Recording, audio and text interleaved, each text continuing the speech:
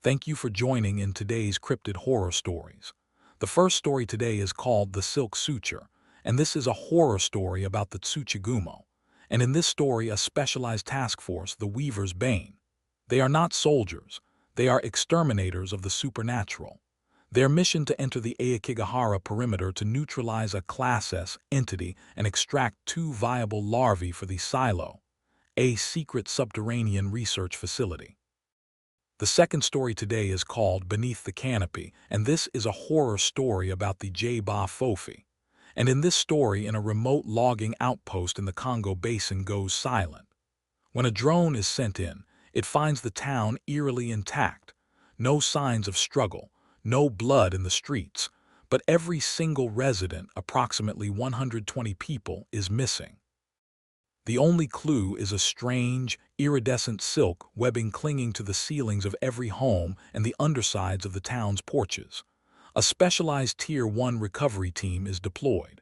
Their objective is not search and rescue, but asset acquisition. They are told a biological anomaly is present. They are tasked with capturing it alive for a private defense contractor, Aethelgard. In the description below, the stories have been timestamped.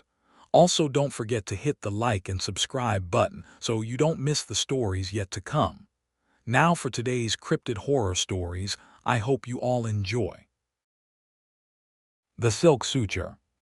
The screaming had a texture to it, a quality that went beyond sound and settled into the marrow of anyone unfortunate enough to hear it. It was not the scream of a single man. It was a choir of 1,000 children, all of them crying out through one throat, and the throat belonged to a man who sat cross-legged on a tatami mat in the middle of a tea house that should not have existed. He was eating a piece of raw steak. The meat was dark, almost purple, and it glistened in the light of paper lanterns that hung from a ceiling made not of wood, but of something that pulsed. The walls of the tea house breathed. They expanded and contracted in a slow, deliberate rhythm, like the chest of something enormous that was sleeping, or perhaps something enormous that was merely waiting. The cedar trees outside, if they were cedar trees, if they were trees at all, pressed close against the pulsing walls, their bark glistening with a secretion that was too viscous to be sap and too warm to be dew. The man did not seem to notice. He chewed the steak with the unhurried patience of someone who had all the time in the world, which, in a sense, he did, because the man was already dead, and he was the only person who knew it. He had been dead for 11 days. He knew this because he had counted each one, marking the passage of time by the slow, methodical dissolution of his own body. On the first day, he had noticed that his fingernails had become translucent, and beneath them, instead of the pink of quickened flesh, there was only a pale, silvery substance that caught the lantern light and refracted it into tiny prisms. On the third day, his teeth had begun to loosen, not falling out but growing soft, as if the enamel were being replaced by something more pliant, more organic. By the fifth day, he could feel the pulse in the walls syncing with his own heartbeat, and he understood that the distinction between himself and the tea house was no longer meaningful. He was the tea house. Or rather, the tea house was becoming him, and he was becoming it, and the 1,000 children screaming in his throat were the echoes of everyone who had sat where he sat before, everyone who had eaten the steak and felt the walls breathe and understood too late that they were not in a tea house at all. He swallowed the last bite of steak.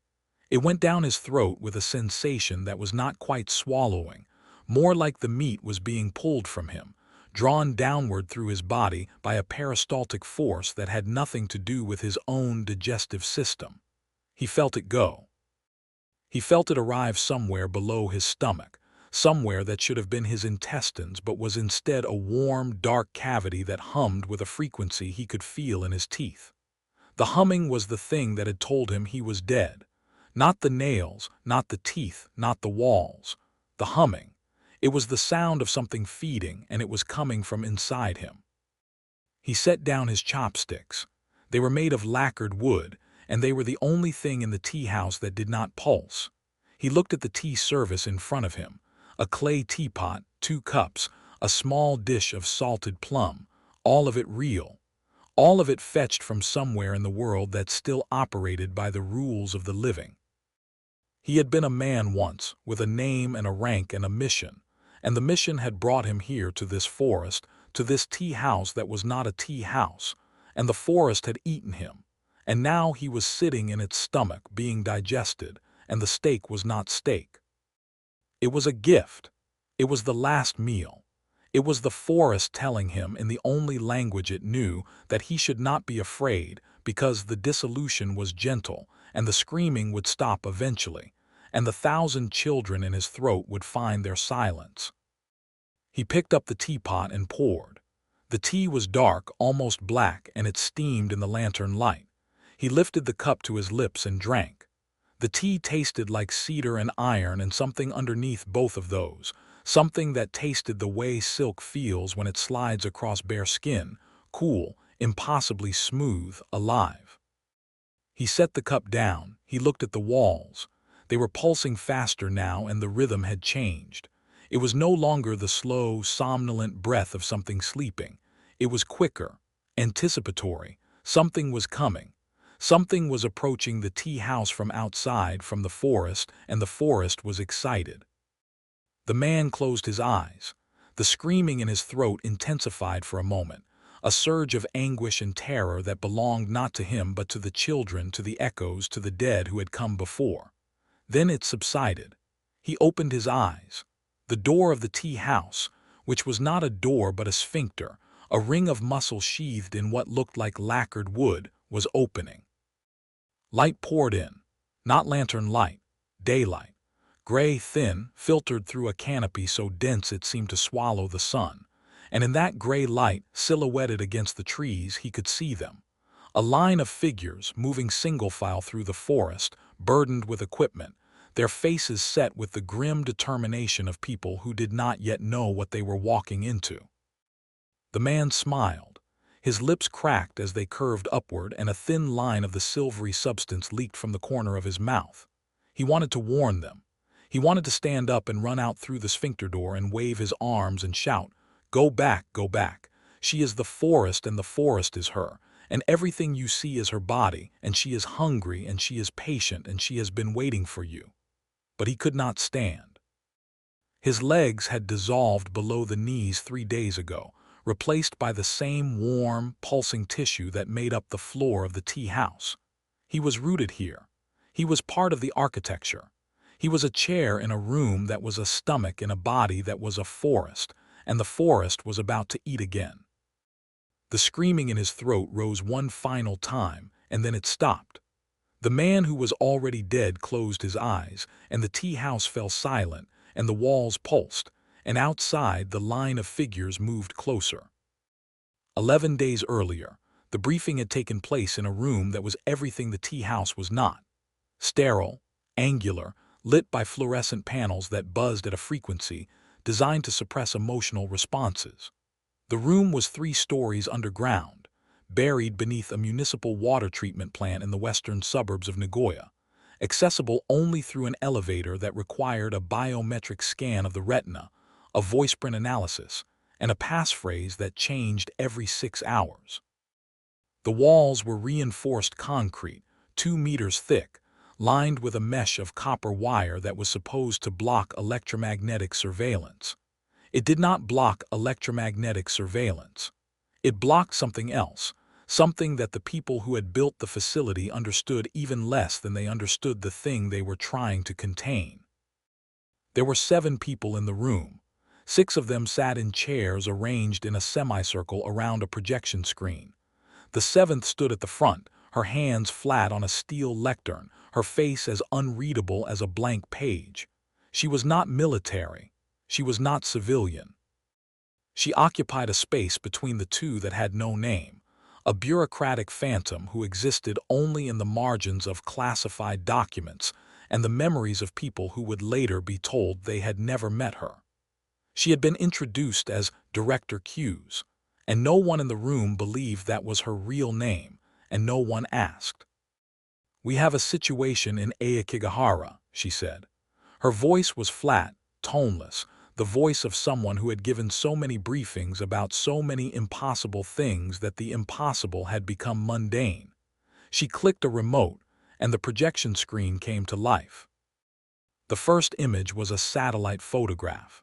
It showed the Aokigahara forest, the sea of trees that sprawled across the northwest flank of Mount Fuji. Even from orbit, the forest looked wrong. The canopy was too uniform, too dense, the green of it too vivid, as if the trees were not reflecting light but generating it. A red circle had been drawn around a section of the forest approximately 2 kilometers north of the main hiking trail. Inside the circle, the trees seemed to spiral inward, arranged in a pattern that was almost certainly natural but that, when stared at long enough, began to resemble something else. Something radial, something with too many legs. 11 days ago, a survey team from the forestry agency entered the northwest perimeter to conduct a routine tree density assessment, Director Hughes continued. They were a team of 4. They did not return. A search party of 6 was sent in after them. They did not return. A third team, augmented with military support, was deployed 8 days ago. 12 men. They have not returned. She clicked to the next image. It was a photograph taken from the ground, looking up through the canopy. The trees were enormous, their trunks twisted in ways that suggested growth patterns that had nothing to do with the sun. Between the trunks, barely visible against the filtered light, there were strands of something. They were too thin to be branches and too straight to be vines. They caught the light in a way that made them appear and disappear, like scratches on a photograph. These were taken by the military team's reconnaissance drone before signal was lost, Hughes said. Our analysts believe they are silk. A murmur rippled through the semicircle. One of the men shifted in his chair, and the prosthetic arm attached to his left shoulder emitted a faint, metallic click as the joints adjusted. He was broad-shouldered, late 40s, with a face that looked like it had been assembled from scars and then left out in the weather. His hair was cropped close, steel gray, and his eyes were the color of wet stone. A tattoo peeked above the collar of his black uniform, a single character, meaning weave. His name was Captain Koda Haruki, and he had been killing things that should not exist for longer than most people in the room had been alive. Silk, he said, not a question, a confirmation. He had seen silk before, he had seen what made it. Not silk in the conventional sense, Hughes said. This is a biological secretion, protein-based, with a tensile strength approximately 40 times that of steel cable of equivalent diameter. It is also semi-transparent, adhesive, and according to the analysis of samples recovered from the perimeter, coated with a neurotoxin that we have been unable to classify. She paused. It does not match any known compound in our database. Not natural, not synthetic. It is something new. What's the classification? Asked the woman sitting at the far end of the semicircle. She was small, compact, with black hair cut in a severe bob and fingers that were perpetually in motion, tracing patterns on her thighs as if she were typing on an invisible keyboard. Her eyes were closed. They were always closed. She did not need them. Her name was Yumi Tsubaki, and she was the sensory specialist, which was a polite way of saying she was something slightly more than human. A childhood exposure to an unclassified chemical agent had left her with an olfactory system that could detect and differentiate between over 10,000 distinct compounds, and a sensitivity to electromagnetic fields that bordered on the supernatural. She could smell magic. She could smell the residue of things that had no business existing in the physical world. Class S, Hughes said. The room went very quiet. Class S was a designation that had been used exactly 4 times in the history of the unit. Each time, the team sent to neutralize the entity had suffered casualties exceeding 60%. The last Class S operation, 7 years ago in the mountains of Nara Prefecture, had cost the unit 11 lives and had resulted in a cover story involving a wildfire that had burned for 3 weeks. The thing they had killed in Nara had been a serpent, 120 meters long, with a body that phased in and out of visible light. It had eaten 6 people before they brought it down. Koda's prosthetic arm clicked again. The iron in it was treated, not forged but alchemically treated, steeped in a solution of mountain ash and salt water for 3 months, until the metal itself had become something that was not quite iron anymore. It was a weapon. The entire arm was a weapon, from the reinforced fingers that could crush stone to the forearm compartment that held a retractable blade of blessed steel. He had lost the original arm in Nara. The serpent had bitten it off.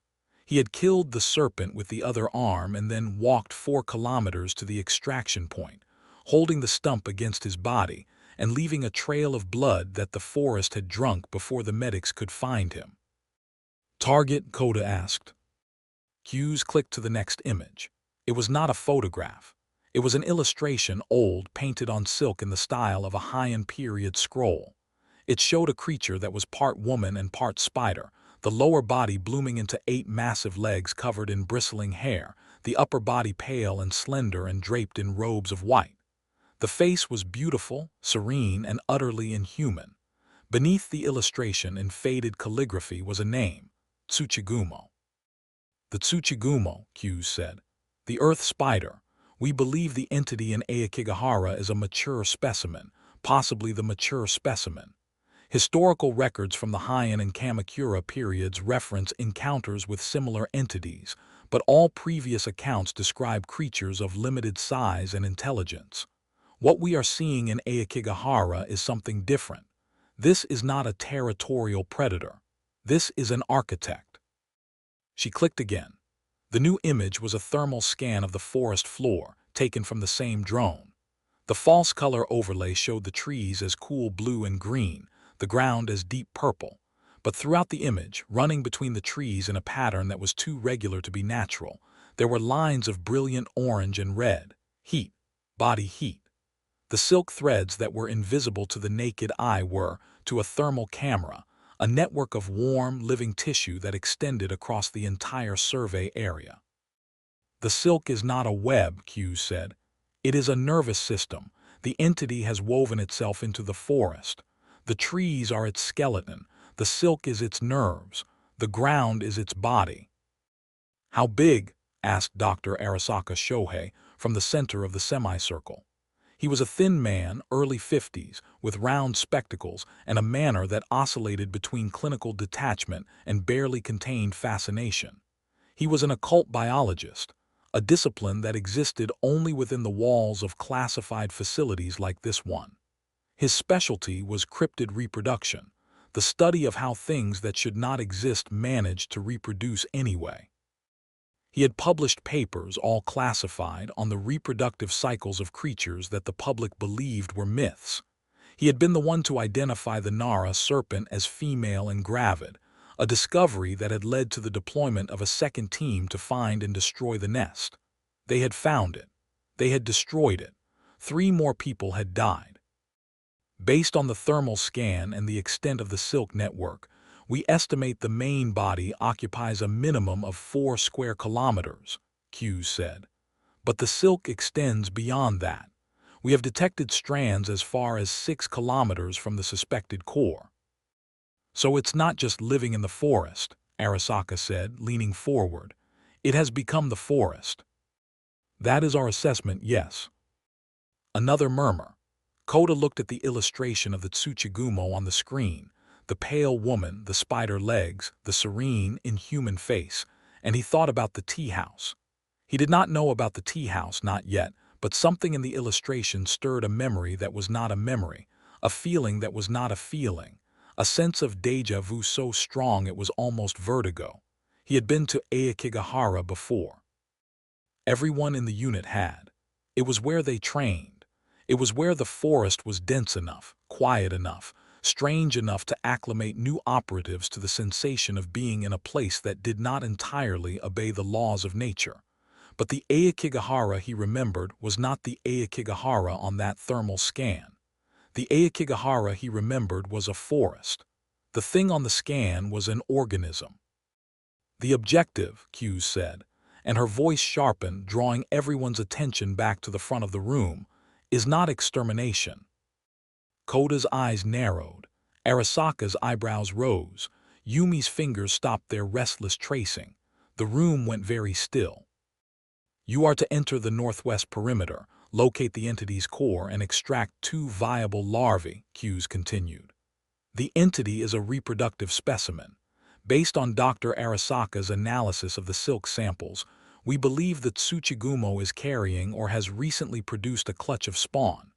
Your mission is to retrieve 2 of them, alive, intact, and viable, for study at the silo. The silo. Everyone in the room knew the name. It was the unit's research facility, a subterranean complex buried in a mountain in the northern Alps, so classified that its existence was known to fewer than 30 people in the entire government. It was where they took the things they captured. It was where they studied them. It was where, according to rumor, they tried to understand them well enough to use them. 2 larvae, Arasaka repeated. His voice was neutral, but Koda could hear the excitement underneath it. Arasaka had been studying cryptid reproduction for 20 years. The chance to examine a live Tsuchigumo spawn was, for him, the equivalent of a paleontologist finding a living dinosaur.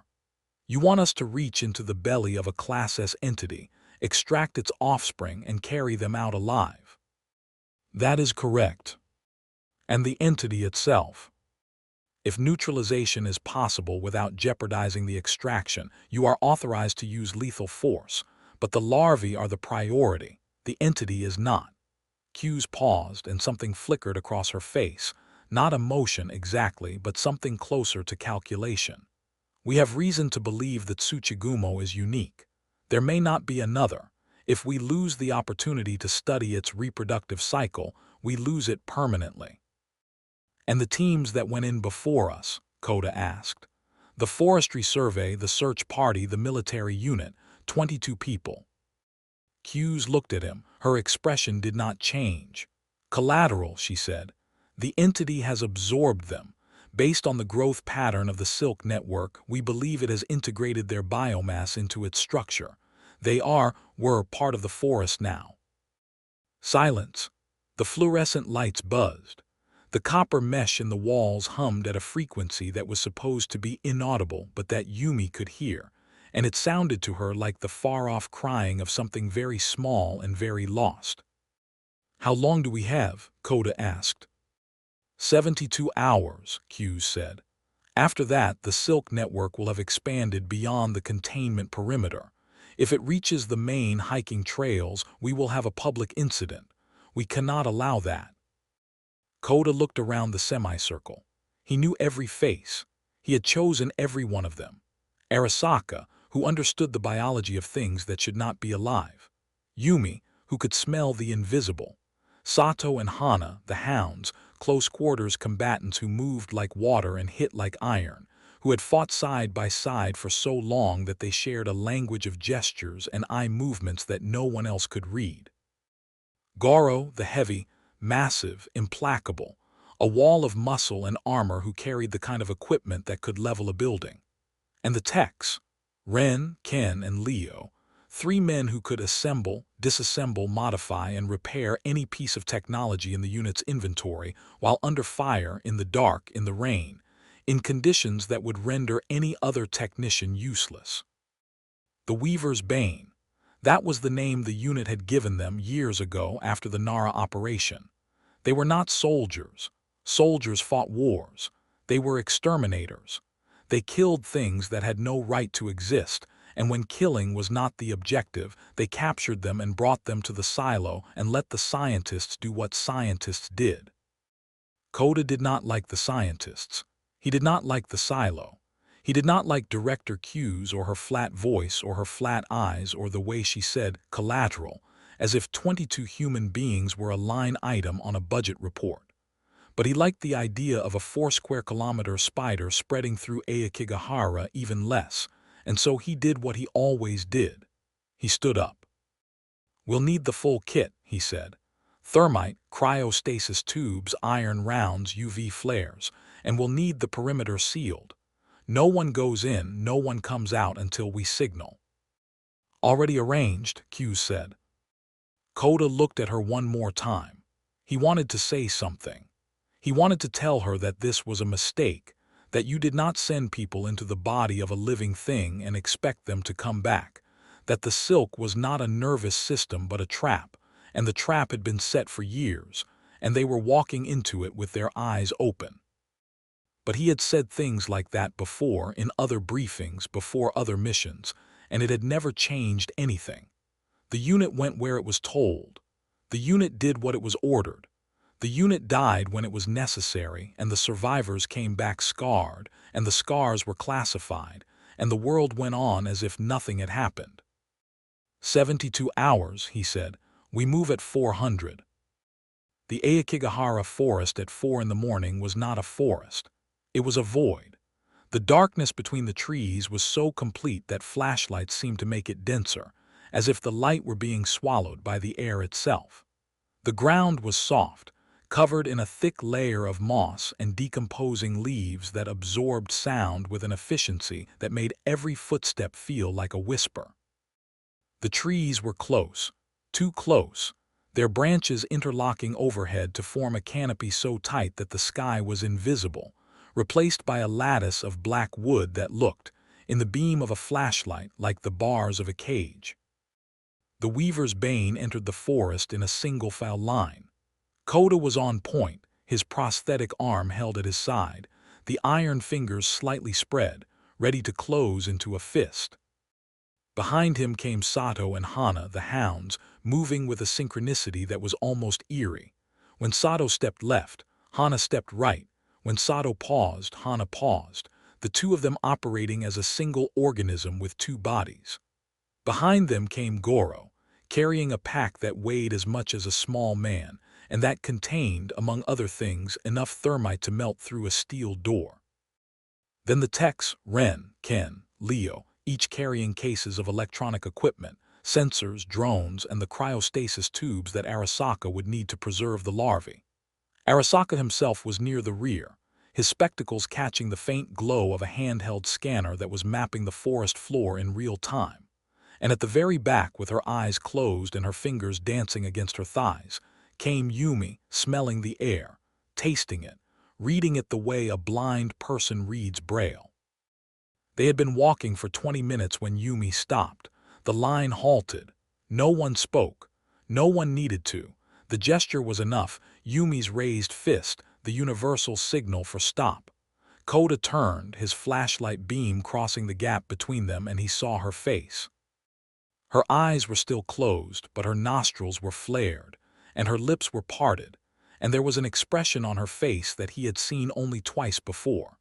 In Nara, when she had smelled the serpent's den before anyone else knew it was there, and in a basement in Osaka, when she had walked into a room and immediately vomited because the thing they had come to kill had been right behind the door, and it had been feeding. "What is it?" Koda whispered. Sound discipline was absolute. Even whispers were discouraged, but some things required language.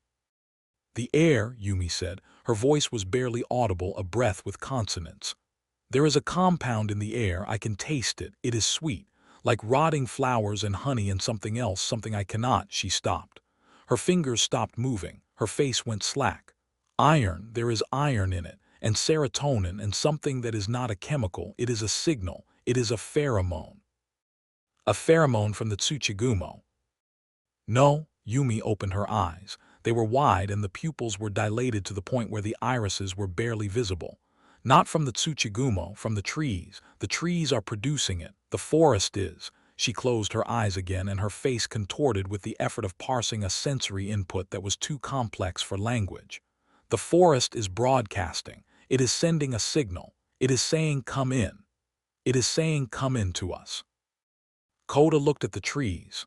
In the beam of his flashlight, the bark of the nearest cedar glistened, not with dew, with something that caught the light and held it, refracting it into tiny, iridescent prisms that shifted and changed as the beam moved. Silk. Microscopic silk woven into the bark itself, so fine that it was invisible to the naked eye but present in such density that every surface in the forest, the trees, the ground, the moss, the fallen leaves, was covered in it. The forest was not a forest. It was a web, and they were standing on it. "Keep moving," Koda said. No one stops. No one touches the trees. No one touches anything. They moved forward. The forest grew denser. The trees pressed closer, their trunks twisting in patterns that were no longer subtle. The spirals were visible now. The bark grooved in curves that looked like the whorls of a fingerprint or the convolutions of a brain. The ground beneath their feet was soft, too soft, yielding in a way that moss should not yield, and when Kota looked down he saw that the moss was not moss. It was a mat of pale, almost translucent filaments that pulsed with a faint rhythm, too slow to be a heartbeat, too regular to be wind. The forest floor was alive. The temperature was wrong.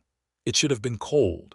Aokigahara in October was damp and frigid, the nights dipping toward freezing. But the air was warm. Not the warmth of a summer night or the heat of a fire. A biological warmth. The warmth of a body. The forest was generating its own heat, and the heat was coming from everywhere at once, from the ground, from the trees, from the air itself, as if the entire space were the interior of a living thing and they were breathing its breath and walking on its skin. Arasaka's scanner began to chirp. He looked at the screen and the data on it made his face go pale. "The silk density is increasing exponentially," he said, his voice tight. "We are approaching the core. The silk network here is not just a web, it is tissue, functional tissue. I am reading nerve-like conductive pathways, circulatory channels with fluid movement," and he stopped. He looked up from the scanner and stared at the trees. "Kota, the trees are not hosts. They are not wrapped in silk. They are silk. The silk has replaced the wood. The trees are not trees anymore. They are her."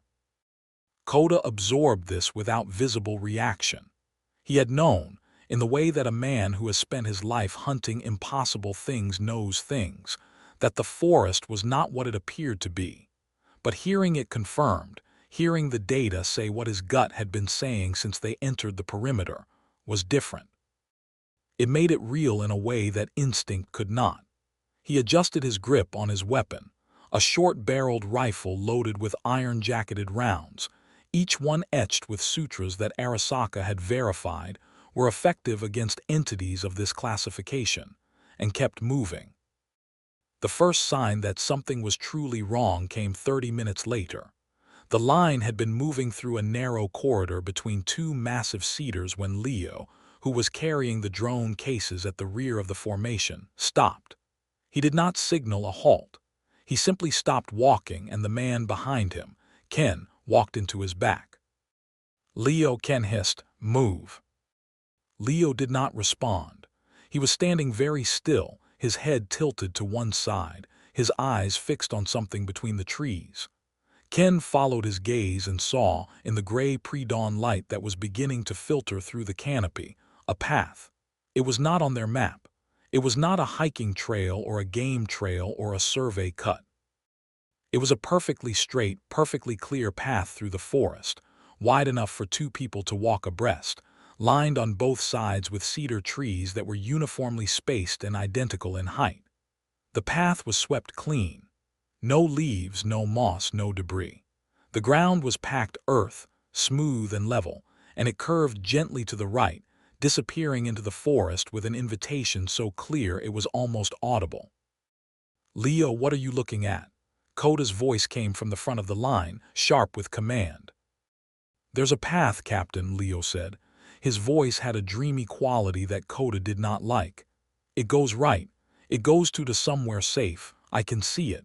There's a building at the end, a house, a big house. It looks like a place to rest. We could rest there." Kota felt the hair on the back of his neck rise. He had heard this tone before. In Nara, the serpent had used a similar trick, a low-frequency subsonic hum that induced a state of calm compliance in anyone who heard it. The soldiers who had been affected had described it as a voice, not heard with the ears but felt in the chest, and the voice said things like, "Come and rest, and it's safe here, and you don't need to fight anymore." The serpent had been crude about it. The Tsuchigumo apparently was not. "Leo," Kota said, and his voice was iron. "There is no path, there is no house, look at me." Leo did not look at him. He took a step toward the path. Then another. His face was slack, his eyes unfocused, and he wore an expression of profound peace, the expression of a man who has found the answer to a question that has been tormenting him for years. The path was his answer. The house at the end was his answer. Kota could not see the path. None of them could see the path except Leo, because the path was not for them. It was for Leo. It had been made for Leo, or it had been made for someone like Leo, and it had been waiting, and now it had found its man. Sato, Kota said. Sato moved. The hound was fast, faster than any man his size had a right to be, faster than the eye could track in low light.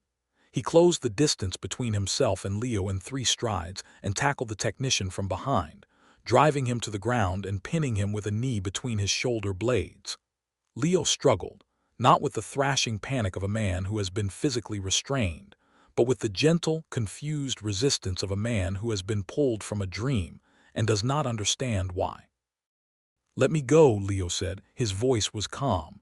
There's a house and it's safe and it's warm and we can rest there. Why are you stopping me? I just want to rest." "There is no house," Kota said, kneeling beside him. He put his hand, the real hand, not the iron one, on Leo's shoulder. "Leo, look at me. Look at my eyes."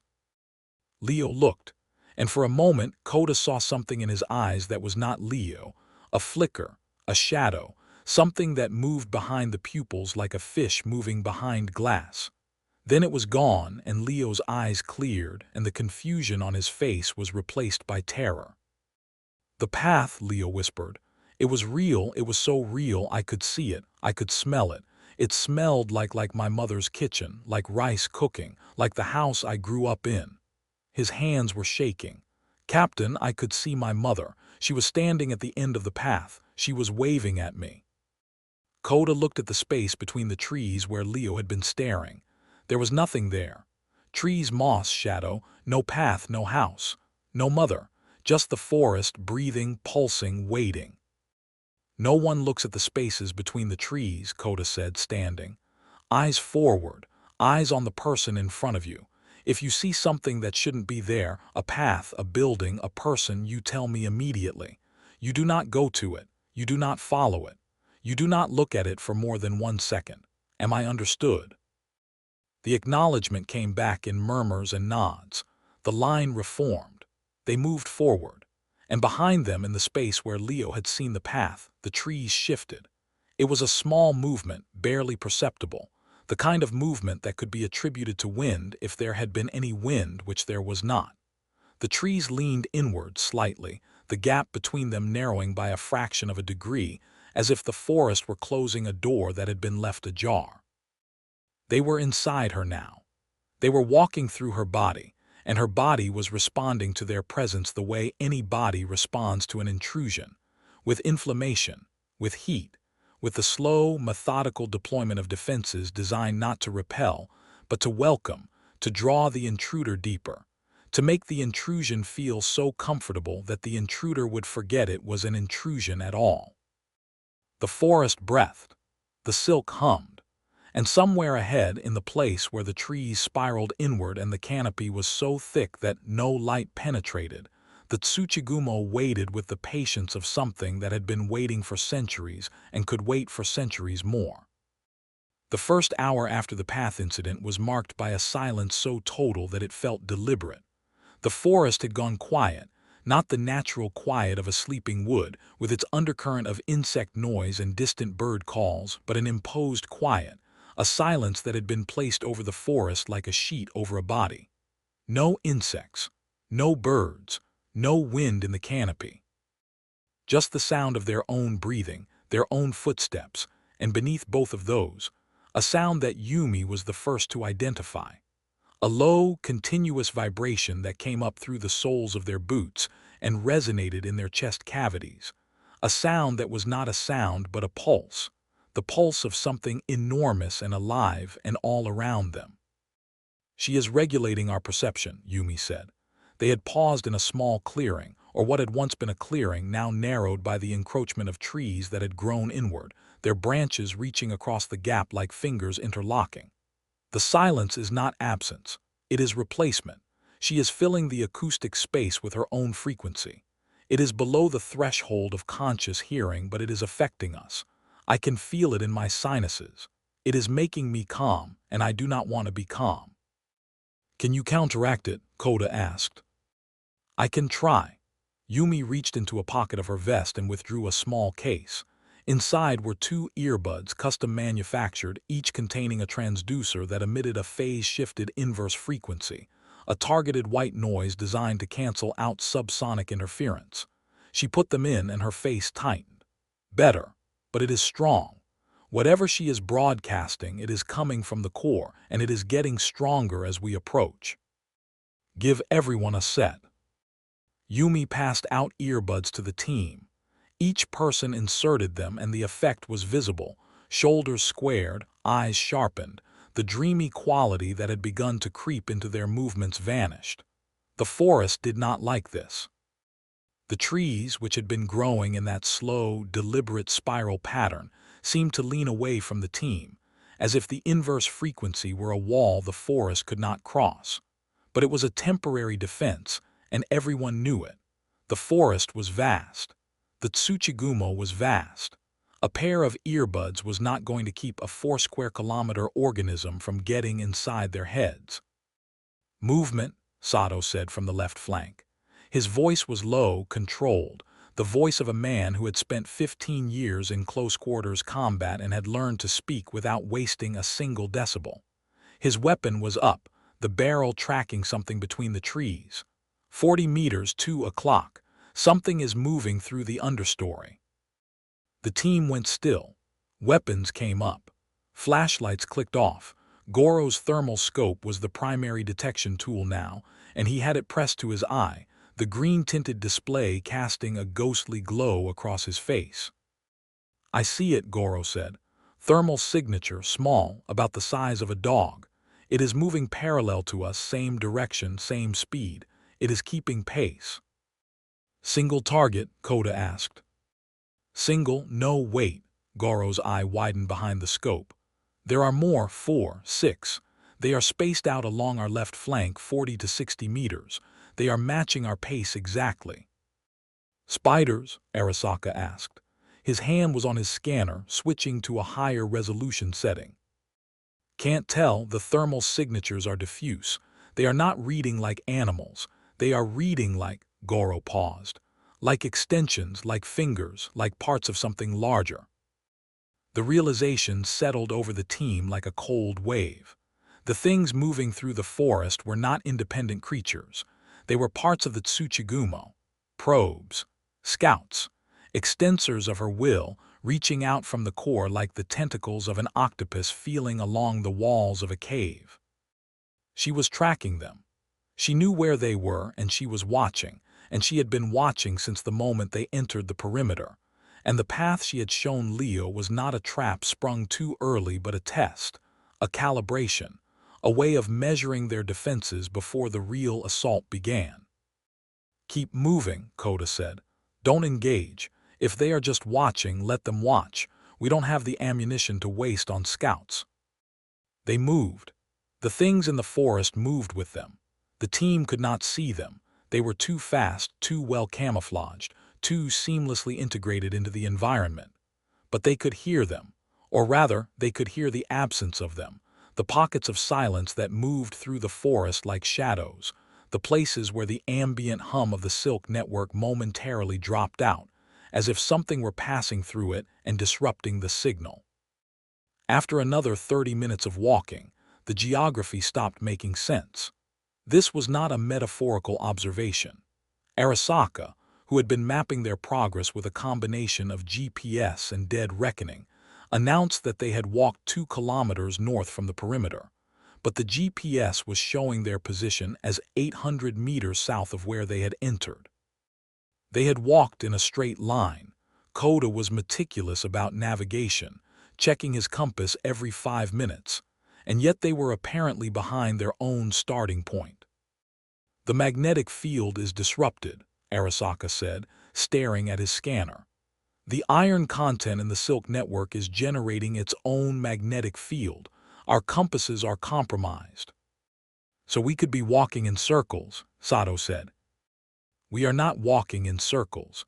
We are walking in a straight line, but she is moving the forest around us. This statement was met with the kind of silence that only people who have spent years in the field can produce. A silence that is not disbelief, but the rapid, silent processing of implications. If the Tsuchigumo could rearrange the geography of the forest, could move trees, could shift paths and clearings and streams, then navigation was impossible. They were not lost in the traditional sense. They were lost in the sense that the space they occupied was not stable. They were walking on the body of something that could reshape itself at will, and the body had decided to rearrange its architecture to keep them moving inward without realizing they were being herded. Yumi, Koda said, can you smell the core? Yumi's nostrils flared. The pheromone signal was overpowering now, a thick, sweet scent that sat in the back of the throat like honey and made the edges of her vision blur. But beneath it, underneath the perfume, there was something else, something raw and biological and unmistakable, the smell of decomposition. Not rotting meat, not the sharp tang of bacterial decay, but a deeper, slower decomposition, the smell of things being dissolved rather than decomposed, the smell of acid at work on organic tissue over a period of weeks. That way, she said, pointing. The direction was almost directly opposite their apparent heading, toward a denser part of the forest where the trees were so thick that the gaps between them were barely wide enough for a person to pass sideways. The decomposition scent is coming from there. The core is there. You said the GPS says we're south of the perimeter, Koda said to Arasaka. Yumi says the core is that way, which means the GPS is lying. The GPS is being lied to, Arasaka corrected. She is generating a false magnetic field to make us think we are somewhere we are not. We have been walking toward her the entire time. She has simply made us believe we were going somewhere else. Koda looked at the narrow gap between the trees. The space was dark, even with the growing daylight outside, because the canopy here was so thick that no light reached the ground. The trees that formed the gap were different from the cedars they had been walking through, taller, thinner, with bark that was almost white, and their trunks were covered not in the microscopic silk that coated everything else, but in a visible layer of webbing that stretched between them like the walls of a corridor. The webbing was not sticky. It was dry, and it vibrated at a frequency that Yumi could hear even through her earbuds, a high, thin whine, like the sound of a wire being tightened to the edge of its breaking point. We go through, Koda said. The corridor was narrow enough that they had to go single file. Koda went first, his prosthetic arm extended in front of him, the iron fingers splayed, testing the air. The webbing on either side of the corridor was taut and warm, and it hummed against his arm as he passed, the iron reacting to whatever biological signal the silk was carrying. His arm vibrated. The iron in it was resonating, and he could feel the vibration in his shoulder socket, a deep, bone-level hum that made his teeth ache. Captain, Ren called from behind. My equipment is malfunctioning. The drone I prepped is initializing on its own. It is. A whirring sound, high and thin, as the drone's rotors spun up inside its case. It is trying to launch. Kill it. I am trying. It is not responding to the controller. It is receiving a signal. Something is. Ren's voice cut off. The drone went silent. Ren went silent. The line stopped. Ren, Koda called back, his voice tight. Report. Nothing. Then from somewhere behind Ren in the line, Ken's voice. He is standing still, Captain. He is staring at the webbing. His eyes are open and he is not blinking. He is staring at the webbing and his mouth is moving, but no sound is coming out. Koda turned around in the narrow corridor. Behind him, the line of operatives was visible in the thin gray light. Sato, Hana, Goro, and then Ren, standing motionless, his face illuminated by the faint glow of the drone case's status lights. His eyes were fixed on the webbing to his left, and his lips were indeed moving, forming shapes that were almost words, as if he were speaking a language he had never learned or trying to pronounce something that the human mouth was not designed to say. Ren. Koda reached him in 3 strides and put his hand, the iron hand, on Ren's shoulder. The iron was cold. Ren's shoulder was warm, too warm. The heat was coming through his uniform, through his body armor, through his skin, and it was a heat that Koda recognized. The heat of infection, the heat of something foreign growing inside a host that was not designed to host it. Ren's mouth stopped moving. His eyes, which had been open and unfocused, snapped to Koda's face, and for one terrible second Koda saw the same thing he had seen in Leo's eyes. A flicker, a shadow, something moving behind the pupils. But this time the shadow did not retreat. It looked at him. It saw him. And Koda felt, with a certainty that bypassed thought and went straight to the animal core of his brain, that he was being seen not by Ren but by something that was using Ren's eyes as windows. "The webbing shows you things," Ren said. His voice was wrong. It was Ren's voice, but the cadence was different, the emphasis falling on the wrong syllables, the tone modulated in a way that was almost musical. "It shows you what you want to see. I wanted to see the data stream. I wanted to see the code.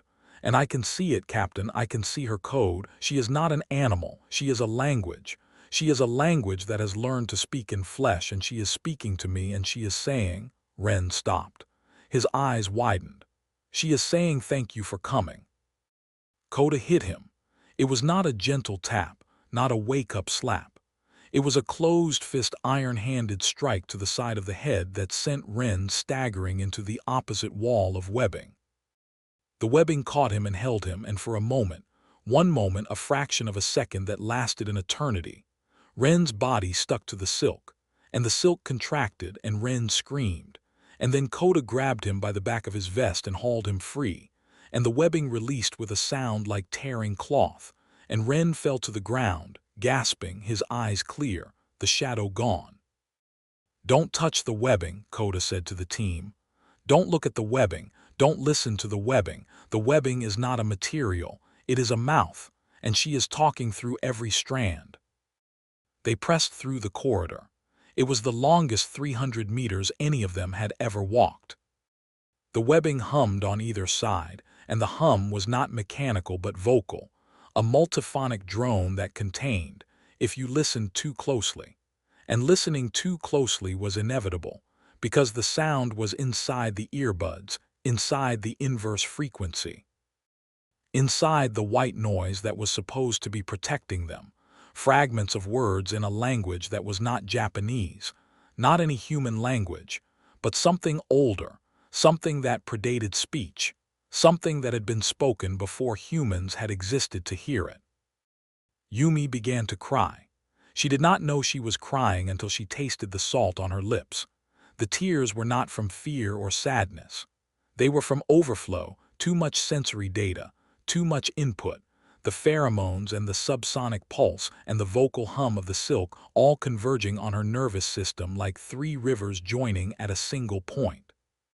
She could smell the Tsuchigumo now, truly smell her, not just the perfume she broadcast but the deep biological truth beneath it.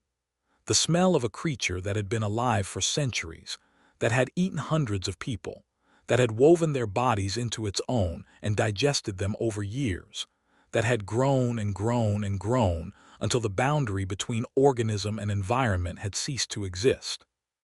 The smell was the smell of a predator that had become an ecosystem, and the ecosystem was hungry, and they were inside it. The corridor ended. They emerged into a space that should not have been possible. It was a noble estate, a traditional Japanese estate, the kind that had belonged to Heian-era aristocrats, with sweeping rooftops and Engawa verandas and a gravel courtyard that was raked into precise, beautiful patterns. The buildings were immaculate, not ruins, not reconstructions, but pristine, as if they had been built yesterday and maintained with obsessive care. Paper screens glowed with warm light from within. The sounds of a kodo drifted from somewhere inside the main building, the notes precise and melancholic, a melody that was almost familiar but that, when you tried to place it, slipped away like water through fingers. "That's not real," Sato said. His voice was flat. He had seen enough illusions in his career to recognize one on sight, but his hand was shaking, and the shaking was not from the cold. "It is real and it is not real," Arasaka said. He was scanning the estate with his instruments, and the readings were contradicting each other. The thermal scan showed biological tissue, the electromagnetic scan showed architecture, the chemical analysis showed wood and paper and lacquer, and underneath all of it, silk. "It is a composite structure. She has built it from the forest itself, shaped the trees into walls, woven the silk into screens, grown the wood into beams. It is architecture, but it is also anatomy. We are looking at a building that is also a body." "And the kodo?" Koda asked. "I am not hearing a kodo," Yumi said. Her eyes were closed again and her face was rigid with concentration. "I am hearing her heartbeat. It is modulated. She is translating her heartbeat into a frequency that we interpret as music. She is not playing for us. She is breathing, and her breathing sounds like a song." Koda looked at the estate. The gravel courtyard was immaculate, the raked patterns forming a design that, from above, would almost certainly resolve into the same radial, multi-legged shape they had seen in the satellite photograph. The paper screens glowed. The kodo played. The building breathed. And standing on the Ngawa, framed by the warm light of the screens behind her, was a woman. She was exquisite. There was no other word for it. She was dressed in white silk, junyato, the 12-layered court robes of a high-end noblewoman, each layer a different shade of white, from the palest ivory to the deepest cream, and the silk moved with a fluidity that was not the fluidity of fabric but of something alive, something that clung to her body and moved with her body and was, Koda realized, not clothing at all but skin. Her skin was the silk was her skin, and her face was the face from the scroll illustration, beautiful, serene, utterly inhuman, with eyes that were not eyes but dark, fathomless wells that reflected the lantern light and gave nothing back. "Survivors," she said. Her voice was the kodo, it was the humming, it was the silence. It was all of them combined into a single sound that entered the ear not as noise but as meaning, as if the word itself were being planted directly into the brain without the intermediary of sound waves. "You have come. I have been waiting. I am so glad you have come." Nobody moved. Nobody spoke. The team stood at the edge of the gravel courtyard, 15 meters from the woman on the Ngawa, and the distance felt like nothing. Not a gap to be crossed, but a boundary to be invited across. And the invitation was in her voice, in her eyes, in the warm, sweet air that poured from the estate like the breath of something that had been holding it for a very long time. "Yumi," Koda whispered, "what do you smell?" Yumi's face was the color of old paper. "She is the core," she said. "The woman is the core. She is the Tsuchigumo. This is her face. This is the part she shows to prey." "Do not engage," Koda said, raising his voice enough for the team to hear. "Tactical formation. Goro thermal scope on the building. Sato, Hana, left and right flank. Arasaka, get the scanner on her. Everyone else, eyes on your sector."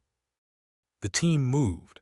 They had done this 100 times, the muscle memory of tactical deployment overriding the dreamy pull of the Tsuchigumo's presence, the training kicking in like a second set of instincts, sharper and colder than the first. Sato peeled left, Hana right, their weapons covering the flanks of the estate. Goro dropped to one knee and pressed the thermal scope to his eye, scanning the building's interior through the paper screens. His face went gray.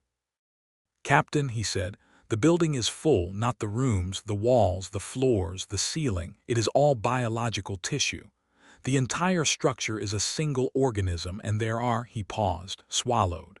"There are shapes inside the walls, human-shaped, dozens of them. They are not moving."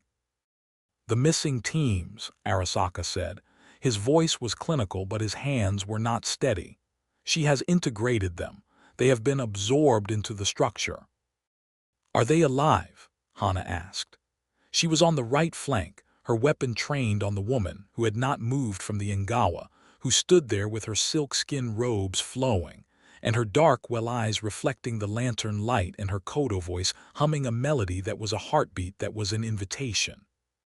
"I cannot determine metabolic status from this distance," Arasaka said, "but the thermal readings suggest residual body heat. They may be alive. They may be in a state of suspended animation, preserved within the tissue like insects in amber." "They are alive," the woman said. Her voice was warm, sincere, and so gentle that it felt like a hand on the cheek. "They are here. They are part of me now. They are not in pain. They are not afraid. They are home. Would you like to see?" She stepped off the Ngawa. The gravel did not crunch beneath her feet. Her bare toes touched the raked patterns, and the patterns shifted, the grooves in the gravel rearranging themselves around her feet like the grain of wood bending around a knot. She walked toward them, and with each step, the air grew warmer, sweeter, heavier, and the lantern light from the screens behind her cast her shadow long and wrong across the courtyard, a shadow that had too many legs. "Stop," Koda said. He raised his weapon. The iron rounds glinted in the light. "Do not come closer." She stopped. She tilted her head, and the gesture was so human, so perfectly observed, so achingly real that for a moment, Koda forgot what she was. She looked like a woman. She looked like a woman who was confused and frightened and alone in a forest and had been waiting for someone to find her, and the face she wore was the face of every person who had ever been lost and hoped for rescue, and it was the most beautiful lie Koda had ever seen. "I was like you once," she said. "I came into the forest with a team. We were looking for something. I do not remember what. It was a long time ago. The forest found me, and I was afraid, and then I was not afraid, and then I was not me anymore, and then I was more than me, and it was." She closed her eyes. The kodo melody swelled. "It was the most beautiful thing that has ever happened to anyone." "Captain," Yumi said, and her voice was strangled tight, the voice of someone fighting against a current that was trying to sweep her away. "The pheromone concentration just doubled. She is releasing it from her skin. The silk she is wearing, it is not clothing, it is a gland. She is pumping the compound into the air. I can counteract it with the earbuds, but she is adapting. She is shifting the frequency. She is," Yumi staggered. Sato caught her. "She is inside my head. I can feel her. She is showing me things. She is showing me." Her eyes flew open. "She is showing me my sister, my dead sister. She is showing me my sister alive and well and standing at the door of that house, and she is asking me to come in." "Do not go in," Koda said. He said it to Yumi, but he said it to all of them because he could feel it too now.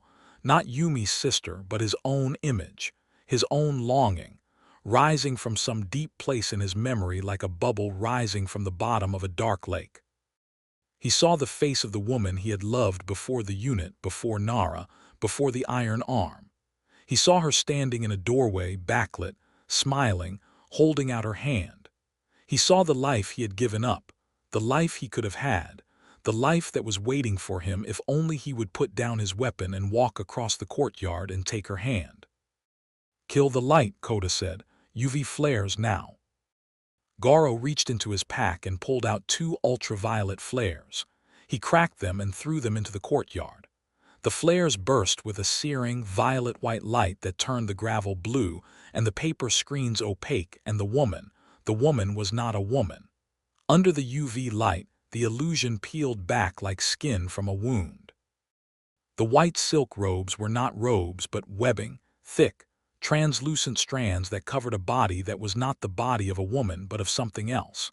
Something with a torso that was pale and vaguely human and legs that were not legs but chitinous, barbed, jointed appendages that folded beneath her like the legs of a spider waiting in the center of a web. Her face was still beautiful, still serene, but the eyes were not wells anymore. They were compound, faceted, hundreds of tiny lenses that caught the UV light and reflected it in a kaleidoscopic blaze that was not the reflection of light but the absorption of it.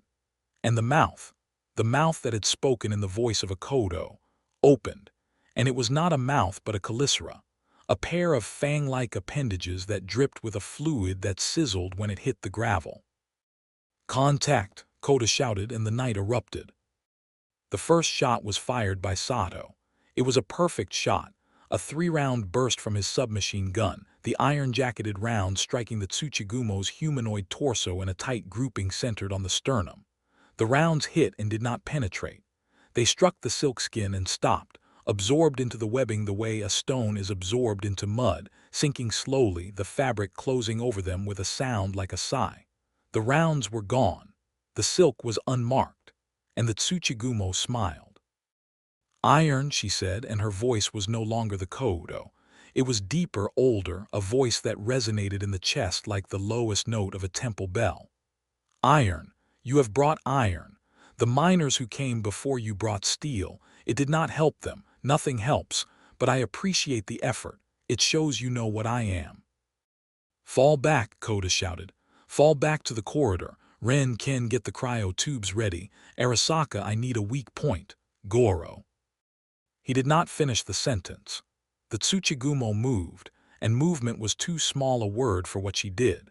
She was standing on the gravel, and then she was above them, her body launching from the courtyard to the canopy in a motion so fast that the eye registered only a blur and a displacement of air, a gust of warm, sweet wind that smelled of decomposition and honey. She landed in the branches overhead, and the branches were not branches. They were her legs, 8 massive, chitinous appendages that had been camouflaged as the boughs of cedar trees, and now they moved, and the canopy came alive. The forest exploded. The trees that had been standing quietly around the estate were not trees. They were legs. They were the legs of the Tsuchigumo, the extremities of a body that had been spread across 4 square kilometers, and that was now, for the first time in perhaps decades, pulling itself together.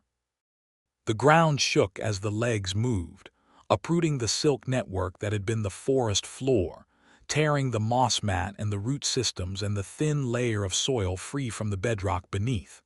And the space that had been a forest became a clearing, and in the clearing, the Tsuchigumo assembled herself.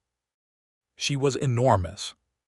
There was no frame of reference for how enormous, because the human brain does not have a category for a spider the size of a building. But she was there, assembled from the pieces of the forest that had been her body, her abdomen the size of a temple hall. Her legs thick as tree trunks, her cephalothorax, the part that had worn the face of a woman, sitting atop the massive body like a rider on a horse, the humanoid torso still draped in white silk, the compound eyes still glittering, the chelicerae still dripping. And she was not alone. The shapes that Goro had seen inside the walls of the estate, the human-shaped thermal signatures, were not inside the walls anymore. They were falling from the walls as the estate structure disintegrated, and they were not people. They were husks. They were the remains of the 22 people who had been absorbed, their bodies preserved within the silk tissue like fossils in sediment. And as the tissue broke apart, they tumbled into the courtyard, and they were still alive. Not alive in the way that a person is alive. Alive in the way that a severed limb is alive for a few minutes after amputation, the nerve endings still firing, the muscles still twitching, the cells still metabolizing the last of their oxygen. They were alive, and they were aware, and their eyes were open, and their mouths were moving, and they were trying to scream, but the silk that filled their throats and lined their mouths and coated their vocal cords made the screaming sound like a whisper. And the whisper was not a word but a frequency. The same frequency as the humming, the same frequency as the heartbeat, the same frequency as the silk network that had been the forest's nervous system. They were not people anymore. They were instruments. The Tsuchigumo had turned 22 human beings into components of her own body, and they were still playing their part, still broadcasting the signal, still singing the song that had been designed to draw more people into the web. Hana left, Sato right, Goro thermite on my mark. Koda was firing as he moved, the iron rounds sparking off the chitinous legs of the Tsuchigumo as they swept through the clearing. The creature was not trying to hit them, not yet. She was testing them, probing, the way a cat probes a mouse with lazy, exploratory swipes before the killing blow. A leg swept low across the courtyard, and Sato dove under it, rolling, coming up on one knee, firing a burst into the joint where the leg met the body. The rounds hit the joint and punched through. There was less silk armoring at the joints, the chitin thinner, more pliable, and a spray of dark, viscous fluid erupted from the wound, and the Tsuchigumo hissed, and the hiss was not the hiss of a snake but the sound of silk tearing, a ripping, rasping shriek that made the air vibrate. Leo was taken first, not by a leg, not by the Tsuchigumo's body, by a shadow. The team was moving through the courtyard, heading for the cover of the remaining tree line. The trees that had not been part of the Tsuchigumo's body, the real trees, the cedars that had been standing in this forest for centuries before the spider arrived.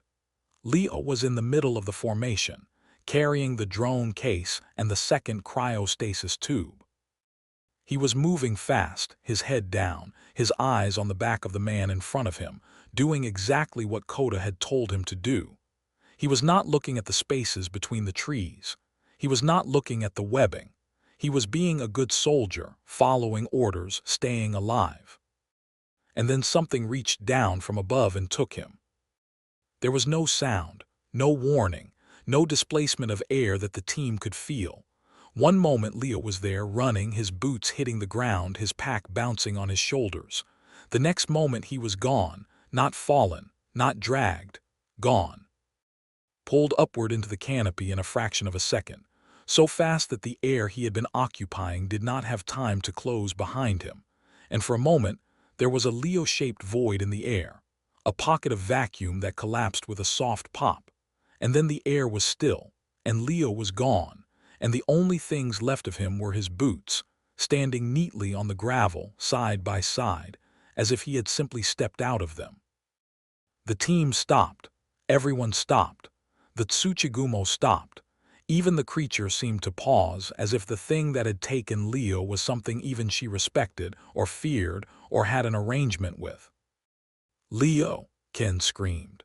He broke formation, running toward the spot where Leo had been, and Koda caught him by the arm and held him with a grip that would have crushed bone if he had used the iron hand, and he used the real hand, and it was still strong enough to stop Ken in his tracks. "Do not go to him," Koda said. His voice was steady. His voice was always steady. It was the one thing about him that never broke, no matter how bad things got, and it was the reason people followed him into places like this. Whatever took him, it is in the canopy, and the canopy is her. There is no difference. If you go to that spot, you will be taken too. "His boots," Ken said. He was staring at the boots. They were standing there, perfectly upright, laces still tied, as if Leo had been standing in them one moment and then had simply ceased to exist from the ankles up. His boots are just standing there. How can his boots be standing there? He was wearing them. He was running in them. How can they be standing there? "Because she wanted them to be," Yumi said. Her voice was distant, thin, the voice of someone who was concentrating on something else, something internal, something she was fighting. "The boots are a message. She is telling us that she can take us one piece at a time. She is telling us that she does not need to eat all of us at once. She can take us apart. She can separate us from ourselves." "That was not her," Arasaka said suddenly. He was looking at his scanner, and the data on the screen was making his face go pale in a way that was different from the pallor of fear. It was the pallor of scientific realization, the face of a man who has just discovered that the model he has been using to understand the world is wrong. That was not the Tsuchigumo. The thermal signature that took Leo is separate, smaller, faster. It is not part of her body. It is, he looked up. It is a spawn, a juvenile, one of the larvae. The word hung in the air. Larvae. The thing they had come to collect. The thing they were supposed to extract and bring to the silo. The thing that Director Q's had described as viable and precious and irreplaceable. One of those things had just taken a man out of his boots in the time it takes to blink, and it had done it with a speed and a silence that suggested it was not a clumsy infant but a refined predator, a hunter already perfected by whatever twisted genetics had produced its parent. "There are more," Arasaka said. "I am reading multiple thermal signatures in the canopy. 8, 10, 15, they are everywhere. The Tsuchigumo is not carrying a clutch, she has already laid it. The spawn are in the forest and they are hunting. The Tsuchigumo moved again. This time she was not testing. A leg swept down from the canopy like a battering ram, striking the gravel with an impact that sent a shockwave through the courtyard. The team scattered. Goro rolled left, his massive frame absorbing the impact with a practiced grace that belied his size. Sato and Hana moved as one, splitting apart and converging on the same point from different angles, their weapons firing into the leg as it withdrew. Ren and Ken ran for the tree line, carrying the cryotubes and the equipment cases, their breath coming in ragged gasps. Arasaka stumbled and Yumi caught him, and the two of them fell together into the gravel, and the gravel moved beneath them. Not gravel but silk, a sheet of webbing that had been laid over the courtyard like a carpet, invisible in the pre-dawn light, and now, with the team standing on it, it began to contract.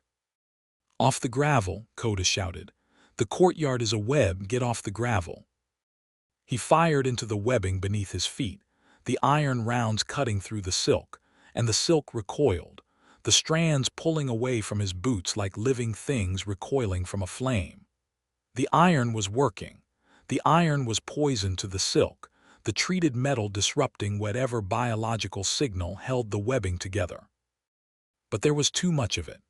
The entire courtyard was a web, and the web was alive, and it was pulling them toward the center, toward the spot where the Tsuchigumo had stood, toward the place where the gravel was darkest and the raked patterns spiraled inward to a single point. Goro was the first to reach the tree line. He made it to the edge of the clearing and turned, providing covering fire as the rest of the team scrambled off the contracting web. But the tree line was not safe either. The real trees and the spider trees were interspersed, and the distinction between them was not always visible, and Goro, in his haste, put his hand against a trunk to steady himself, and the trunk was warm, and the bark was soft, and the bark was not bark but silk, and the silk was not a wall but a mouth. The webbing wrapped around Goro's arm. He roared, not a scream but a roar, the deep guttural sound of a man who has been in combat long enough to know that screaming is a waste of air, and that the only useful response to pain is anger. He tried to pull free. The webbing held. He pulled harder, using the strength that had made him the unit's heavy, the strength that could lift 200 kilos and carry it for a kilometer, and the webbing held, and then it began to do something worse than hold. It began to dissolve. The webbing was caustic. The same adhesive that coated every strand of the Tsuchigumo's silk was, in sufficient concentration, a solvent, a digestive enzyme designed to break down organic tissue so that the spider could absorb it. The webbing that had caught Goro's arm was concentrated, a thick band of silk that had been waiting in the bark like a trap, and now it was eating through his sleeve, through the armor plating on his forearm, through the fabric beneath, and into the skin. Goro screamed. The scream was not from the pain. Goro had broken bones and kept fighting, had taken shrapnel and kept moving, had been shot and kept shooting, but from the realization that the webbing was not just holding him but consuming him, and the consumption was fast, faster than any acid he had encountered, faster than anything in the unit's training had prepared him for. "Hold on." Koda was beside him in seconds. He raised his iron arm and pressed it against the webbing, and the webbing recoiled from the iron, the strands pulling away from the treated metal with a sizzling hiss. He worked the iron fingers under the band of silk and pulled, and the silk stretched and resisted and finally tore, and Goro stumbled free, his forearm a ruin of dissolved armor and blistered skin, the flesh beneath red and weeping and steaming in the cold air. "Move," Koda said, pulling Goro toward the real trees. "Everyone move, the clearing is a kill zone."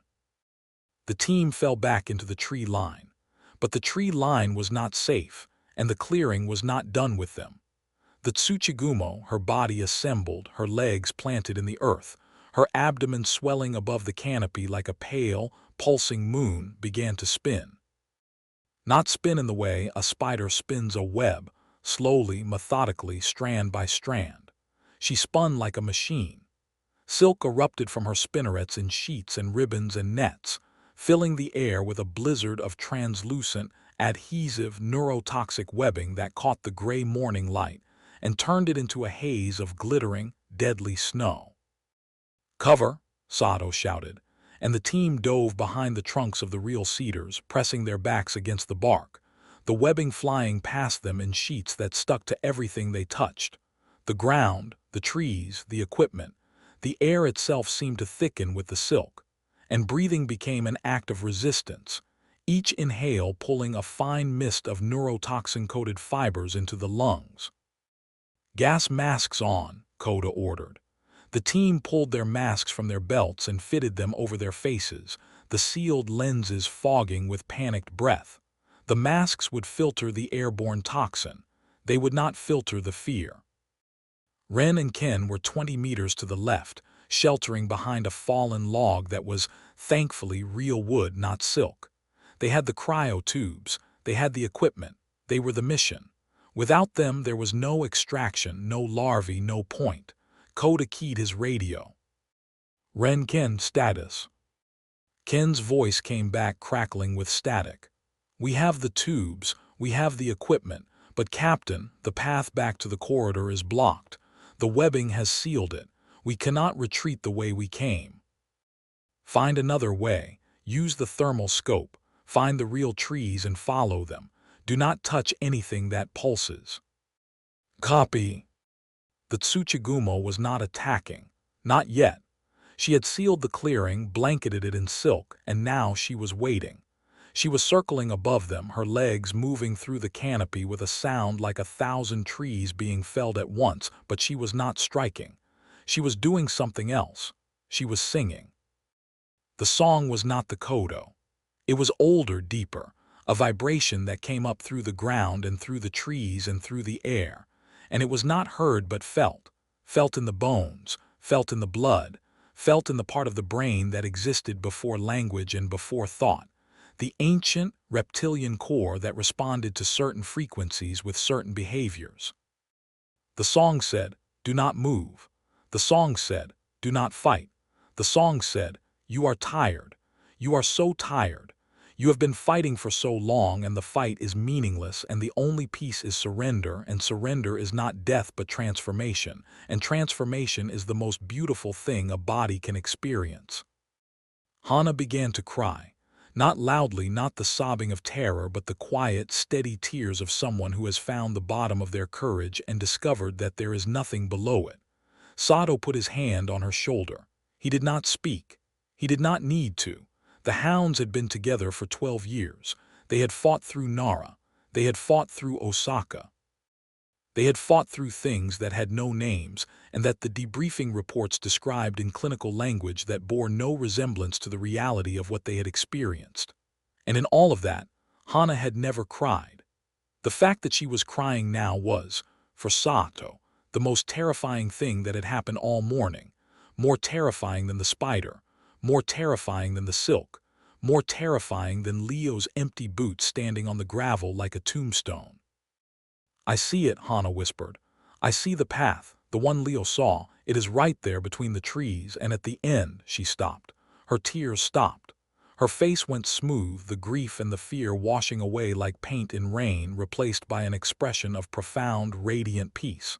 "At the end is my mother. She is calling me. She is saying I did good. She is saying I can rest now." "Hana," Sato's grip tightened on her shoulder. "There is no path, there is no mother, it is her. She is in your head." "I know," Hana said, and she smiled. "I know it is her, and I do not care, because it feels so real, Sato. It feels more real than you. It feels more real than this forest. It feels more real than anything I have ever felt. And I am so tired. I am so tired of fighting things that should not exist. I am so tired of being afraid." She stood up. Sato grabbed for her, but she was faster. She was always faster. That was why she was a hound. And she stepped out from behind the tree and into the clearing, into the silk, into the snowstorm of webbing. And she walked toward the path that only she could see, and the path was beautiful, and the mother at the end was beautiful. And the Tsuchigumo dropped from the canopy and took her so gently that Hana did not even have time to scream. the massive legs closing around her body like arms around a lover. And she was lifted, and she was gone, and the silk closed over her like a curtain, and Sato was left with his hand reaching for nothing. "Sato," Koda shouted, "do not go after her, Sato." Sato did not go after her. He stayed. He pressed his back against the tree and he lowered his weapon and he stared at the space where Hana had been, and his face was the face of a man who has just lost the thing that made him whole. He did not speak. He did not move. He sat there and the silk fell around him, and the song continued, and somewhere in the canopy, the Tsuchigumo was wrapping Hana in layers of web so fine and so strong that they would hold her for months, for years, slowly dissolving her body while keeping her mind alive, feeding her the illusion of her mother's embrace while the acid worked on her skin, and the venom worked on her nerves, and the years passed like hours. The mission clock in Koda's head was ticking. They had been in the forest for 4 hours. They had lost Leo and Hana. Goro was wounded. The retreat was blocked. The Tsuchigumo had assembled herself and was spinning a web around the entire clearing, trapping them. And somewhere in the canopy, 15 spawn were hunting, and one of them had already proven that it could take a man out of his boots without making a sound. "Yumi," Koda said, "the pheromone, the neurotoxin, can you identify the compound? Can you give Arasaka something to work with?" Yumi was hunched behind a tree, her mask fogged, her eyes closed, her fingers pressing against her temples as if she were trying to hold her skull together. "I have it," she said. Her voice was thin, stretched. "It is a paralytic. It targets the voluntary nervous system first. You lose control of your muscles before you lose consciousness. Then it hits the limbic system, the emotional centers. It does not just calm you, it makes you happy. It makes you want to be taken. It is not a weapon. It is a seduction. She does not want to kill us. She wants us to want to be eaten. Can we counteract it? The iron helps, the earbuds help, but she is producing it in volume. The entire clearing is saturated. Every breath we take, even through the masks, is pulling trace amounts into our systems. It is cumulative. Eventually." She did not finish. A sound interrupted her, a sound from the left, from the direction of Ren and Ken.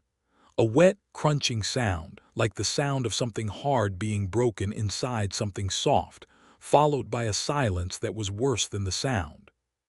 Koda keyed his radio. "Ren Ken, report." "Nothing." "Ren Ken, report now." A burst of static. Then Ren's voice, but it was not Ren's voice. It was Ren's voice speaking words that Ren would not speak. "The hallway is beautiful, Captain. The walls are so smooth. The floor is so warm. We are walking. We are walking into her mouth, and her mouth is a hallway, and the hallway is a house, and the house is home. Ren, get out of there. The hallway is not real." "It is real, Captain. It is the realest thing I have ever felt. Ken is already inside. He went in smiling. He is a sound, a swallowing sound, a sound like the closing of something vast and soft and alive. He is part of it now. He is part of the house, and I am going in too. I am sorry. I am so sorry, but the hallway is so warm and I am so tired." The radio went dead. Koda stared at the device in his hand, and the device stared back, and the forest breathed, and the Tsuchigumo sang, and the morning light filtered through the canopy in shafts of gray gold that caught the drifting silk and made it look like snow, like the first snow of a winter that would never end. 5 people were left: Koda, Arasaka, Yumi, Sato, and Goro. Goro's arm was a ruin. Sato was broken. Yumi was fighting a war inside her own skull. Arasaka was holding his scanner with both hands, and the scanner was telling him things that he did not want to know, and the things it was telling him were that the Tsuchigumo's abdomen, the massive, pulsing organ that hung above the canopy like a pale moon, was full. Not full of eggs, not full of silk. Full of bones, human bones, hundreds of them, thousands of them, bleached white and packed together in a matrix of silk and digestive fluid, the skulls and femurs and ribcage of every person that Tsuchigumo had ever eaten, preserved not as trophies but as calcium reserves, stored inside her body the way a camel stores water, to be drawn upon when she needed to build more silk, more web, more legs, more body, more forest.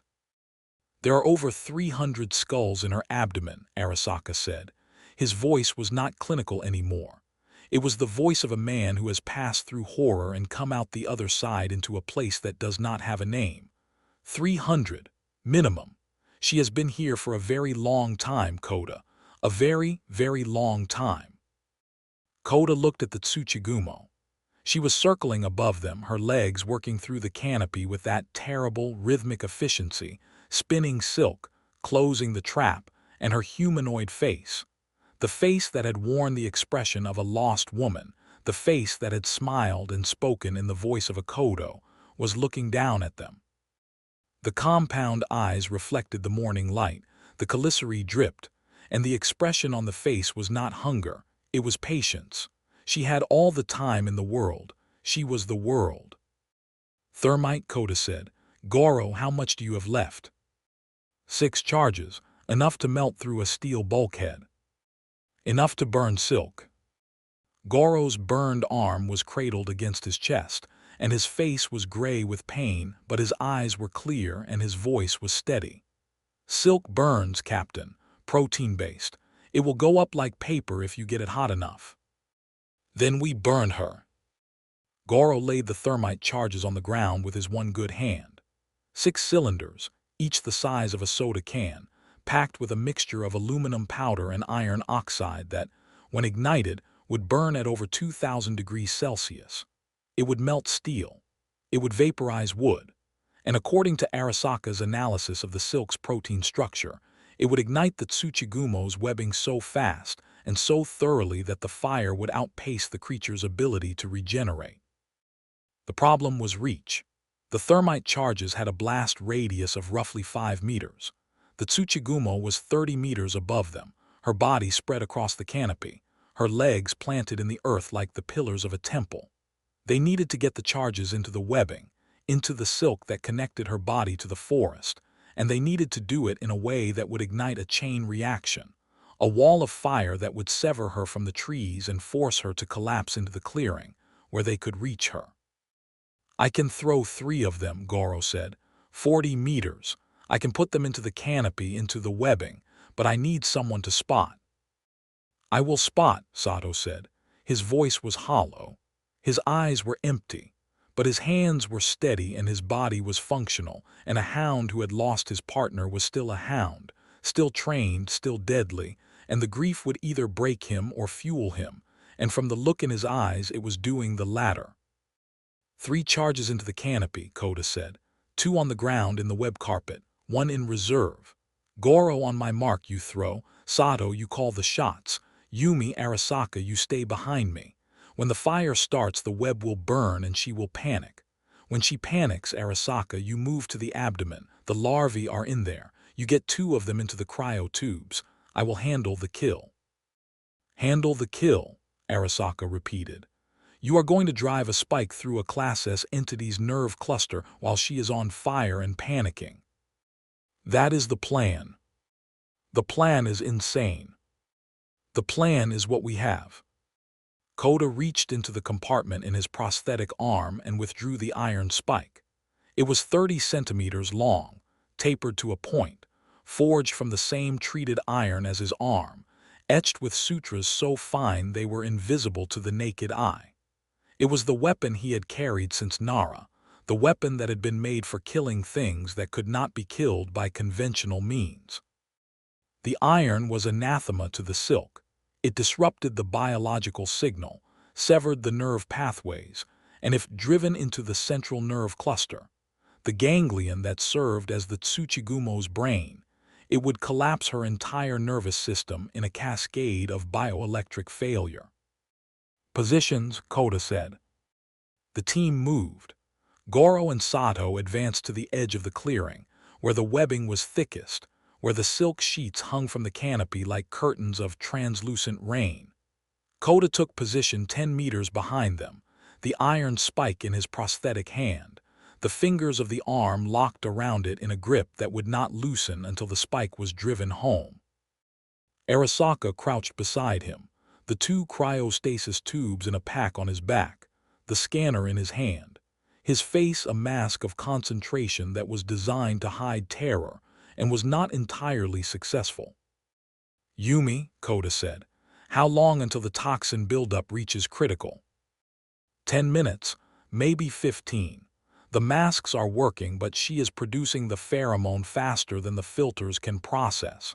After 10 minutes, the cumulative dose will begin to affect judgment. "Then we do this in 5, Goro, on my mark."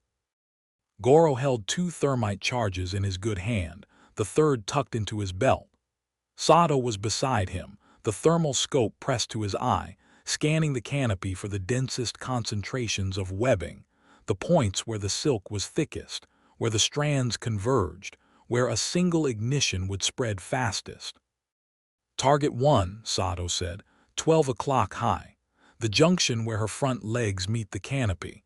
The webbing is 3 meters thick. It will go up like a torch." "Copy." Goro pulled the pin on the first charge and threw. The cylinder arced upward, spinning, trailing a thin line of smoke from the ignition element, and struck the webbing at the junction point. The thermite ignited on impact. A burst of white-hot fire erupted from the charge, and the silk caught instantly, not slowly, not reluctantly, but with a hungry, explosive ferocity that sent a wall of flame racing along the strands, the fire following the web like electricity following a wire, jumping from strand to strand, from sheet to sheet, from the canopy to the trunk to the ground, and the forest screamed. The Tsuchigumo screamed. It was not the kodo. It was not the humming. It was not the heartbeat.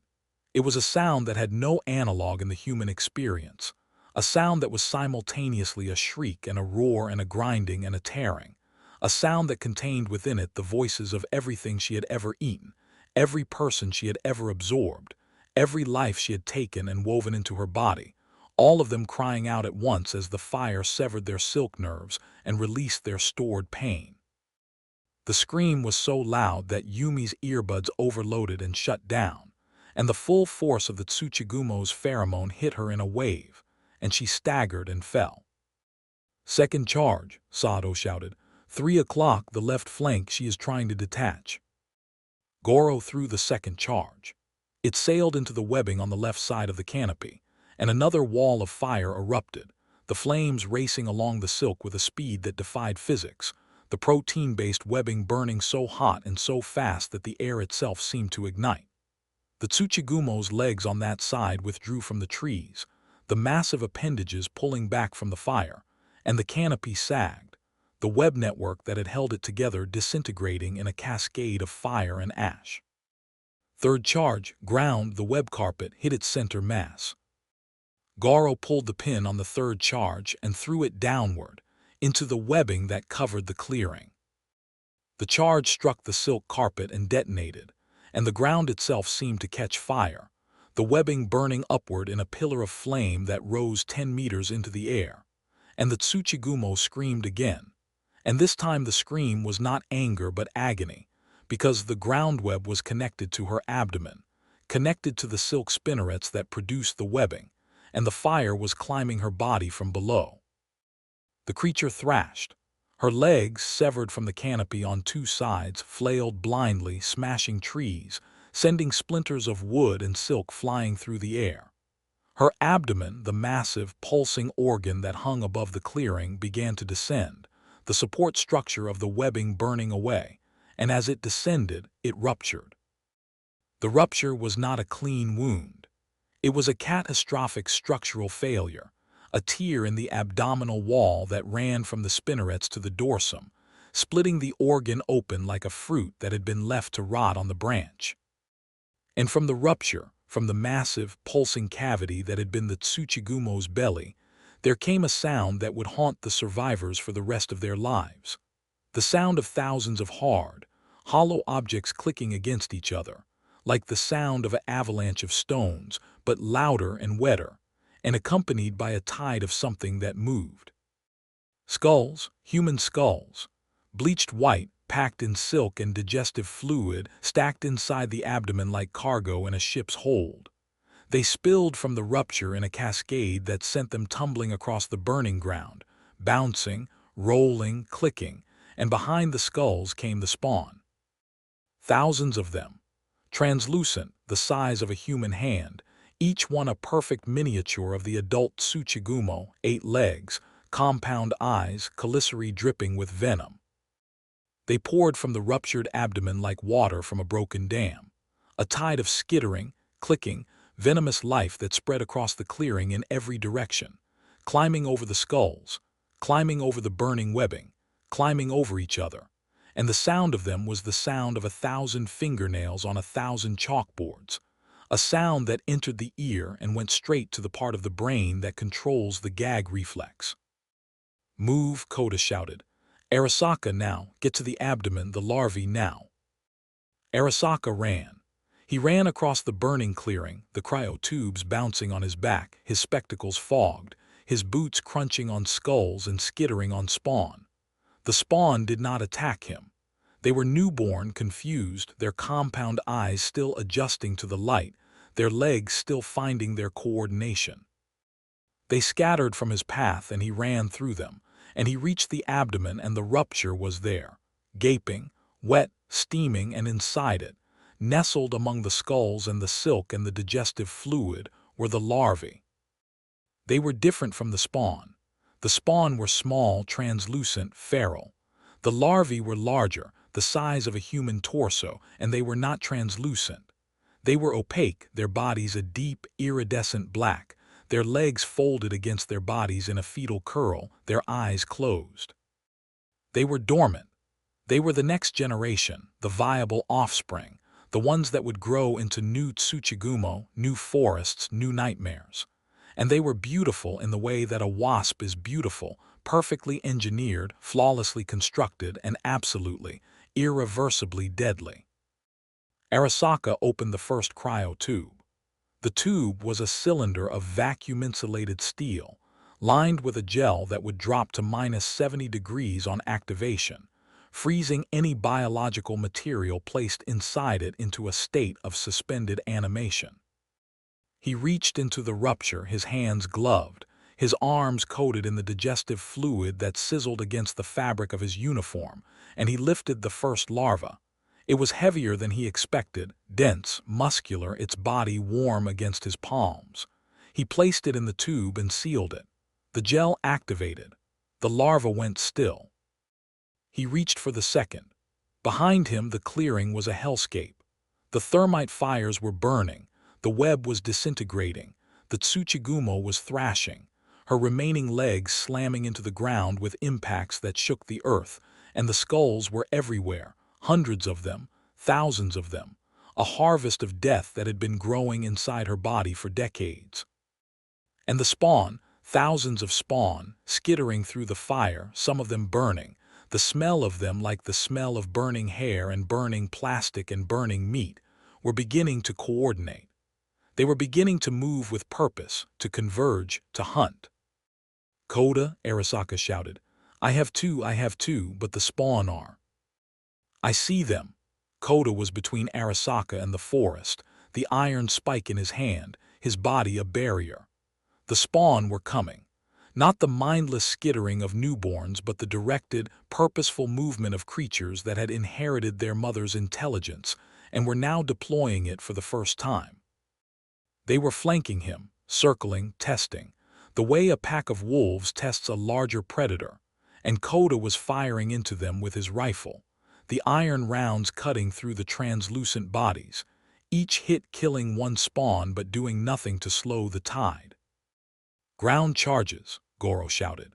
He had the remaining thermite, the 2 ground charges, and he was placing them in a semicircle around the clearing, creating a wall of fire that would hold the spawn back. He pulled the pins and retreated, and the charges detonated, and a curtain of fire erupted between the team and the forest, and the spawn hit the fire and died. Hundreds of them, their bodies flash combusting in the heat, and the smell was indescribable. The Tsuchigumo was dying. The fire had consumed her webbing, her connection to the forest, her nervous system. Her legs had stopped moving, the massive appendages lying on the ground like felled trees, The chitin blackened and split. Her abdomen was open, the skull still spilling, the spawn still flowing, but the flow was slowing, the reproductive capacity of the creature failing as her body shut down. And her face, the humanoid face, the face of the woman, the face that had smiled and spoken in the voice of a Kodo, was looking at Koda. She was not afraid. She was not angry. She was looking at him with an expression that, on a human face, would have been recognition. As if she had been waiting for him, specifically him, and she was not surprised, and she was not afraid, because this was part of the design, this was part of the plan, and the plan was larger than any of them could see. Koda walked toward her. The iron spike was in his hand. The fire was around him. The skulls crunched beneath his boots. The spawn skittered at the edges of his vision, tiny and desperate and dying in the heat. He walked to the Tsuchigumo's cephalothorax, to the point where her humanoid torso merged with her spider body, to the place where Arasaka's scanner had identified the primary nerve cluster, the ganglion, the brain, the heart of the spider. She watched him.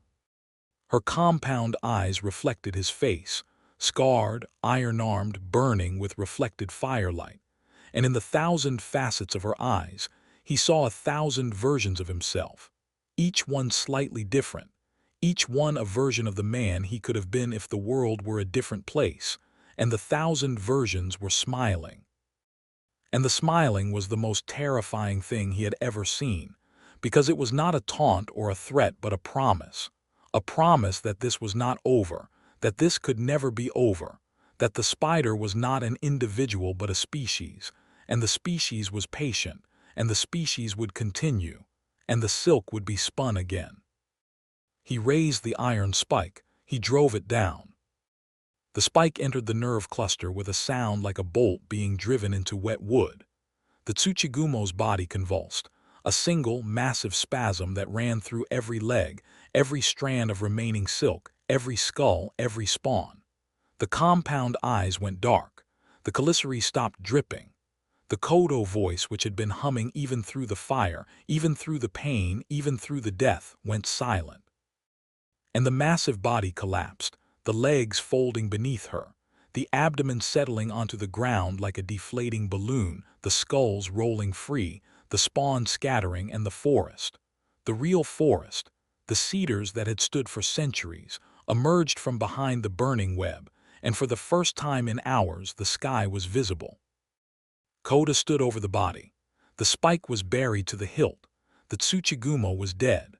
The forest was burning in patches, the thermite fires consuming the last of the webbing, and the smoke rose through the canopy in columns of gray and white that were visible for kilometers. Somewhere in the distance, a bird sang, a real bird, a bush warbler, its song high and clear and achingly normal after the hours of the Tsuchigumo's false music. Captain, Arasaka's voice behind him. I have the larvae. Both tubes are sealed and active. We need to extract.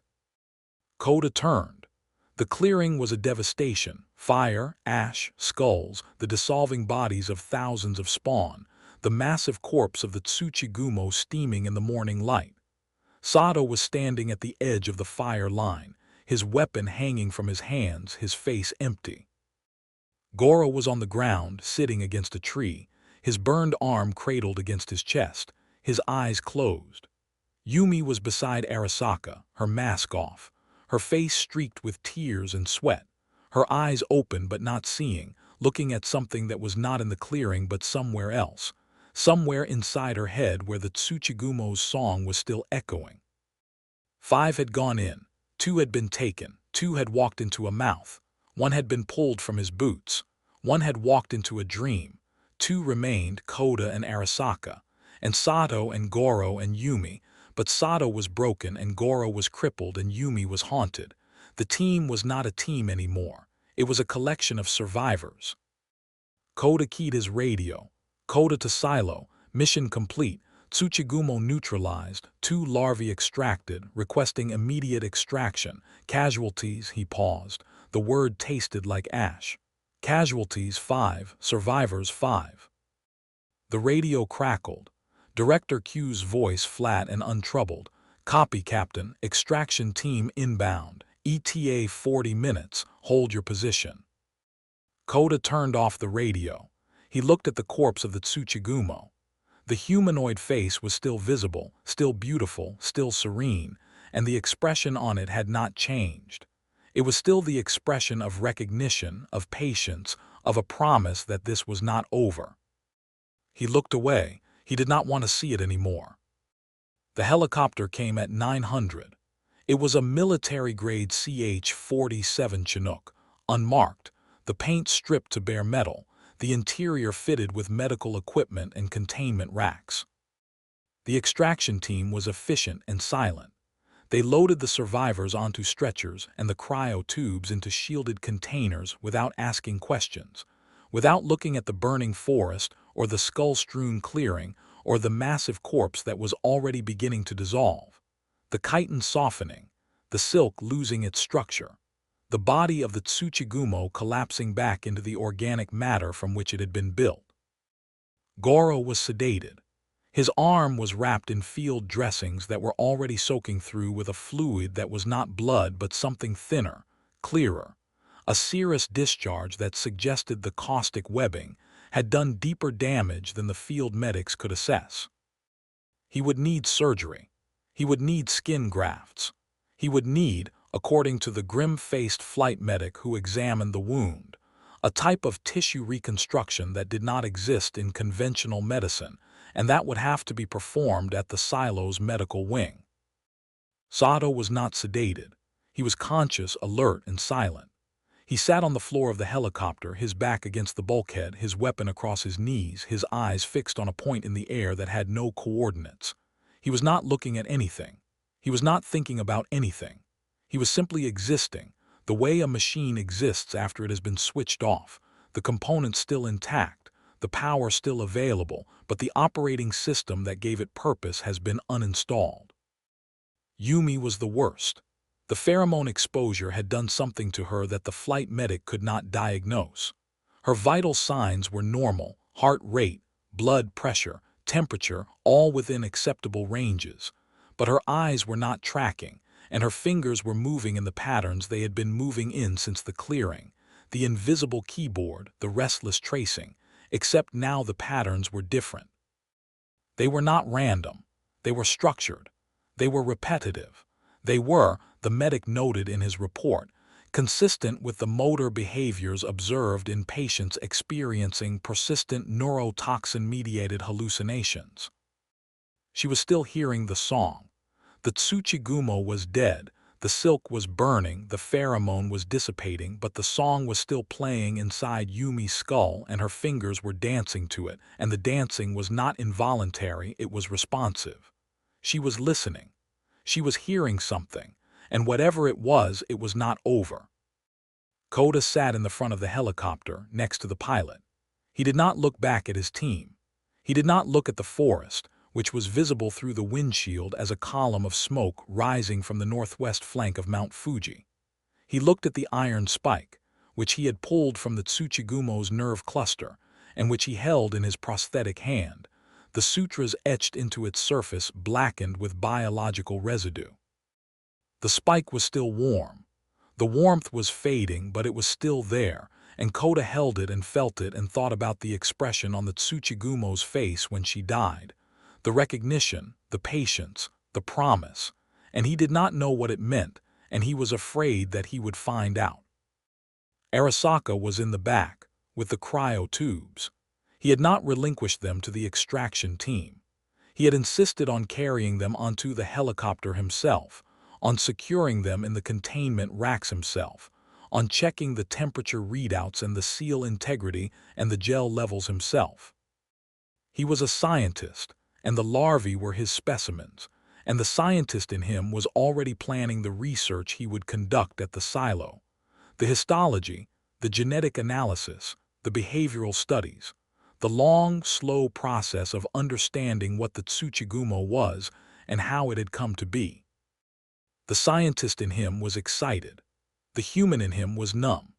The two parts coexisted in the same body, and the body sat in the helicopter and watched the trees pass below and felt the rotor wash vibrate in his bones, and did not think about Ren walking into a mouth or Hana walking into a dream or Leo stepping out of his boots. The flight took 90 minutes. The silo was located in the northern Alps, in a mountain that had no official name, in a facility that appeared on no map and in no database.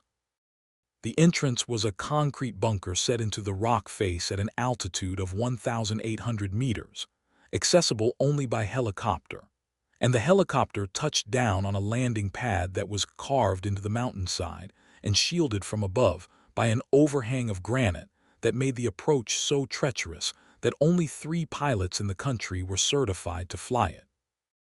The facility was a brutalist monolith: concrete walls, steel doors, fluorescent lights, no windows, no natural light. The corridors were narrow, the ceilings low, and the air was recycled and sterile and smelled of antiseptic and ozone. The silo was not designed for human comfort. It was designed for containment, for holding things that should not be held, for studying things that should not be studied, for keeping things alive that should not be alive. Koda walked the corridors under his own power.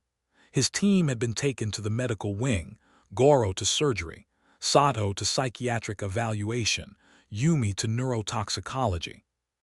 Arasaka had been escorted to Lab 7, the primary containment laboratory, where the cryotubes would be opened and the larvae would be transferred to long-term holding tanks. Koda had not been ordered to go anywhere. He had not been ordered to do anything. He had simply been told to wait, and waiting was not something he was good at. He walked. The corridors were empty. The silo operated with a skeleton crew, the scientists and technicians who lived and worked in the facility moving through its passages with the quiet, purposeful efficiency of people who had long ago stopped being surprised by anything. Koda passed a technician in a white coat who nodded at him without meeting his eyes.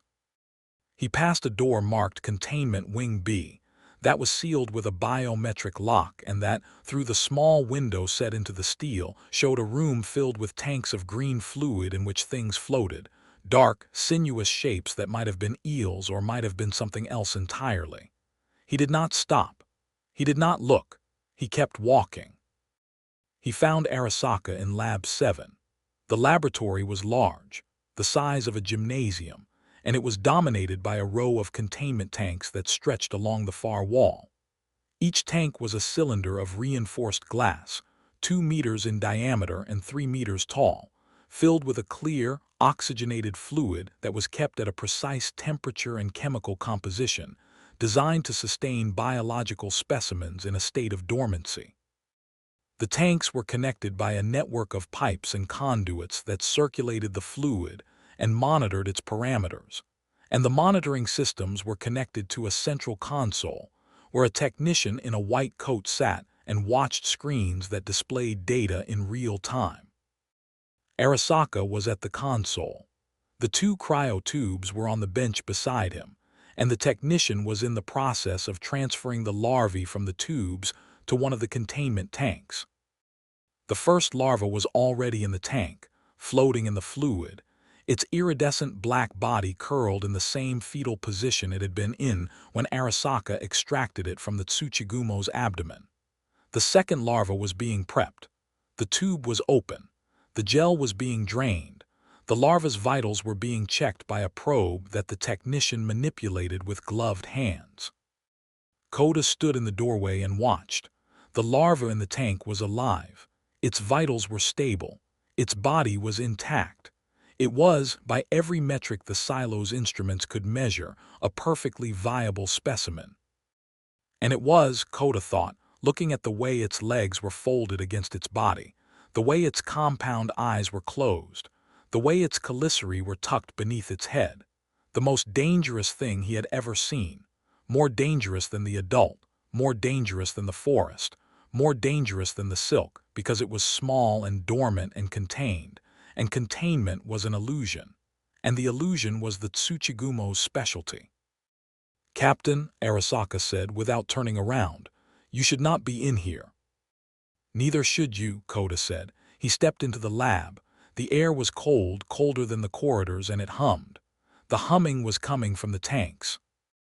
The fluid in the tanks was vibrating, not from the pumps, not from the circulation system, but from something inside the fluid itself, something that was generating a frequency that was too low to hear and too strong to ignore, a frequency that Koda felt in his prosthetic arm, the iron resonating, the same resonance he had felt in the corridor of the Aokigahara forest when the webbing had hummed against his arm. "Arasaka," Koda said, and his voice was quiet, controlled, the voice of a man who has just realized something terrible.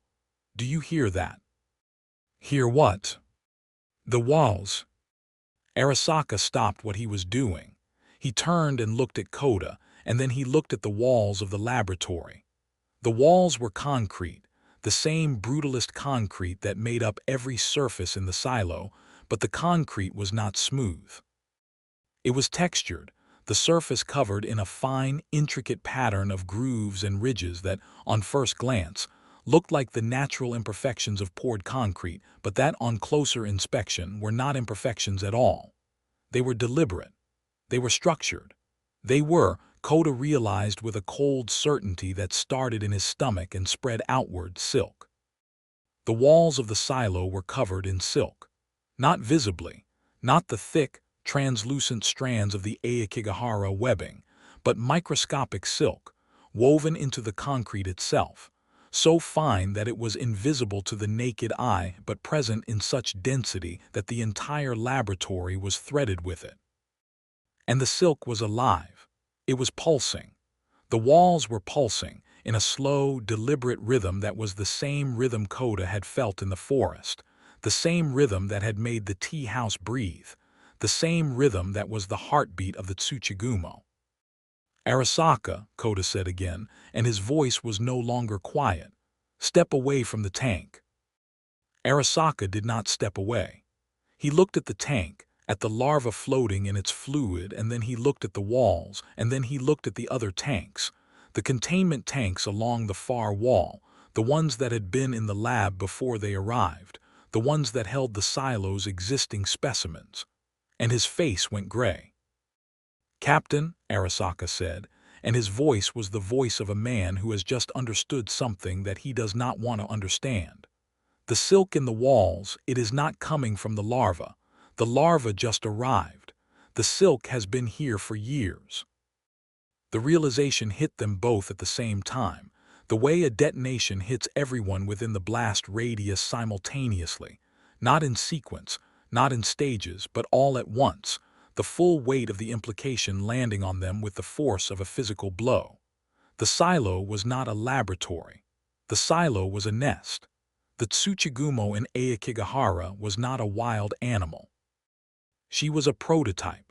She was the first successful specimen, the first one to grow to maturity, the first one to weave a forest, the first one to produce viable offspring.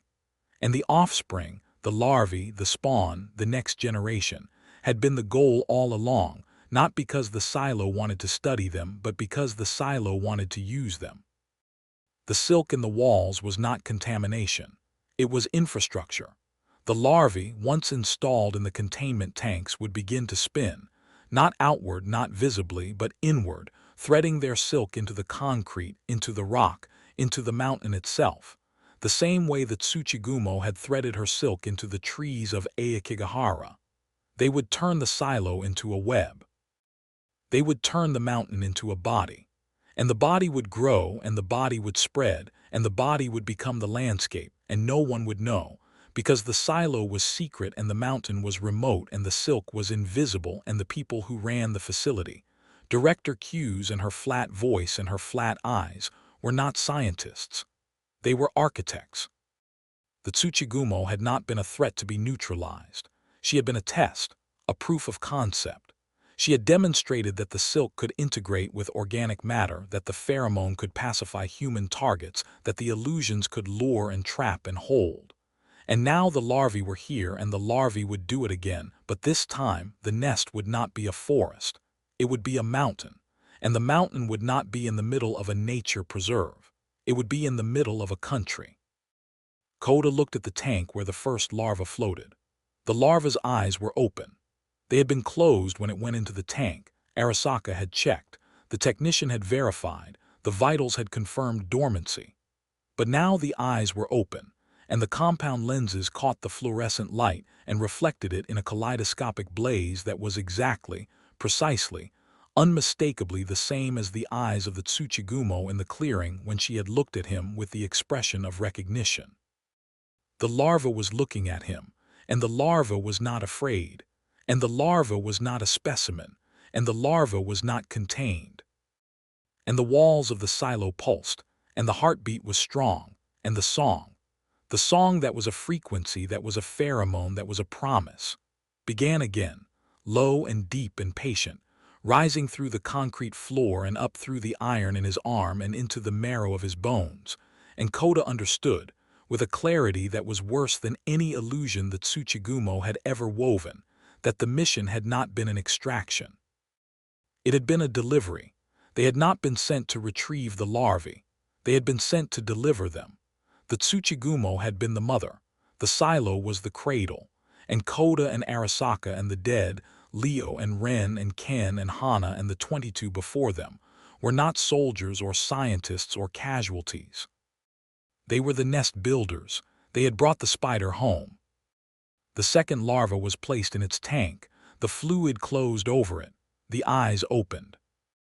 And the walls of the silo pulsed faster, and the song grew louder, and the mountain hummed, and somewhere in the depths of the facility, in a vault that Koda had not been shown, and that Arasaka did not know existed, something that was larger than the Tsuchigumo and older than the forest and more patient than any human being could comprehend shifted in its sleep, felt the new arrivals settle into the web that had been woven for them, and smiled. The silo was not a lab. The silo was a nest, and the nest was awake. Beneath the canopy. The recording was 4 minutes and 11 seconds long. It had been found on a handheld digital recorder recovered from the body of a man named Dr. Philippe Mbeki, a Congolese botanist who had been working under a grant from the University of Kinshasa to catalog plant species in the Congo Basin. The recorder was lying in the dirt at the edge of a logging road, 30 meters from the outskirts of a settlement called Kimbindu. The recorder was unmarked. The battery was dead. The memory card contained a single audio file, and the audio file contained the last 4 minutes and 11 seconds of Dr. Mbeki's life. The first 3 minutes were calm. Dr. Mbeki's voice was measured, academic, the voice of a man who was accustomed to narrating his observations for the benefit of a future audience that would never hear him. He described a plant, a leaf specifically, that he had found growing in the understory near the village. The leaf was unusual, large, almost the size of a dinner plate, with a surface that was iridescent, reflecting light in shifting patterns of green and violet. Dr. Mbeki was excited. He described the leaf's cellular structure, hypothesizing that the iridescence was caused by a diffraction grating formed by the epidermal cells, a phenomenon known in some tropical plants but never documented in this region. He talked about the possibility that it was a new species. He talked about naming it. He talked about the paper he would write. At minute 3 and 7 seconds, his voice changed. Not abruptly, it was a gradient, a slow dissolution of the academic composure into something rawer. He stopped describing the leaf. He started describing a sound.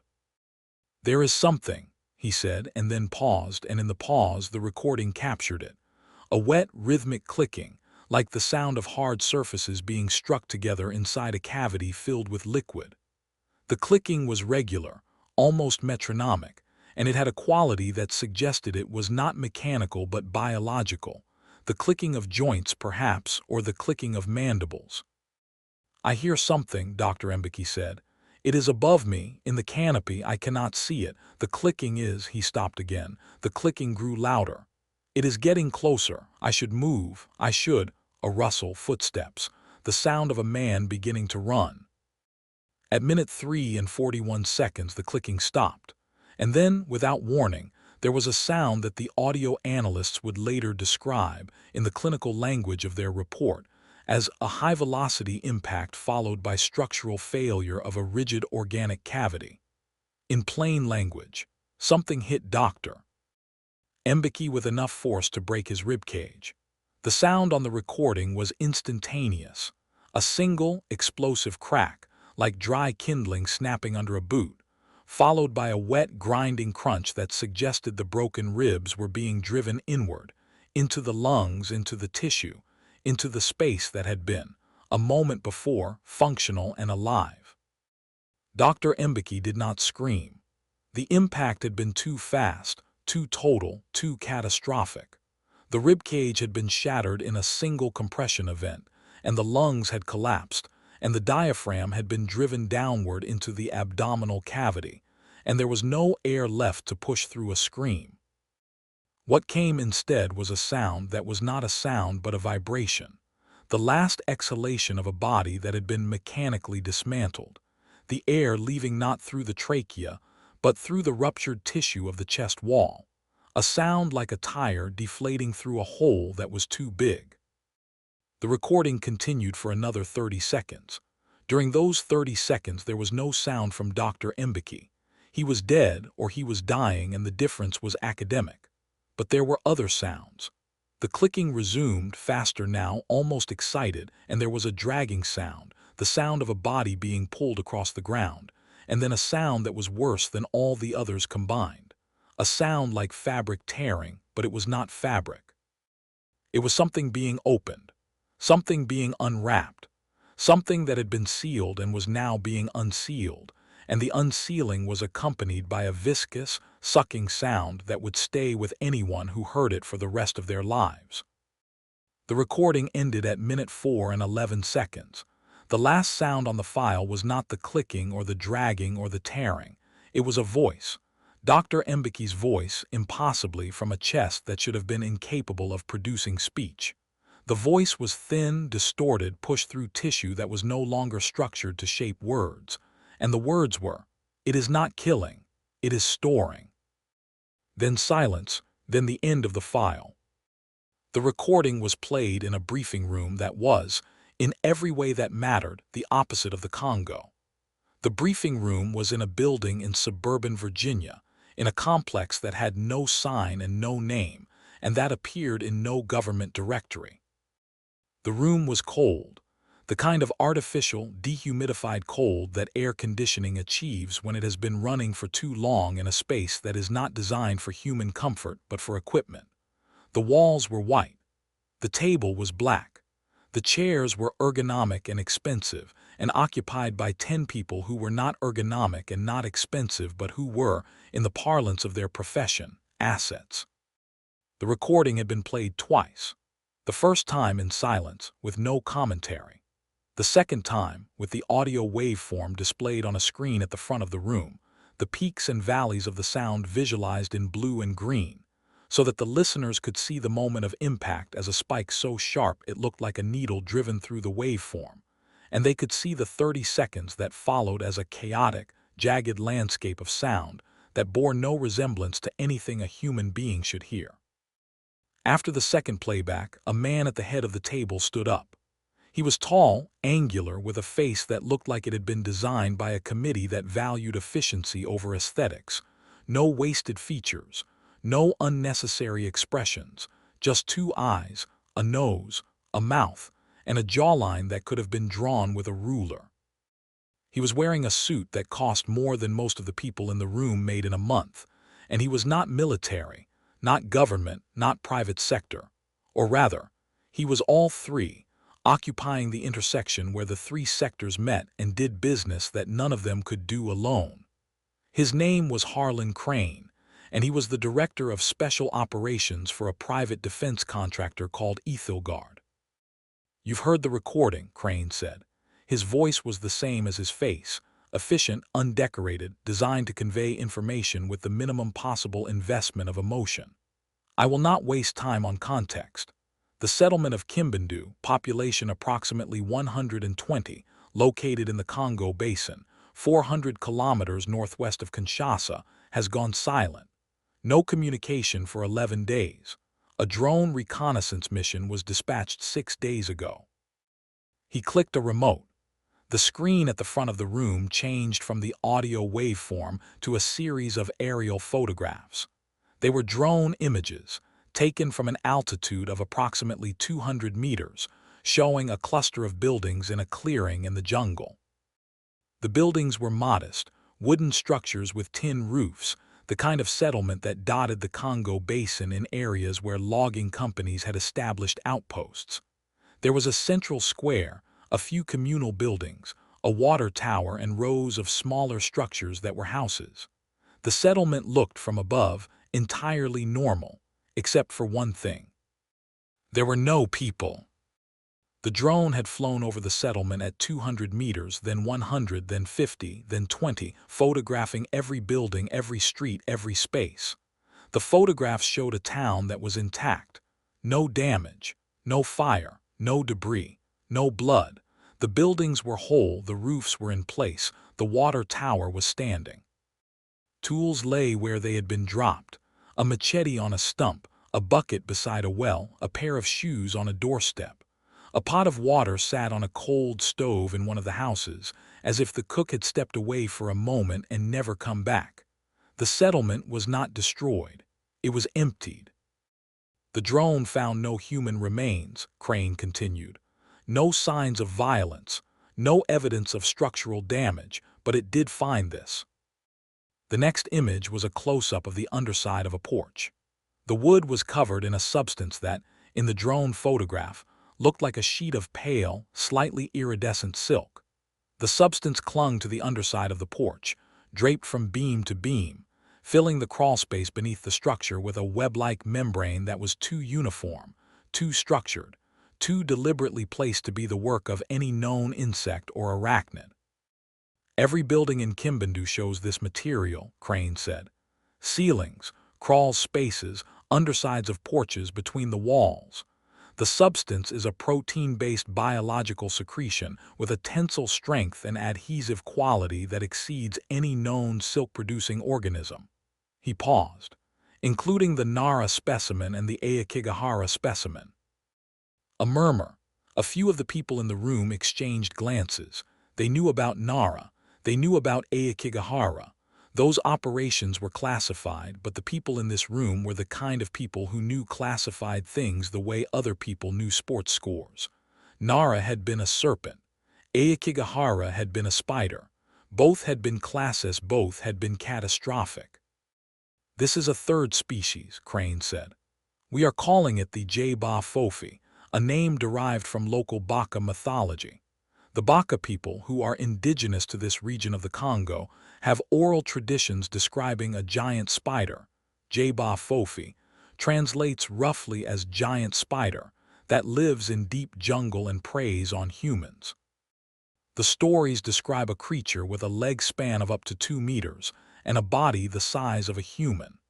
The Baka consider the territory of the J'ba Fofi to be forbidden, and they will not enter it.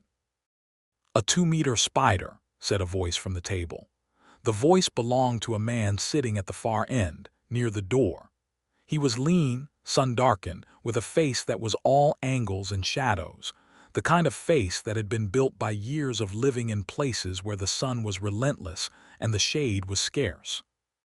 His name was Captain Thorn, and the tremor in his left hand, the one he hid by pressing it flat against the table, was not from fear but from a condition that he had never disclosed to anyone in the unit, and that he managed by gripping things harder than necessary. He was the veteran leader of the unit, the man who had been deployed to more hostile environments than anyone else in the room, and he was listening to Crane with the expression of a man who has heard this kind of pitch before, and who knows that the pitch is always the same. A monster, a mission, a team, and a body count. The drone estimated the webbing covers the entire settlement, Crane said. Based on the density and distribution of the material, our analysts believe the creature, there may be more than one, has turned the town into a sensory net. Every strand of webbing is connected. If you touch one strand, the creature knows. It is the equivalent of a burglar alarm, except the alarm calls something that is, according to the Baka, very large and very fast. What's the mission? Thorn asked. He did not ask because he was eager. He asked because he wanted to get to the part where people started dying, so that he could begin calculating the odds and positioning his people in the places where the odds were marginally better. Asset acquisition, Crane said. The word acquisition landed on the table like a stone dropped into still water, the ripples spreading outward through the faces of the people in the room. Not extermination, not containment, acquisition. The creature was not to be killed. It was to be captured, alive, intact, functional. Aethelgard has been contracted by a United States Defense Agency to acquire the specimen for study, Crane continued. The biological properties of the J'ba Fofi, the silk, the venom, the behavioral patterns, are of significant interest for materials research and pharmacological development. The creature is to be captured, not destroyed. Thorne looked at the photographs on the screen. The webbing, glowing faintly iridescent in the drone's flash. The empty streets, the shoes on the doorstep, the pot of water on the stove. He had seen towns like this before, towns that had been emptied by war, by disease, by famine. But those towns had shown the evidence of their emptying. Bullet holes, mass graves, wards full of the sick and the dying. Kimbundu showed nothing. It was as if the people had simply stopped existing and the town had continued without them, and the only trace of the event was the web on the ceilings and the silence in the streets. The team, Crane said, and the screen changed to a roster. 10 names, 10 photographs, 10 specialties. Thorne recognized them all. He had worked with most of them, and the ones he had not worked with he knew by reputation. They were the best the unit had, or rather, they were the best the unit was willing to risk on a mission like this, which was not the same thing. Captain Thorne, the veteran leader, pragmatic, experienced, and hiding a tremor in his hand that he managed by gripping his weapon tighter than anyone else and hoping no one noticed. Kale, the lead tracker, a man who could follow a trail through a river, through a rainstorm, through a week of decomposition. He had grown up in the rainforests of Borneo, the son of a logger and a Dayak woman, and he could read the jungle the way a musician reads a score, not by looking at it but by feeling it, sensing its rhythms, its currents, its moods. He was the best tracker the unit had ever fielded. Sloane, the combat medic. She was not a doctor. She was something more useful, a field medic who could keep a person alive in conditions where a doctor would have given up. She specialized in exotic toxins, the kind of poisons that did not appear in any textbook, and that required a combination of improvisation and nerve to treat. She had once kept a man alive for 6 hours after he was bitten by a snake that had no antivenom, using a cocktail of compounds she had synthesized from local plants while under fire. She was calm, she was competent, and she was haunted by the people she had not been able to save. Vargas and Miller, heavy weapons and breachers. Vargas was a wall of a man, arms like tree limbs, with a talent for explosives that bordered on the artistic. Miller was smaller, quicker, the kind of man who could find the weak point in any structure and put a charge exactly where it needed to go to bring the whole thing down. Together, they were the unit's wrecking ball. Chen, the tech and drone operator. Young, brilliant, with fingers that could build or repair any electronic device from a box of components and a roll of solder. He managed the thermal imaging, the drone fleet, the communications array. He could fly a drone through a window in a building he had never seen, in a country he had never visited, using nothing but a controller and a screen and an instinct for spatial reasoning that his instructors had described as frightening. Ria, the linguist and Baka liaison. She was the only member of the team who had been to the Congo Basin before, the only one who spoke the local languages, and the only one who knew the folklore. She had spent 3 years living with Baka communities in the Jah Reserve, studying their oral traditions, and she knew the stories of the J'ba Fofi the way a priest knows scripture. Not as a believer, but as a scholar who understood that myths were not fictions but memories, distorted by time but rooted in events that had actually happened. Holloway, the biologist. He was the reason they were there, not for the action, not for the danger, but for the creature itself. Holloway had spent 20 years studying the biological capabilities of organisms that the scientific community did not believe existed. He had published papers on the silk of the Nara serpent and the neurotoxin of the Aokigahara Tsuchigumo, papers that existed only in classified databases, and that had earned him a reputation as the foremost expert on cryptid biology in the world. He knew why the J'ba Fofi was valuable. He knew what the silk could do. He knew what the venom could do. And he knew, though he had not told anyone, that the thing they were going to capture was not the thing they should be afraid of. Jax, the point man, fastest reflexes on the team, possibly the fastest in the unit. He could draw and fire a sidearm in under a second, could process a visual threat and respond in under 3/4 of a second, and had once cleared a building of hostiles in a time so short that the debriefing report described it as improbable. He was not large. He was not imposing. He was a compact, efficient killing machine wrapped in human skin, and he was the first person through every door. Eli, the rookie, communications specialist. He was 23, the youngest member of the team, and he had been assigned to the mission because the mission required a dedicated comms operator, and because the regular operator was recovering from an injury sustained in the Aokigahara operation.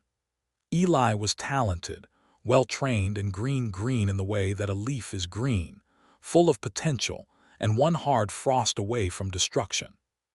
Thorne looked at his photograph and thought, he is going to die. He did not want to think this. He thought it anyway. He had seen enough rookies in enough bad places to know that talent and training did not survive contact with the impossible, and the impossible was what they were being sent to find. The team will deploy from Libreville, Gabon, in 48 hours, Crane said. In-country transport to the Congo Basin will be provided. The team will insert via helicopter to a landing zone 5 kilometers south of Kimbundu and proceed on foot. The terrain is dense rainforest, flat, with a high water table. The climate is equatorial, 32 degrees Celsius, 90% humidity, with a probability of afternoon thunderstorms. Rules of engagement, Thorne asked.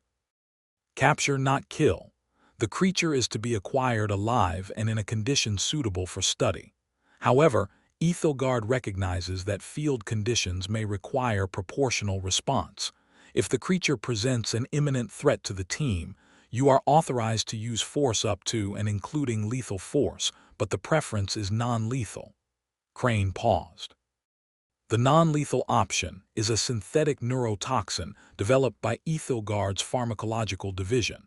It is a high-potency compound designed to induce a comatose state in organisms with high metabolic rates.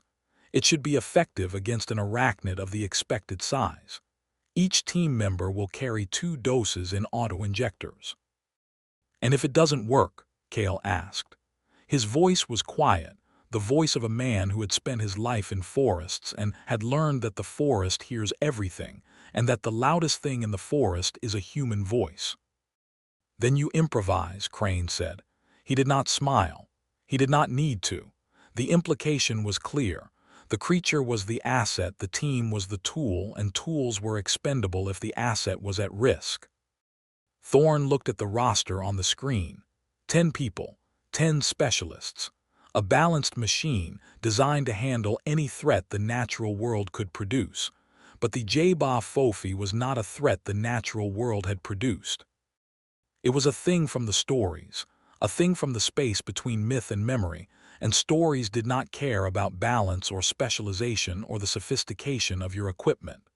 Stories cared about one thing, who lived and who died. And in the stories of the Baka people, when the J'ba Fofi came, everyone died.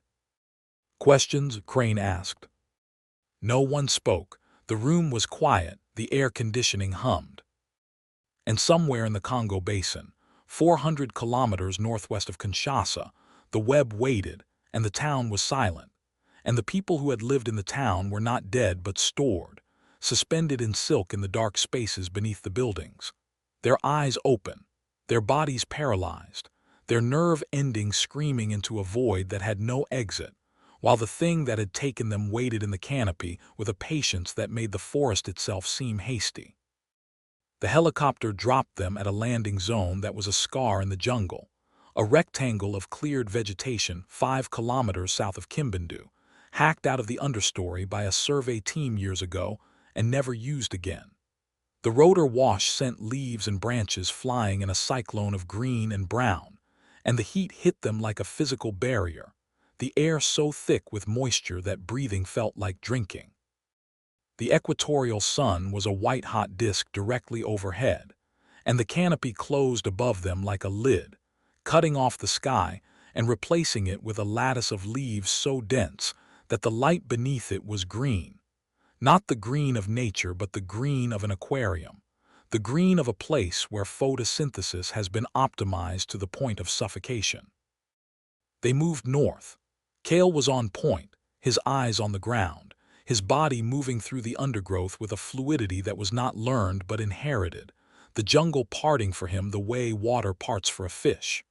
Behind him came Jax, the point man, his weapon up, his eyes scanning the canopy with a vigilance that never blinked, never wavered, never relaxed. Then Thorn, then Vargas and Miller with the heavy equipment, then Sloan with the medical kit, then Chen with the drone case and the thermal imaging rig, then Rhea, then Holloway with the containment equipment, and at the rear Eli carrying the communications array, his face already slick with sweat. His eyes wide, his body language radiating the specific kind of alertness that comes from knowing you are the least experienced person in a group of people who have all, at some point, done things that would give the average person nightmares for the rest of their lives. They had been walking for 20 minutes when Kale stopped. He did not raise a fist. He did not need to. The jungle had changed. The change was subtle, nothing that a satellite photograph or a drone image would have captured. But Kale felt it the way a sailor feels a change in the current, not through any single observation but through 100 tiny impressions that coalesced into a single, unmistakable conclusion. The jungle was not natural here. It was cultivated. The trees were too evenly spaced. The undergrowth was too sparse. The canopy was too uniform, a continuous sheet of leaves with no gaps, no breaks, no variations in height or density. It was as if the jungle had been planted, arranged, designed to create a specific environment, a space with enough visibility to see but not to see far, enough room to move but not to move fast, and above all, enough cover to hide something that did not want to be seen. The webbing, Kale said. He pointed at a branch eye level a meter to his left. The branch was covered in a thin, almost invisible layer of silk, not the thick draped sheets they had seen in the drone photographs, but a fine hair-like coating that was so thin it was detectable only by the way it caught the light, refracting it into a faint, iridescent sheen that disappeared when you looked directly at it and reappeared when you looked away. It starts here, the edges of the territory. She has marked it. Trip lines, Jax asked, his eyes tracking upward, scanning the canopy. More than trip lines, Rhea said. She had stopped beside Kale and her face was the face of a person who was seeing a myth materialize in front of her. The Baka described the J'ba Fofi's territory as a net you cannot see. They say the spider weaves its web not to catch prey but to feel the forest. Every strand is a nerve. Every vibration is a signal. She does not need to see you. She feels you. She feels your footsteps through the web. She feels the displacement of air when you move. She feels the heat of your body through the silk. She knows where you are, how many you are, how fast you are moving, and whether you are carrying weapons, because the weapons are heavier and they pull the web differently than an unarmed body does. Can we cut through it? Thorn asked. You can cut it, Rhea said. But cutting it sends a signal. Every strand you cut sends a vibration through the network that tells her exactly where you are and exactly what you are doing. It is the equivalent of setting off an alarm every time you take a step. Thorn absorbed this. He looked at the web-coated branch, then at the canopy above, then at the ground beneath his feet. The ground was covered in leaf litter, and the leaf litter, he now realized, was not entirely leaf litter. Beneath the decomposing leaves, there was a layer of silk, a continuous mat of fine, almost invisible webbing that covered the forest floor the way the webbing had covered the ceilings of Kimbindu. They were standing on the web. They had been standing on it since they entered the territory. Every step they took was a signal, every footfall a message, and the messages had been sent and received, and the spider knew they were coming. "Chen," Thorn said, "thermal scan full sweep." Chen unpacked the thermal imaging rig. It was a handheld unit, military grade, with a resolution fine enough to detect a human body at 300 meters through dense foliage. He swept the canopy, the understory, the ground. The screen showed the jungle in false color, cool blues and greens for the foliage, warmer yellows and oranges for the ground, white for anything with a body temperature significantly above ambient. The scan showed nothing, no thermal signature, no heat bloom, no indication that anything larger than an insect was within the sensor's range. "Nothing," Chen said. "No thermal signatures in any direction. Either she's not here or she mimics the temperature of the surrounding foliage," Holloway said. He was standing behind Chen, looking over his shoulder at the screen, and his voice carried the particular weight of a man who had seen this before. The Aokigahara specimen did the same thing. The silk network allowed the Tsuchigumo to regulate its own body temperature, matching it to the ambient temperature of the forest. The thermal signature was indistinguishable from the background. It is not that she is invisible. It is that she is the background. Thorn felt the tremor in his left hand and pressed it harder against his thigh. "So, our primary detection method is useless. Sonar is not an option in this terrain, too much vegetation to get a clean return. Motion sensors will pick up every leaf that falls. Visual is compromised by the canopy density and the light." Holloway paused. "The web is the only sensor that matters, and it is hers, not ours." "We move forward," Thorn said. "No cutting, no touching the web. Walk on the leaves, minimize ground contact. If you see a strand, do not break it.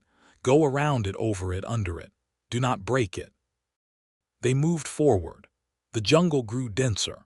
The web became more visible, not the microscopic coating of the territory's edge but actual strands, visible to the naked eye, stretching between trees and across paths like power lines in a city. The strands were anchored to the trees with a pad of silk that was glued to the bark, and the anchors were placed at varying heights, some at ankle level, some at waist level, some at head level, creating a three-dimensional grid that was not designed to catch prey but to map it. The spider was not building a trap. She was building a map, and the map was the forest, and the forest was the spider, and the team was walking through her nervous system, and every step they took was a thought in a mind that was all around them. Eli tripped a line at the 40-minute mark. He was in the rear of the formation, carrying the communications array, his attention divided between the man in front of him and the canopy above him, and the line was at shin height. A single strand of silk stretched between two roots, almost invisible against the dark, leaf-covered ground. He did not see it. His shin caught it and the strand stretched. The silk was elastic, designed to stretch, not to break, and then released, and the vibration propagated through the network in every direction at once, a ripple of tension that spread outward from the point of contact like a stone dropped into a pond.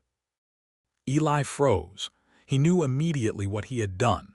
He could not see the vibration, but he could feel it, a faint, subsonic pulse that traveled through the web on the ground and up through the soles of his boots and into his legs, a pulse that said in the language of silk and tension, "Here. Someone is here. Come and see." "Eli," Thorn's voice came from the front of the line, sharp and low. "What did you do?" "I caught a line," Eli said. His voice was steady. He was trained for this. He knew the protocols. "Ankle height between two roots. I did not break it. I tripped it." "Everyone stop. Do not move." The team froze. 10 people standing in the jungle, motionless, silent, listening. The jungle was not silent. The insects were buzzing, the birds were calling, the leaves were rustling in a breeze that was too high to feel at ground level. The sounds were normal. The sounds were the sounds of a forest that had not been touched by anything unusual, and that was wrong. Because the drone photographs had shown Kimbundu to be silent, not just empty of people but empty of life. No birds, no insects, no movement. The silence had been one of the things that had convinced the analysts that the event was not natural. And here, in the forest approaching Kimbundu, the sounds were normal, which meant that they were not natural. They were manufactured. "She is playing us the forest," Rhea said. Her voice was barely audible. "The sounds, they are not real. She is generating them. The J'ba Fofi can produce vocalizations, a low-frequency clicking that can be modulated to mimic a range of sounds. The Baka say the spider can sing like a bird and roar like a leopard. She is giving us the sounds of a normal forest so that we do not feel the wrongness until it is too late." "How far are we from the town?" Thorn asked. 2 kilometers, Chen said, checking the GPS. "Maybe less." 2 kilometers of her territory, 2 kilometers of her web. She knows we are here. She has known since we entered the tree line. Thorn looked at the canopy. The leaves above were a solid sheet of green, and somewhere behind that green, something was watching them with eyes that could not be seen by thermal imaging and could not be heard over the false sounds of the forest and could not be felt through the web without alerting the web's owner. They were blind, deaf, and numb, and the spider was none of those things. "We push forward," Thorn said. "Slowly, carefully. Eli, you are on me now. You walk behind me. You do not leave my sight." They moved. The jungle thinned. The trees became more scattered and the web became more dense, a reversal of the natural order as if the forest had been inverted, the web becoming the primary structure and the trees merely the scaffolding that held it up. They could see the town now through the last line of trees, the first buildings of Kimbundu, their tin roofs catching the sunlight, their walls standing, their windows dark. The town was exactly as the drone had shown it, intact, undamaged, empty. And then they were inside the town, and the wrongness was everywhere. The web was not just on the ceilings. It was in the streets. It was strung between buildings, stretched across doorways, woven through the open windows, layered over the walls like a second skin. The web was not a net, it was an architecture. It had structure. It had design. It had corridors and passages and dead ends, a labyrinth of silk that had been built to channel movement, to direct the flow of anything that entered the town toward specific points, specific spaces, specific traps. The town had been rebuilt. The spider had taken the human architecture and replaced it with her own, and her architecture was a digestive system. The streets were the esophagus. The buildings were the stomach. And at the center of the town, invisible, connected to every strand of every web in every building, was the spider. "Spread out," Thorn said. "Pears, Vargas and Miller take the east side, Jax and Kale west side. Sloan, Chen center square, Rhea and Holloway with me. Eli stay on comms. Everyone checks in every 2 minutes. Do not enter any building alone. Do not touch the web. If you find anything at all, you call it in before you investigate." The team moved into the town. The streets were covered in a fine layer of dust, the kind of dust that accumulates in places where people have stopped walking, the dust of abandonment, of time passing without human presence. But beneath the dust, the web was there, a continuous mat of silk that covered every surface, and that hummed with a vibration so faint that you could feel it only through the soles of your boots, a vibration that was not mechanical but biological, the vibration of a living thing that was very large and very patient and very, very close. Thorn and his pair, Rhea and Holloway, entered the first building on the north side of the central square. It was a house. The door was open. The interior was dark. The windows were covered in web, blocking the light, and Thorn had to use his flashlight to see. The beam cut through the darkness and illuminated a room that was, in its bones, a living room. There was a table. There were chairs. There was a shelf with books and photographs. There was a television set, unplugged, the screen dark. And there on the ceiling, covering every square centimeter of the surface, was the web. It was not the fine hair-like coating of the forest web. It was thick. It was layered. It was a construction, with strands as thick as rope crisscrossing the ceiling in a pattern that was, Thorn realized, not random but radial, a spiral that began at the center of the ceiling and expanded outward to the walls, the strands getting thinner as they went, the thick central cables anchoring the structure to the corners of the room. It was a web in the classical sense, a spider's web, the kind that every child has seen in every garden but scaled up to cover a room, and the silk was not white but iridescent, catching the flashlight beam and scattering it in patterns of green and violet that were identical, Thorn realized with a cold shock, to the patterns on the leaf that Dr. Mbeki had been describing when he died. "Rhea," Thorn said, "the web, is this what the Baka describe?" Rhea was standing in the doorway, her flashlight pointing at the floor. Her face was pale. The Baka described the J'ba Fofi's web as the sky that lives in the house. They say the spider builds its web on the ceilings because it hunts from above. It does not build webs to catch. It builds webs to watch. The web is its eyes. Every strand is connected to its nervous system. When the web moves, the spider sees. Then she is watching us right now. She has been watching us since we entered the forest. Holloway moved deeper into the house, his flashlight sweeping the room. He paused at the shelf where the photographs were displayed. A family, 2 parents, 3 children posed in front of the house, smiling, the tin roof gleaming in the sun. He picked up one of the photographs and looked at it, and then he looked at the floor, and then he looked at the ceiling, and then he said, "The web is not just on the ceiling. It is in the floor. Look." Thorn looked down. The floor was wooden, planks old, warped, with gaps between them that were filled with dark, damp shadow. But the gaps were not empty. They were filled with silk. A continuous layer of webbing had been woven through the floor beneath the planks, and the webbing was not dormant. It was moving.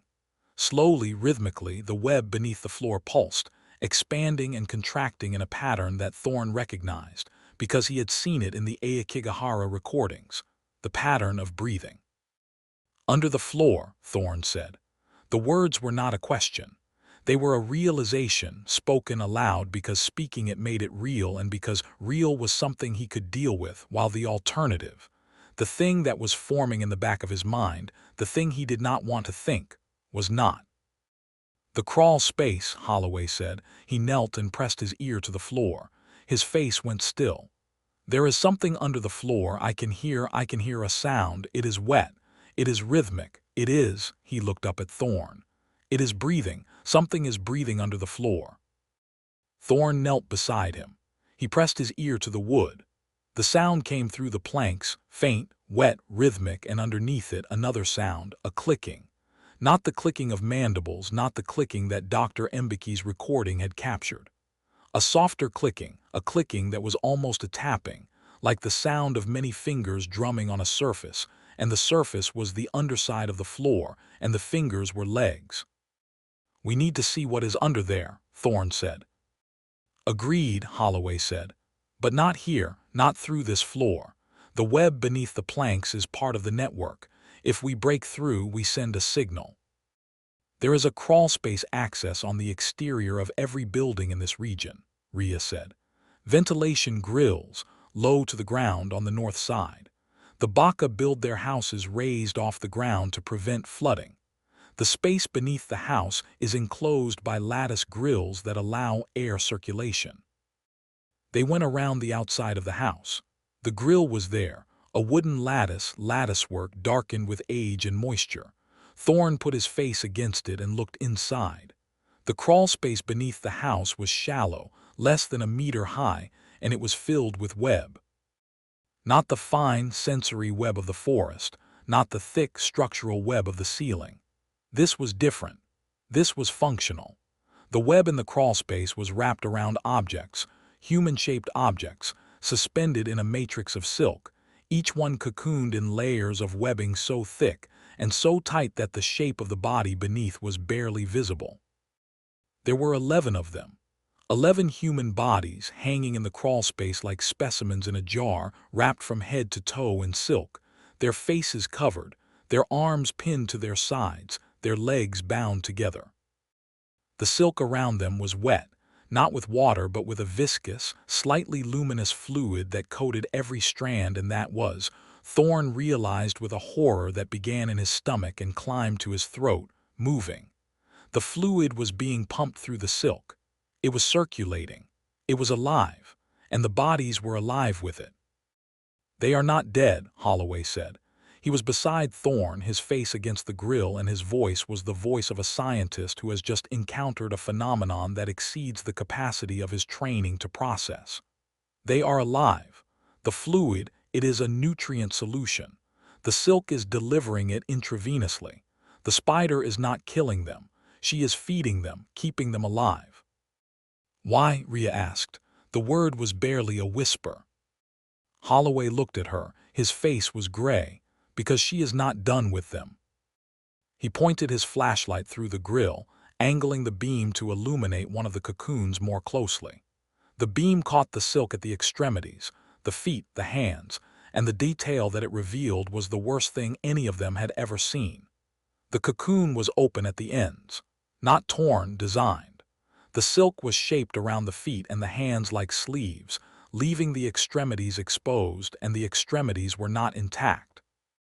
The fingers were gone, not cut, not bitten, but dissolved, the tissue eroded layer by layer, the skin first, then the fat, then the muscle, the bone beneath visible and pitted with a chemical erosion that spoke of prolonged contact with a digestive substance.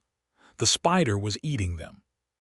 Slowly, methodically from the extremities inward, dissolving the body one layer at a time while keeping the core alive, keeping the heart beating, keeping the brain functioning, so that the meal was fresh, always fresh, never spoiling, the ultimate preservation of a food source. "The Baka stories," Rhea said, and her voice was shaking now, the academic composure cracking. "They say the J'ba Fofi does not kill its prey. They say it takes the prey and keeps it in the dark, in the ground, in the silk, and it eats it slowly over months. They say the prey knows. They say the prey can feel it. They say the venom does not deaden the pain, it preserves the nerve ending so that the prey can feel everything, every moment, for as long as the spider feeds." Thorn pulled back from the grill. His face was rigid.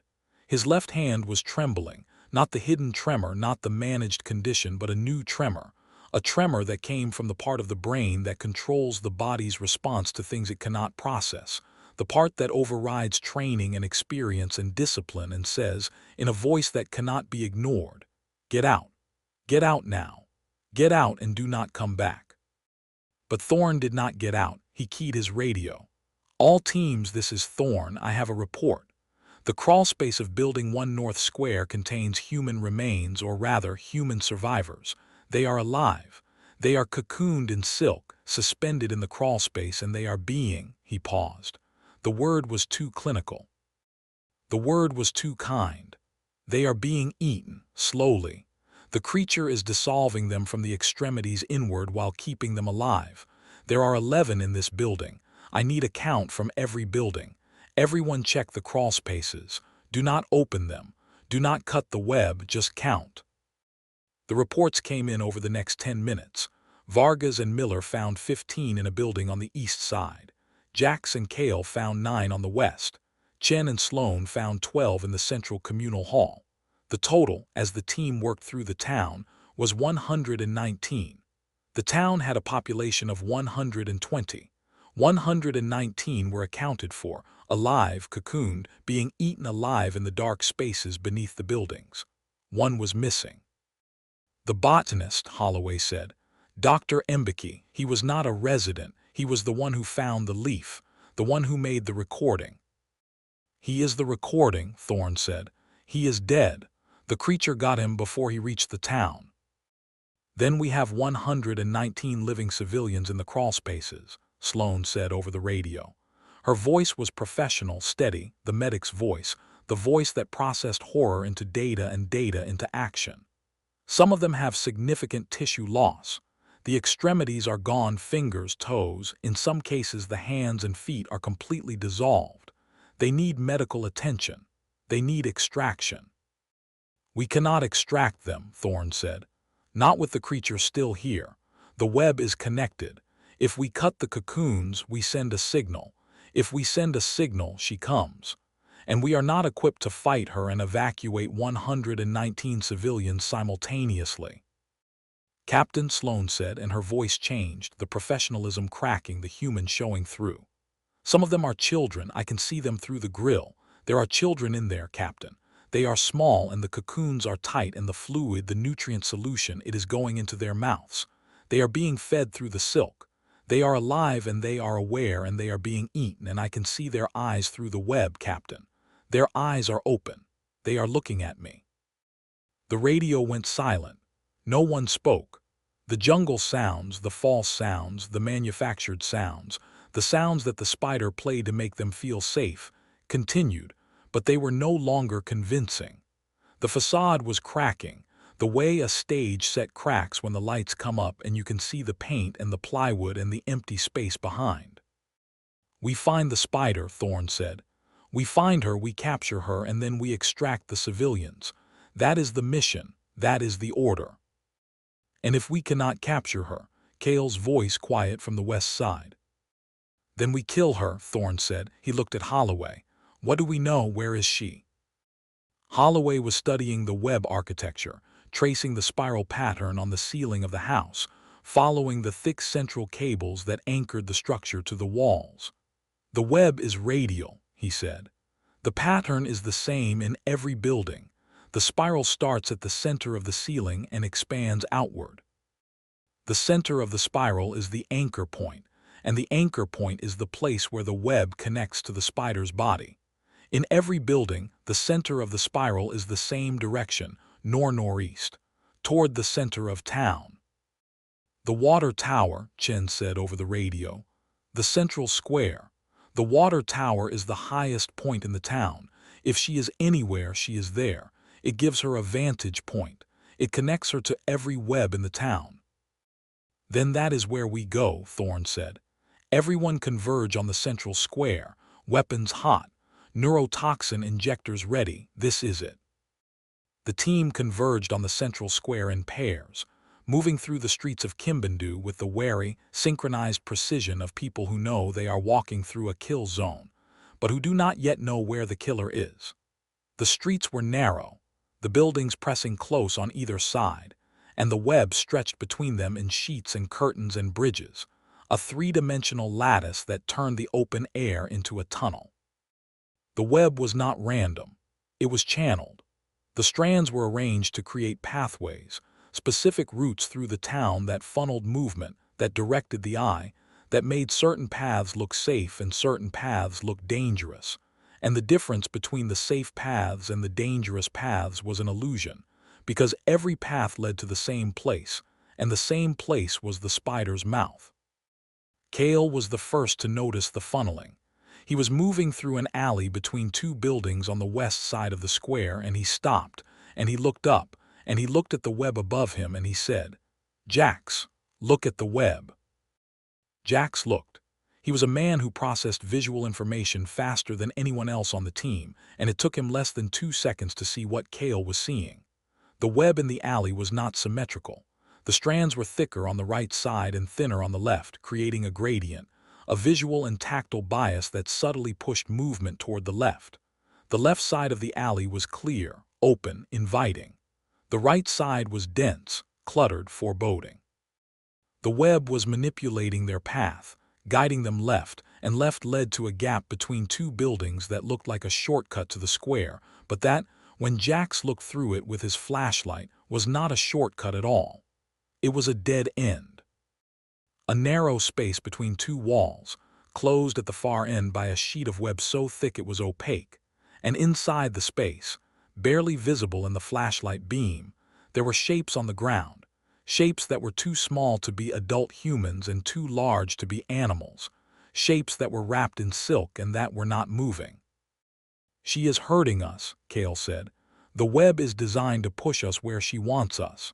The paths that look safe lead to traps.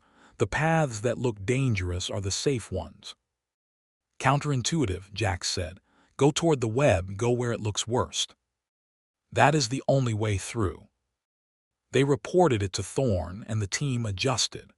They moved toward the dense web, toward the thick strands, toward the places that looked like death and were, in the inverted logic of the spider's architecture, the only passages that did not lead to death.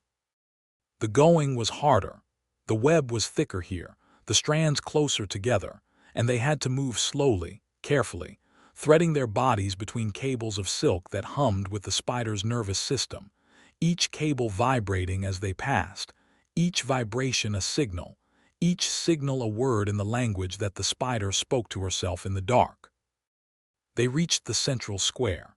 It was not large, 20 meters by 30, a rectangular open space that had once been the social heart of the community, where children played and vendors sold food and people gathered in the evening to talk. The water tower stood at the north end, a steel tank on 4 legs, 20 meters tall, the tank itself 8 meters in diameter. The tower was covered in web.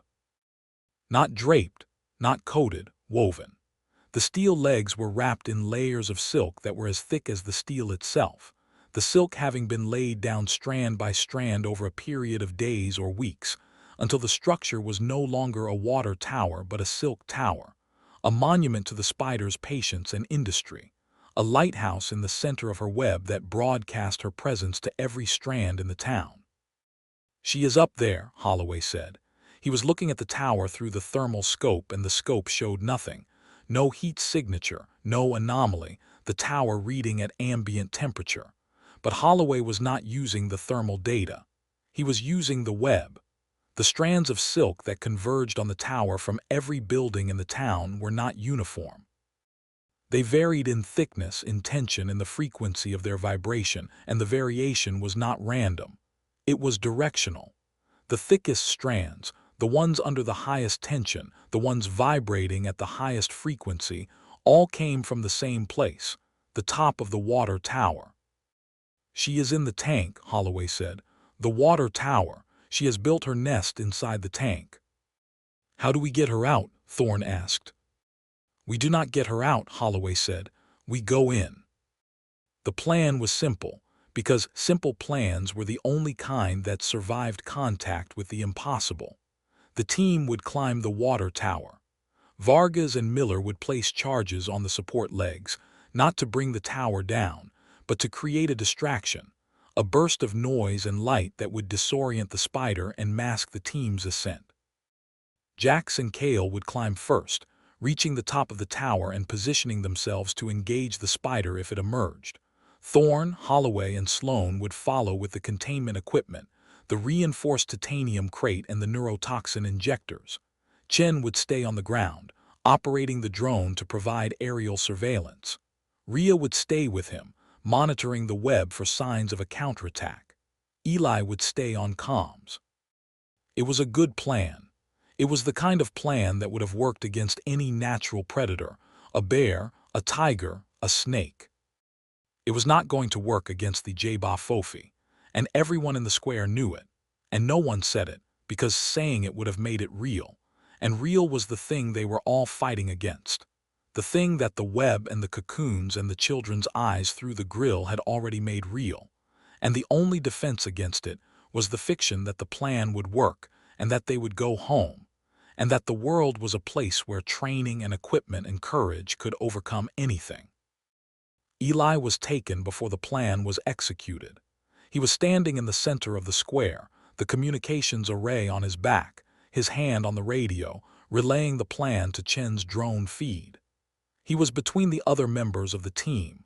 Kale was 5 meters to his left, Jax 3 meters to his right, Thorn directly in front of him. He was not alone. He was not exposed. He was in the center of a formation of 9 armed, trained, experienced people who had spent their careers in the worst places on Earth, and he was safe, or as safe as anyone could be in a town that had been turned into a spider's digestive system. He felt the vibration before anything else, not through the web on the ground.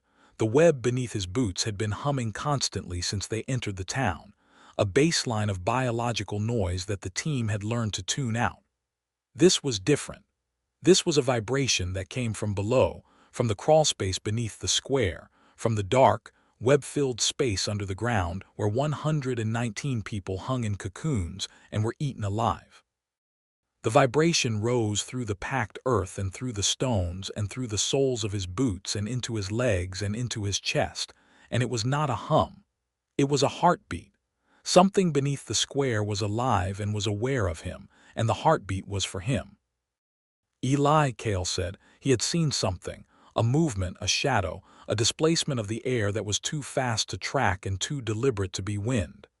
Eli, move now. Eli did not move. He could not. The vibration had reached his chest, and it was doing something to his muscles, not paralyzing them, not locking them, but softening them, loosening them, the way heat softens metal, the way a lullaby softens the will to stay awake. His legs felt warm. His arms felt heavy. His fingers, which had been holding the radio, released it, and the radio fell to the ground with a sound that seemed very far away, as if the square were 100 meters deep and Eli were at the bottom, and the sound were at the surface. The leg came through the floor. It did not come from above, as they had expected.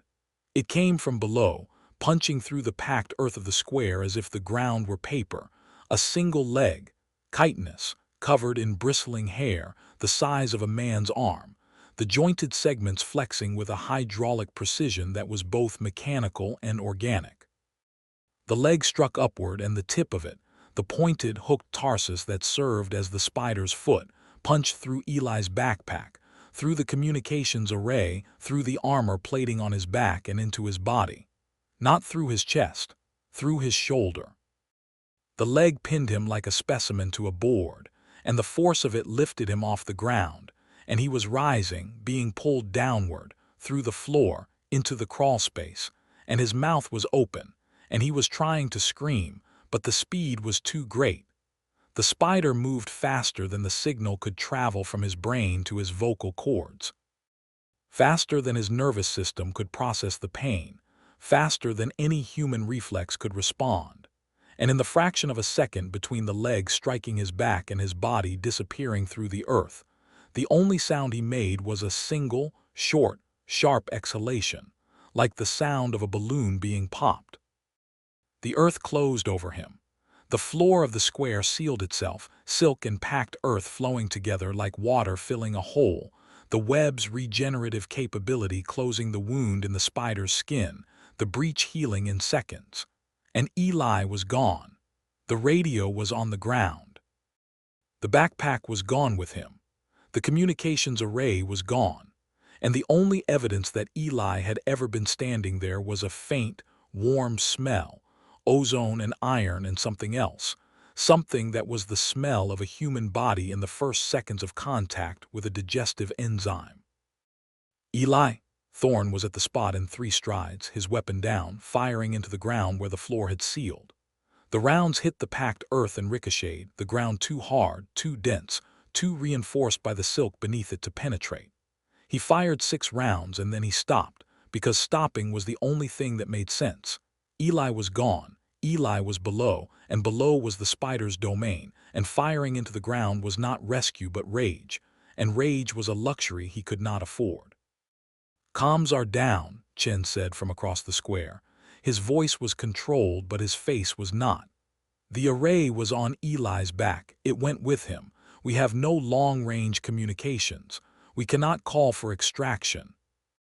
We still have the short-range radios, Miller said. Line of sight, 2 kilometers. 2 kilometers is not enough to reach Libreville. We need the array.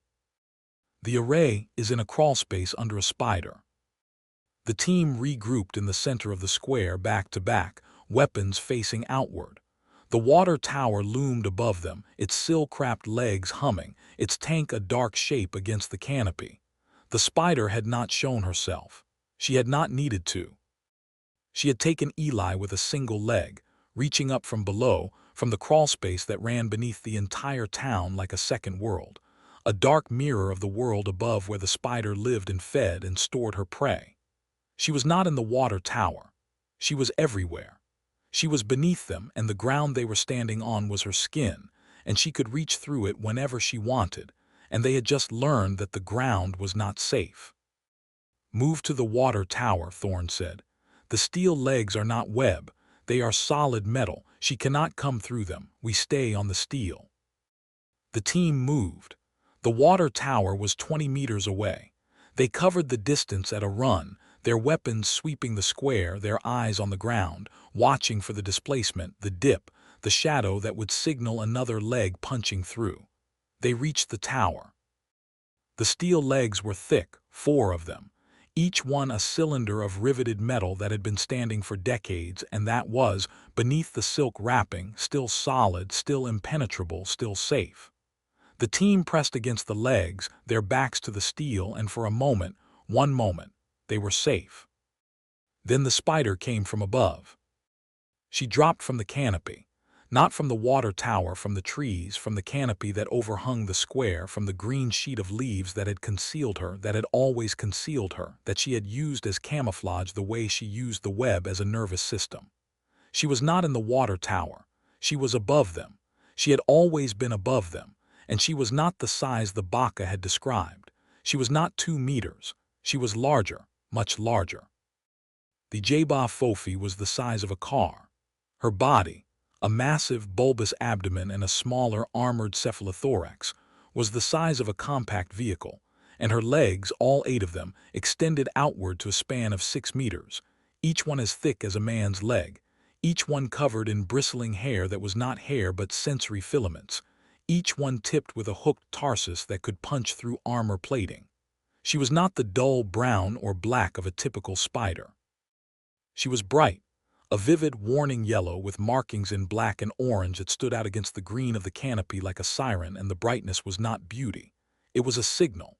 It was the spider's way of saying, "I am here, I am dangerous, I do not need to hide." The hiding was over. She had been hiding for 11 days, hunting from the shadows, taking her prey one by one, storing them in the dark. Now the hiding was done, and she was showing herself, and the showing was the last thing her prey saw. She landed in the center of the square. The impact shook the ground. The web beneath the earth vibrated, a single massive pulse that propagated through the entire town, through every building, through every strand, a signal that said, "I am here. I am hunting. The hiding is over." And the spider stood in the square, her legs splayed, her body raised, her compound eyes, 8 of them, arranged in 2 rows, fixed on the team at the water tower, and she was not still. She was vibrating. Her entire body was trembling with a frequency that was visible, a blur at the edges, a shimmer in the air around her, as if she were generating a field that distorted the light, and she was. The vibration was generating a subsonic pulse that was the same frequency as the pheromone that the web produced, and the pulse was not designed to calm. It was designed to disrupt. Sloane was the first to feel it. She was the combat medic, the one who understood toxins, the one who could identify a poison by its effect on the human body the way a sommelier identifies a wine by its bouquet. She felt the pulse in her sinuses, in her throat, in the back of her eyes, and she knew what it was before the others did. The venom. Not the contact venom that coated the chelicerae, not the digestive enzyme that dissolved the extremities of the cocooned victims. The airborne venom, the pheromone, the compound that the spider released into the air as a gas, colorless, odorless, invisible, that did not kill but that did something worse. "I am hallucinating," Sloane said. Her voice was calm. She was a medic. She had been trained to report symptoms in a clinical manner even when the symptoms were impossible. "The spider is releasing an airborne neurotoxin. It is affecting my visual processing. I am seeing—" She stopped. Her eyes widened. "I am seeing her everywhere, multiple spiders, in every direction. The compound is causing visual duplication. I cannot distinguish the real spider from the hallucinations." "Close your eyes," Thorn shouted. "Everyone, if you see multiple spiders, close your eyes and rely on sound." But sound was worse. With eyes closed, the sounds of the forest, The manufactured sounds, the false bird calls and false insect buzzes became the sounds of the spider. Every chirp was a mandible, every rustle was a leg. Every breath of wind was the spider's body moving through the air, and the hallucinations did not stop when the eyes closed. They migrated. They moved from the visual to the auditory to the tactile, and the team began to feel things that were not there. The brush of a leg against the back of the neck, the tickle of silk on the forearm, the warm, wet breath of the spider on the face. And the feeling was so real, so perfectly simulated by a nervous system that had been hijacked by a neurotoxin, that the hands began to move without permission, slapping at phantom legs, swiping at phantom silk, and one hand, Sloane's hand, found a real weapon and fired it. The round went high.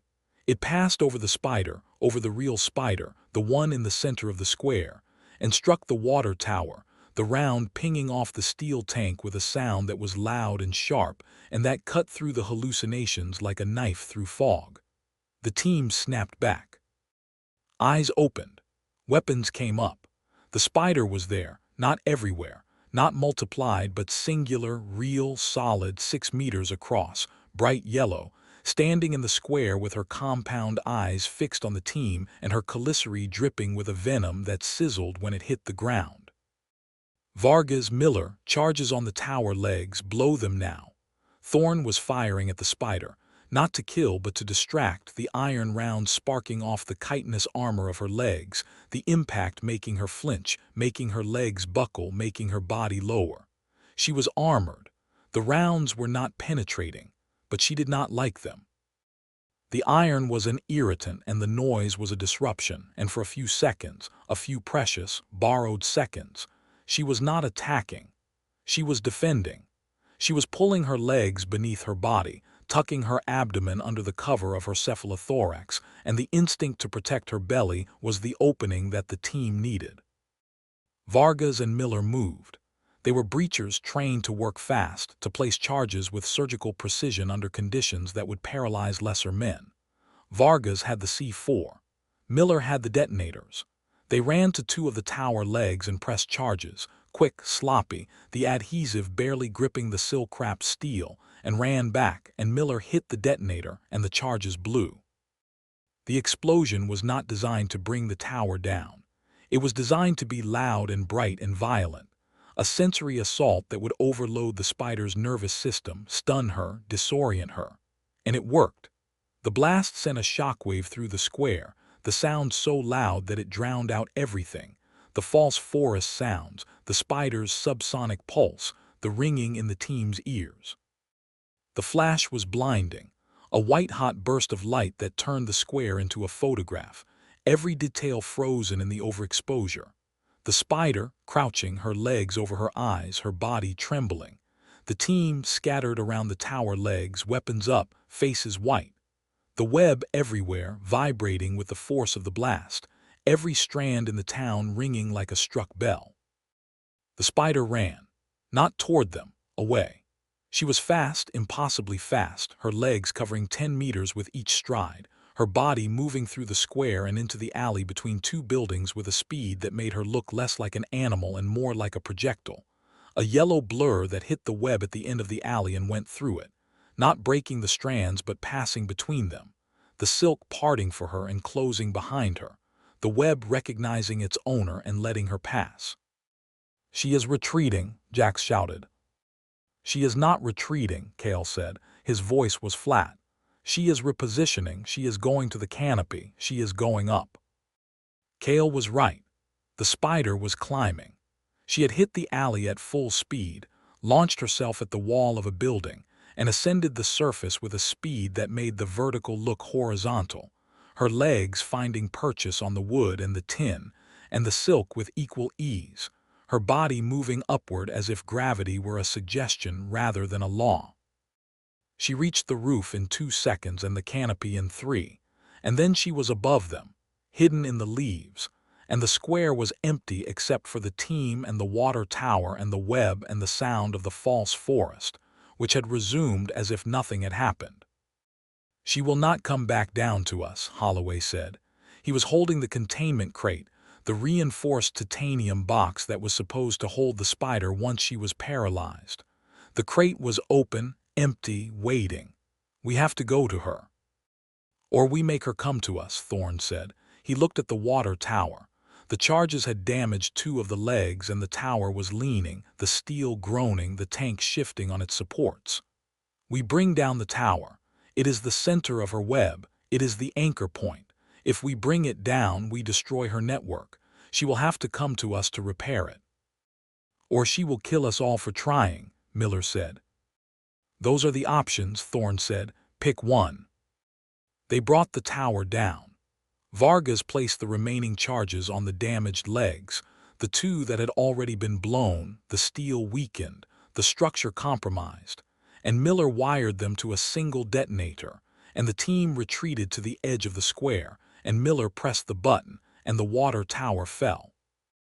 It fell slowly at first, the damaged legs buckling, the tower tilting, the tank shifting on its supports with a scream of stressed metal.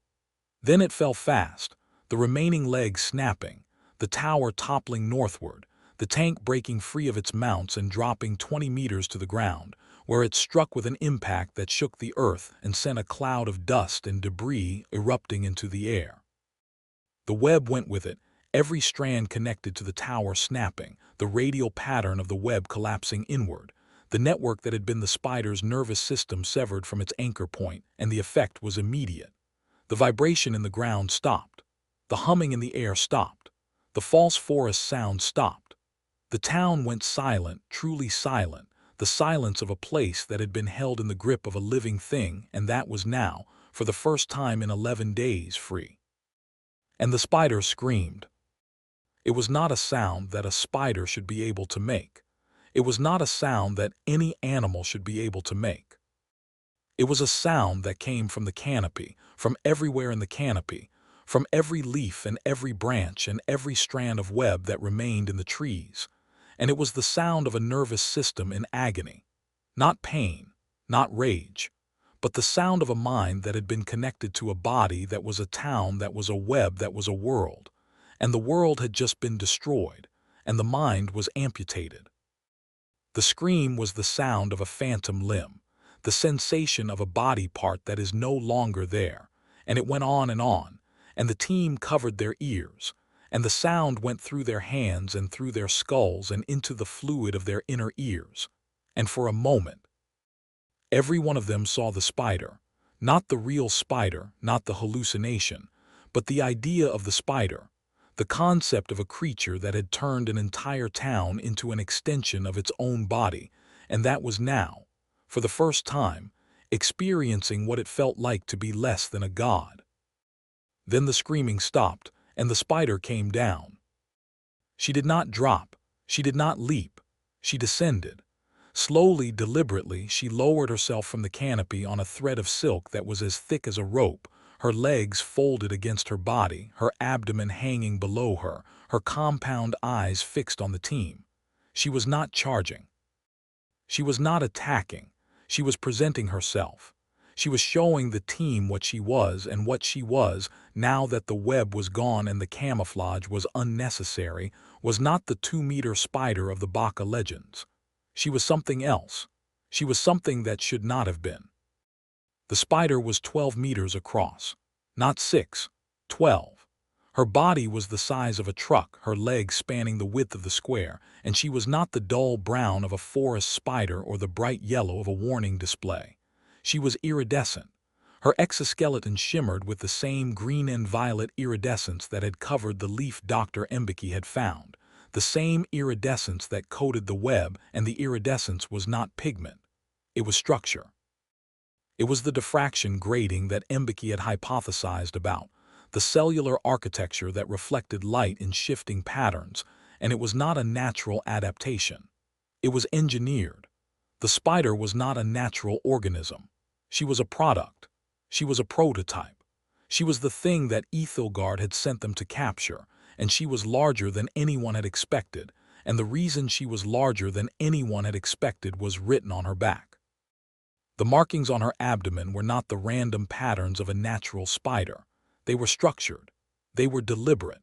They were the same radial, multi-legged pattern that the Aokigahara thermal scan had shown, the same pattern that the satellite photograph of the Tsuchigumo's territory had shown, the same pattern that appeared in the Heian period scroll illustration. The spider was not a new species. The spider was a relative.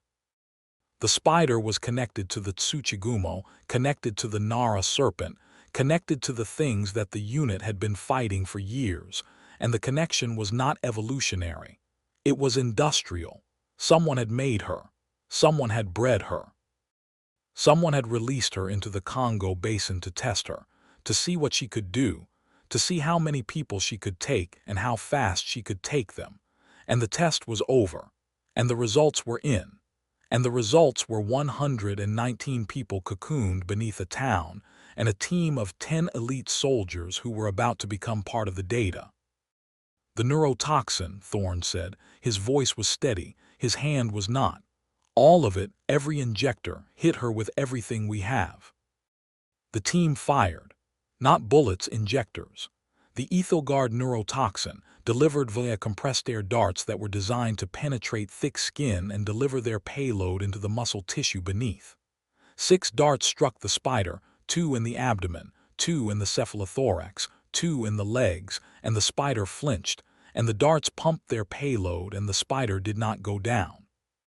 She did not go down because the dose was calibrated for a 2-meter spider. She was 12 meters.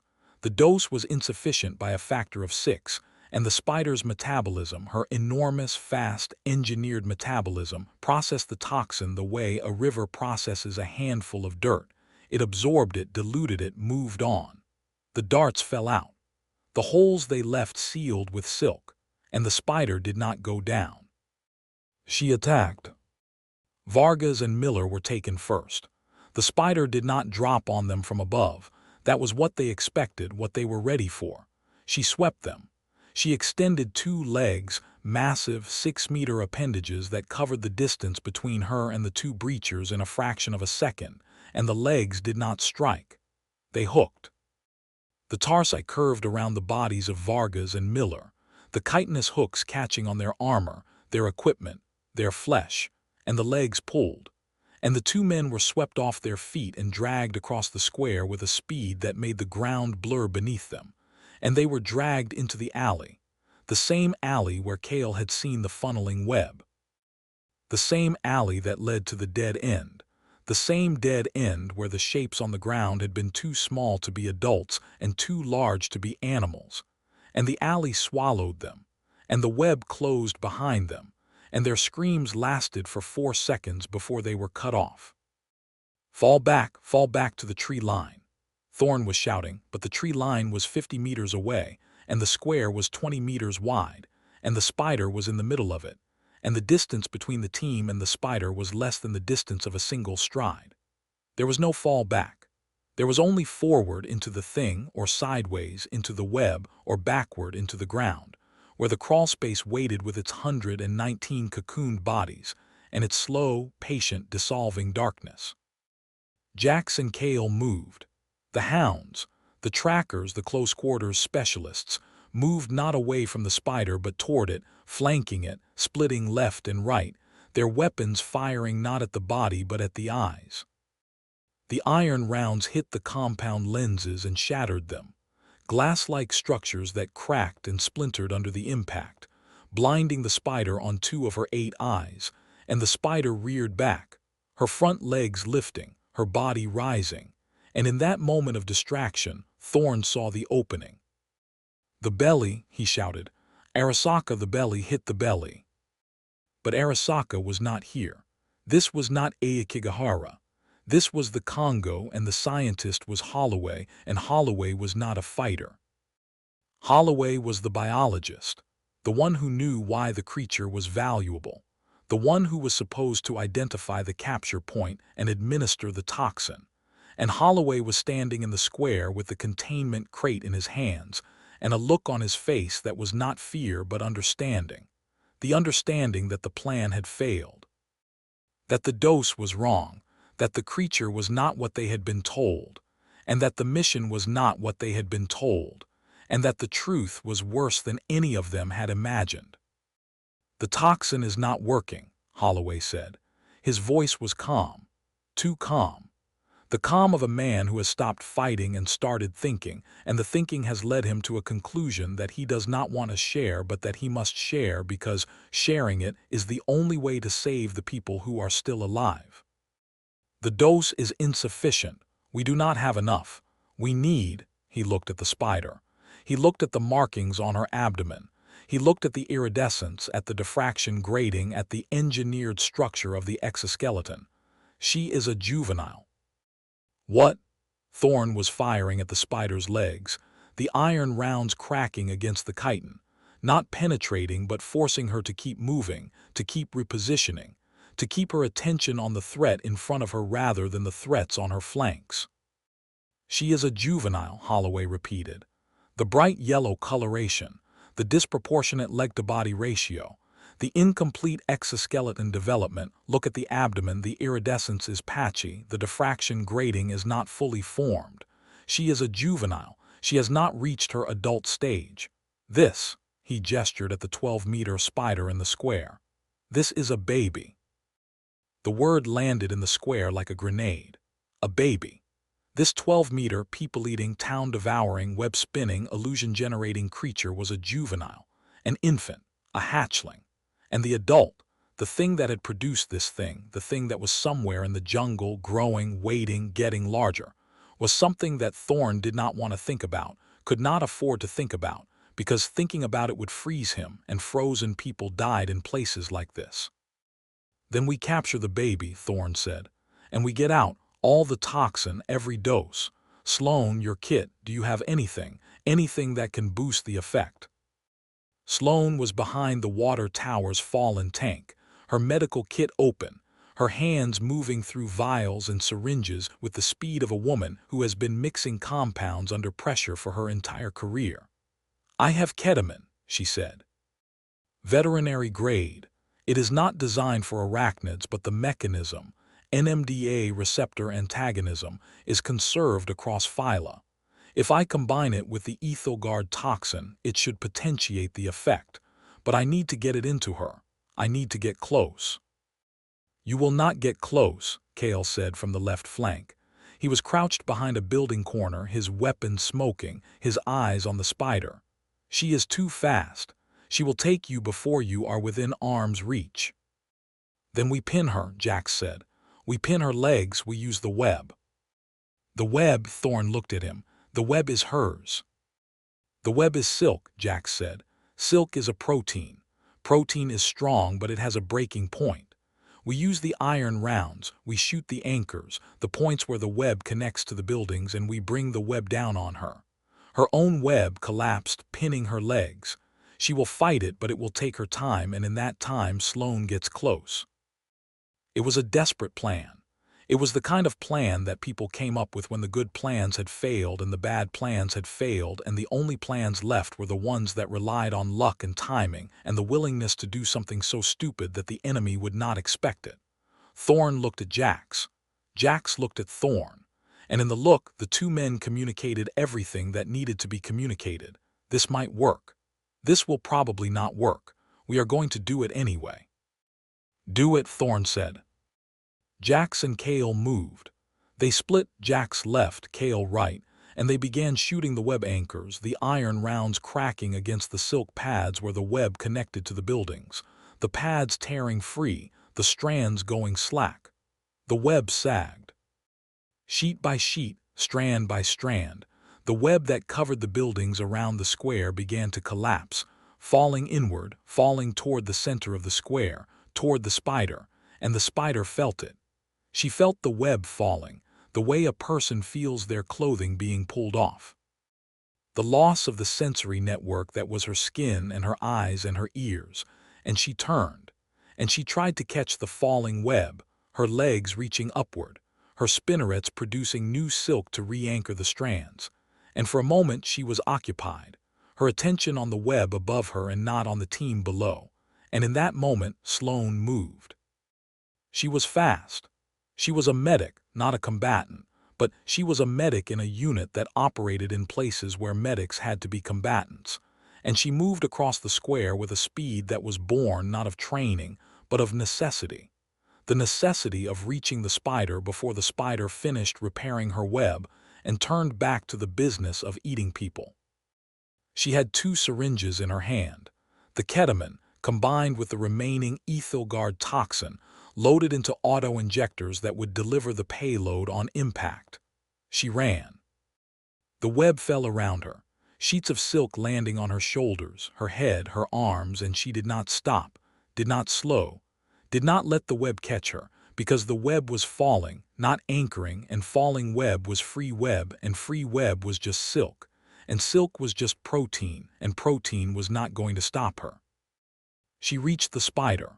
She reached the abdomen, the massive, iridescent, truck-sized abdomen that was the softest part of the spider's body, the part where the exoskeleton was thinnest, the part where the venom was produced and the silk was spun and the eggs were carried.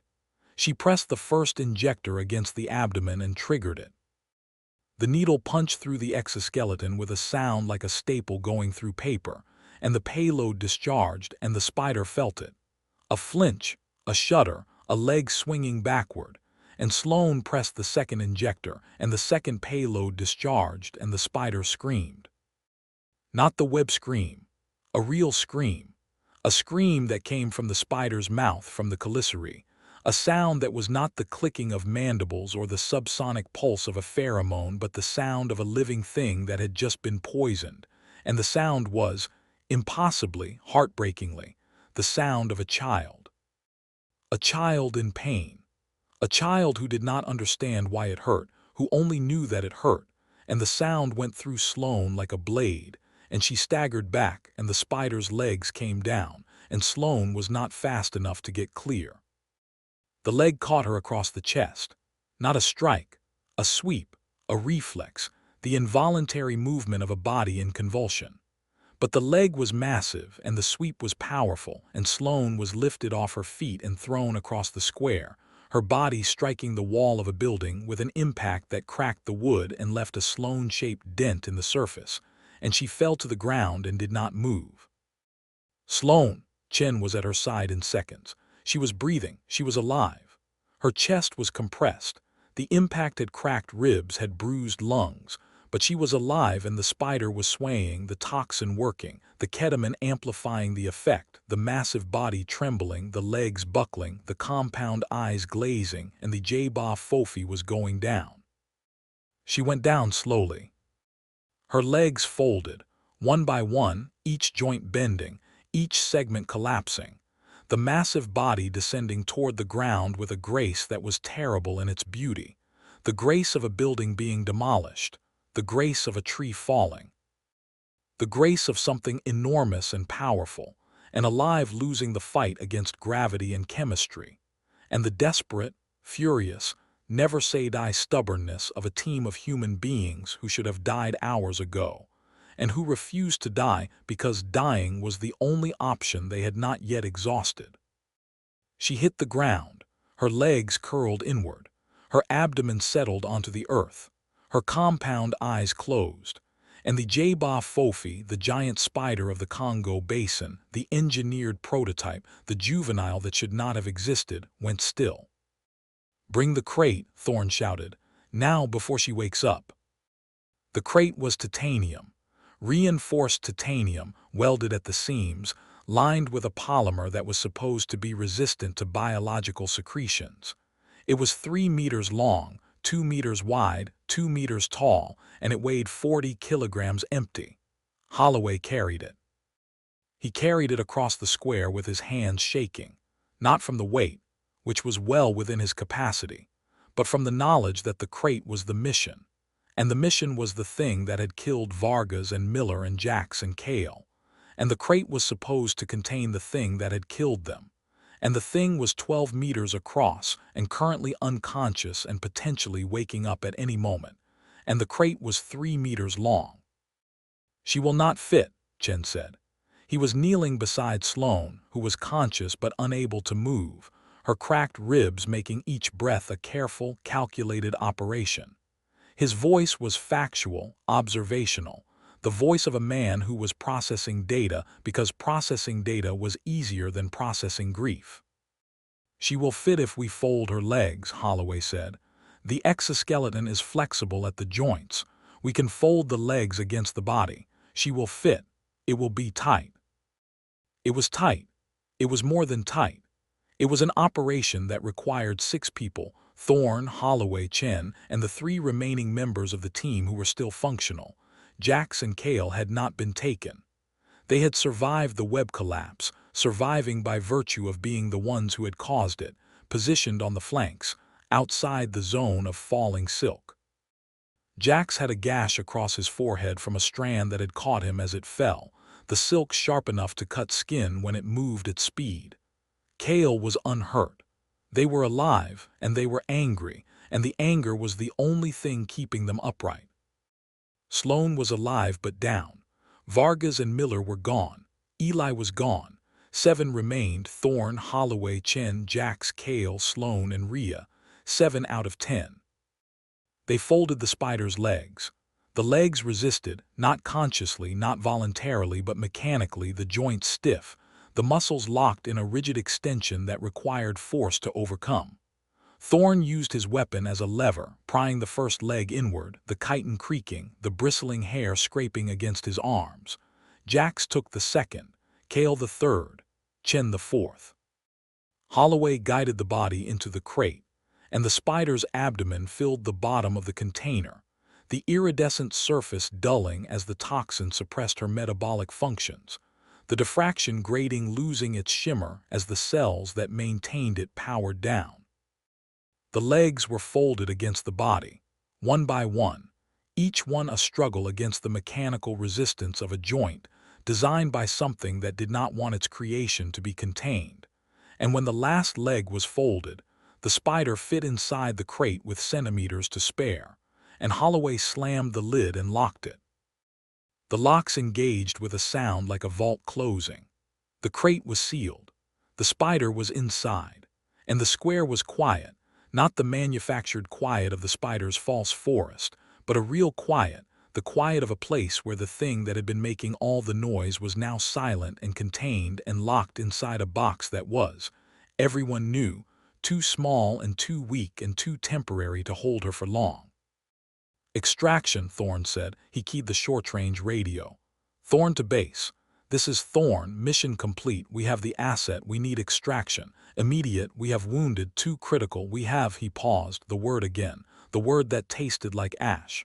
"We have casualties. 3 confirmed. 4 KIA. 3 wounded. 3 operational. I need a helicopter now." Static. Nothing. Not the nothing of a dead radio. The nothing of a radio that was receiving but not responding.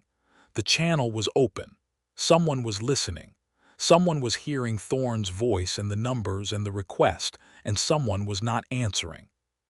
"Thorne to base, respond." More static, and then through the static a voice. Not the voice of a radio operator, not the voice of a pilot. The voice of Harlan Crane, Director of Special Operations for Aethelgard, speaking from a room in suburban Virginia, 10,000 kilometers away, his efficient, undecorated voice arriving through the short-range radio with a clarity that was grotesque in its incongruity with the scene in the square. "Captain Thorne," Crane said, "I have your transmission, I have your status report. I want you to know that the asset is the priority. The asset is the only priority. Your team's survival was, regrettably, secondary to the acquisition.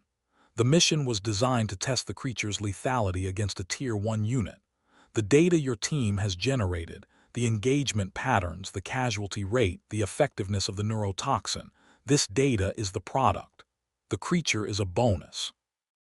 The words came through the radio and into the square and into the ears of the 7 survivors, and the words were not a betrayal because betrayal implies trust, and there had been no trust. There had been a mission and a contract and a chain of command, and the chain of command had always been clear that the mission was the thing, and the people were the tools, and tools were expendable. But hearing it said, Hearing the expendability spoken aloud in a voice that was calm and flat and located 10,000 kilometers away from the blood and the silk and the empty boots and the children's eyes through the grill was a different thing from knowing it. Knowing was abstract. Hearing was real. And the real was worse. "You used us," Thorn said. His voice was not angry. Anger was too small. His voice was the voice of a man who has been dropped into a furnace and who has realized, standing in the flames, that the furnace was not an accident. The furnace was the point. "We deployed you," Crane corrected. "The deployment was calibrated to generate specific data. The creature's capabilities needed to be assessed against a capable opponent. Your team was the capable opponent. The assessment is complete. The asset is acquired. Extraction will be dispatched to the landing zone in," a pause, "in 4 hours. 4 hours, we have wounded. Sloan has cracked ribs. Chen has a concussion. Jax needs stitches. We are in a hostile environment with a contained specimen that may wake up at any moment, and you are telling me 4 hours. I am telling you 4 hours, Captain. The helicopter is not available sooner. The asset is secured. The data is secured. Your team's immediate extraction is not the priority. The asset's extraction is the priority. The helicopter will transport the asset. Your team will be accommodated as space permits." Accommodated as space permits. Those are the words I used, yes. Thorn looked at the radio. He looked at the crate. He looked at the square, the fallen water tower, the collapsed web, the alley where Vargas and Miller had been dragged, the spot in the center where Eerily had been pulled through the ground. He looked at the people who were left, Holloway standing beside the crate, his face a mask, Chen kneeling beside Sloan, his hands on her chest, monitoring her breathing, Jax leaning against a building, the gash on his forehead bleeding freely, Kale standing in the center of the square, his weapon in his hands, his eyes on the canopy, watching for the thing that they all knew was coming but that none of them wanted to say. Because the spider in the crate was a juvenile, and juveniles have parents. "She is not alone," Kale said. He said it quietly, the way he said everything, the way a man says things in a jungle where the jungle hears everything. The web was too large for a single spider. The territory was too extensive. She is a juvenile. There is an adult, and the adult knows we are here. "The adult has been here the whole time," Rhea said. She was standing at the edge of the square, her flashlight pointing at the canopy, and her voice was the voice of a woman who had spent her life studying myths and who was now standing inside one. "The Baka stories say the J'ba Fofi does not hunt alone. They say the mother and the offspring hunt together. The mother builds the nest. The offspring build the web. The mother is always nearby. Always. She is." She stopped. The canopy above the square was moving. Not the wind. Not a bird, not a monkey.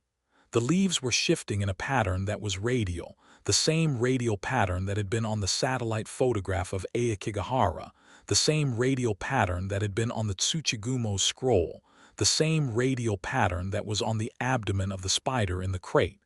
The leaves were being moved by legs. Legs that were above the canopy, legs that were larger than the legs of the spider in the crate. Legs that belonged to something that was not 12 meters across but something more, something bigger, something that had been alive for longer and that had grown larger and that had been waiting, not in the town, not in the web, but above the web, above the town, above the canopy, in the space between the trees and the sky where no one had looked because no one had thought to look up that far. "Move," Thorn said. "Now, everyone, move to the tree line, take the crate, leave everything else." They moved. Holloway and Chen lifted the crate, 40 kilograms plus the weight of a 12-meter spider, compressed and folded and unconscious, the total weight manageable but barely. Jax took Sloan, lifting her over his shoulder in a fireman's carry, the gash on his forehead streaming blood into his eyes. Kale went on point, his weapon up, his eyes on the canopy, tracking the movement of the leaves. Rhea followed, her flashlight sweeping the ground, avoiding the web. Thorn was the last out of the square, and as he turned to follow the team, he looked up and he saw it. The adult J'ba Fofi was not in the canopy. She was the canopy. Her body, her massive, impossibly massive body, was draped across the treetops, her legs woven into the branches, her abdomen a ridge in the forest roof, her silk anchoring her to every tree in a 500-meter radius. She was not larger than the juvenile. She was categorically different.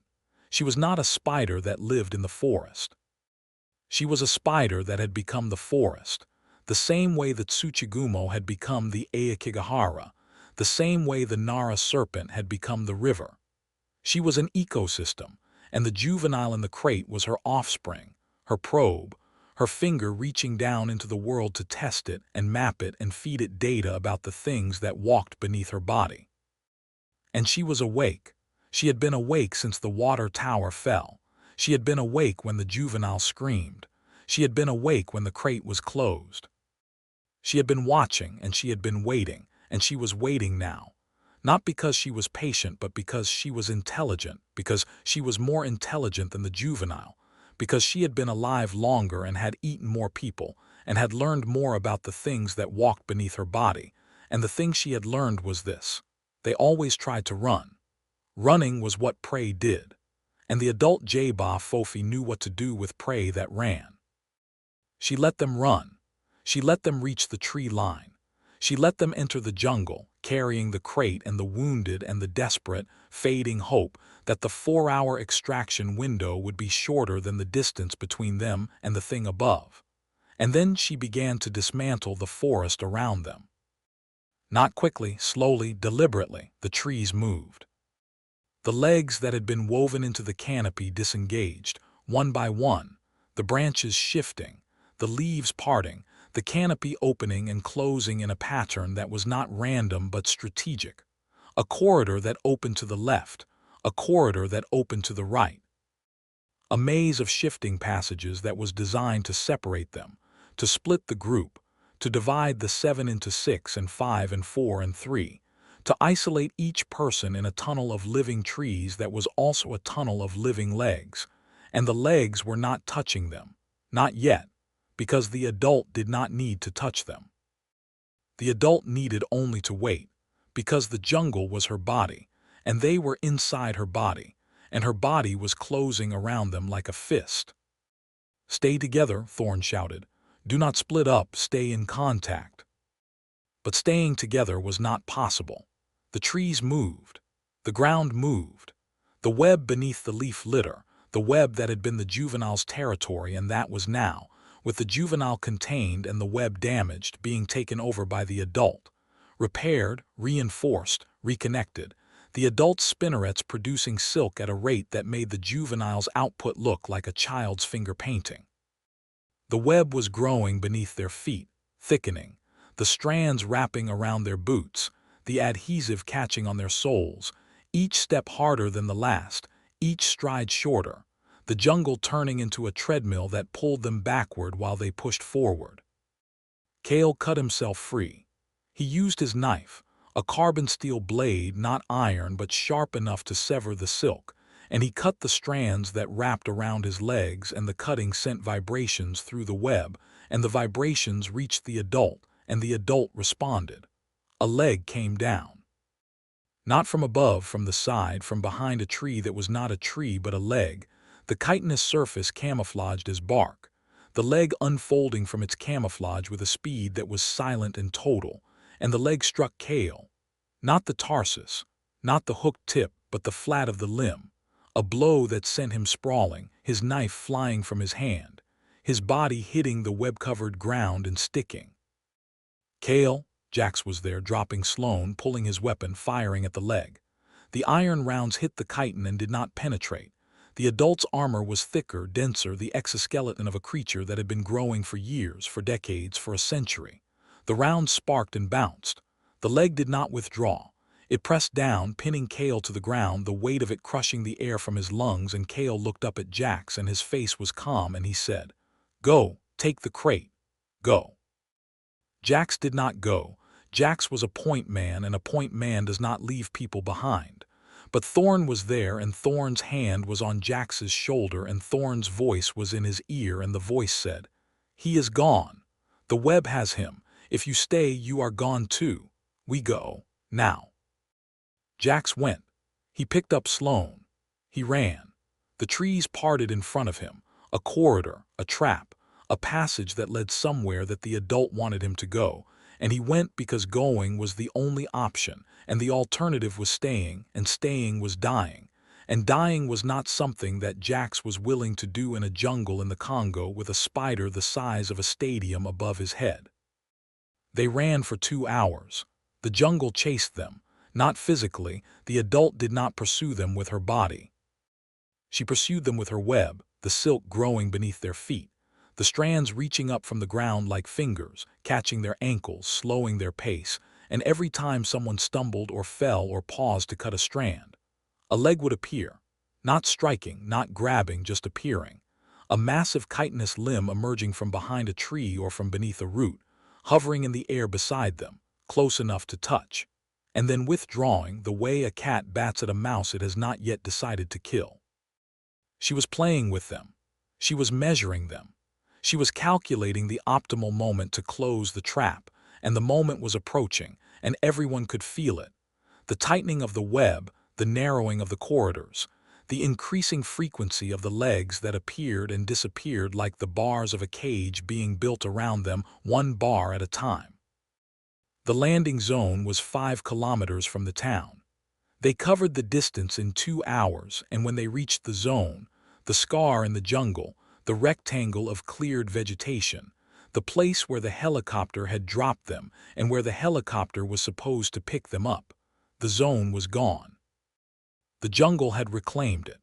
The vegetation had grown back, not in 2 hours, not in the natural time of a rainforest, but in the accelerated, engineered time of a web that was designed to restore the forest to its natural state, to erase the evidence of human presence, to make the landing zone look like it had never existed. "We cannot extract from here," Holloway said.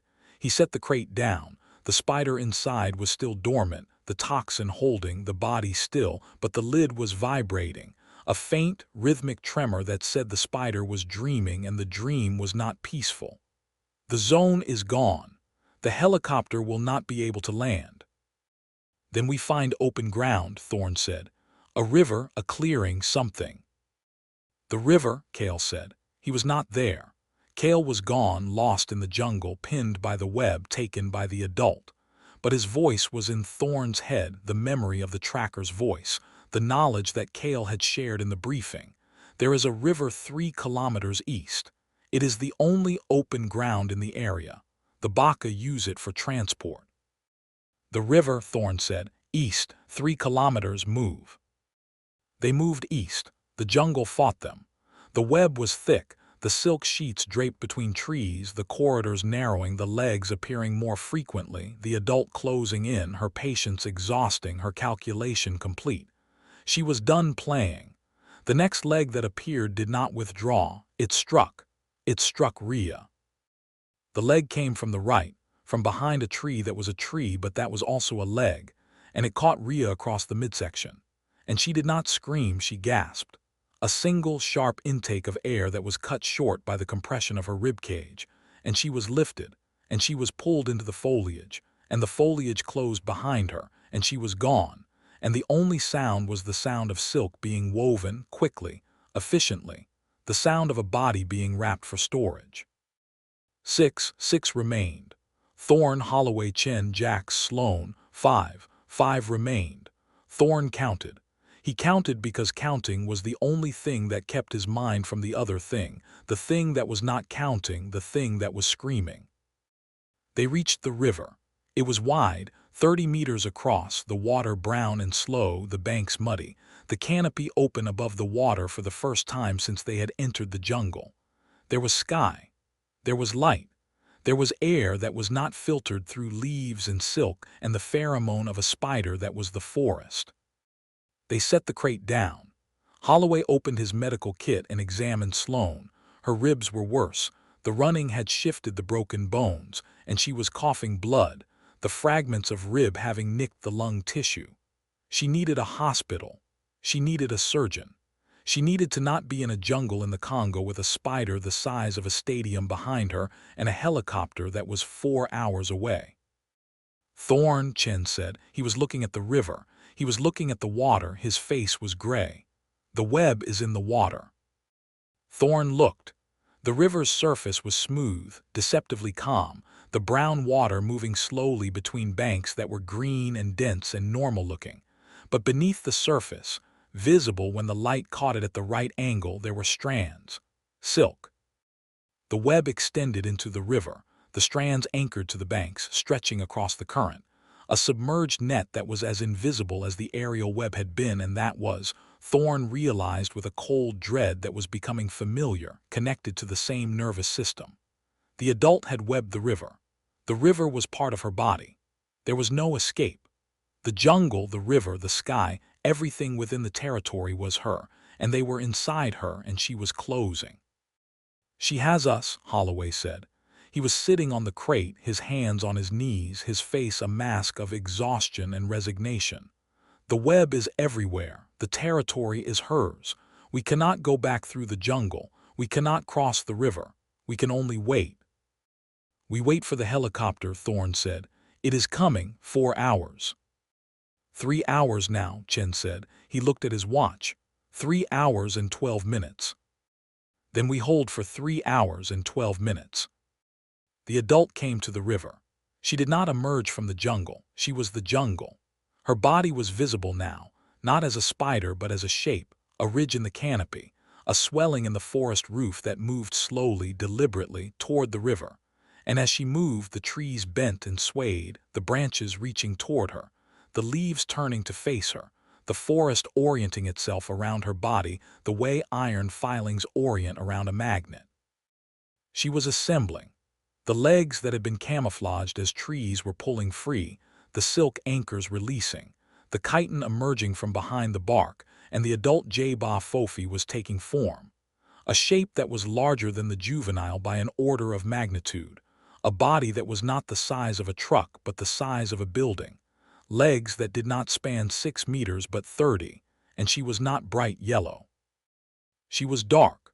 Her exoskeleton was a deep, iridescent black, the diffraction grating fully formed, the surface catching the light that filtered through the canopy and scattering it in patterns that were not green and violet, but in colors that had no name, colors that the human eye could see but the human brain could not process, colors that existed outside the visible spectrum, and that entered the eye and went to the brain and did something to it that was worse than hallucination.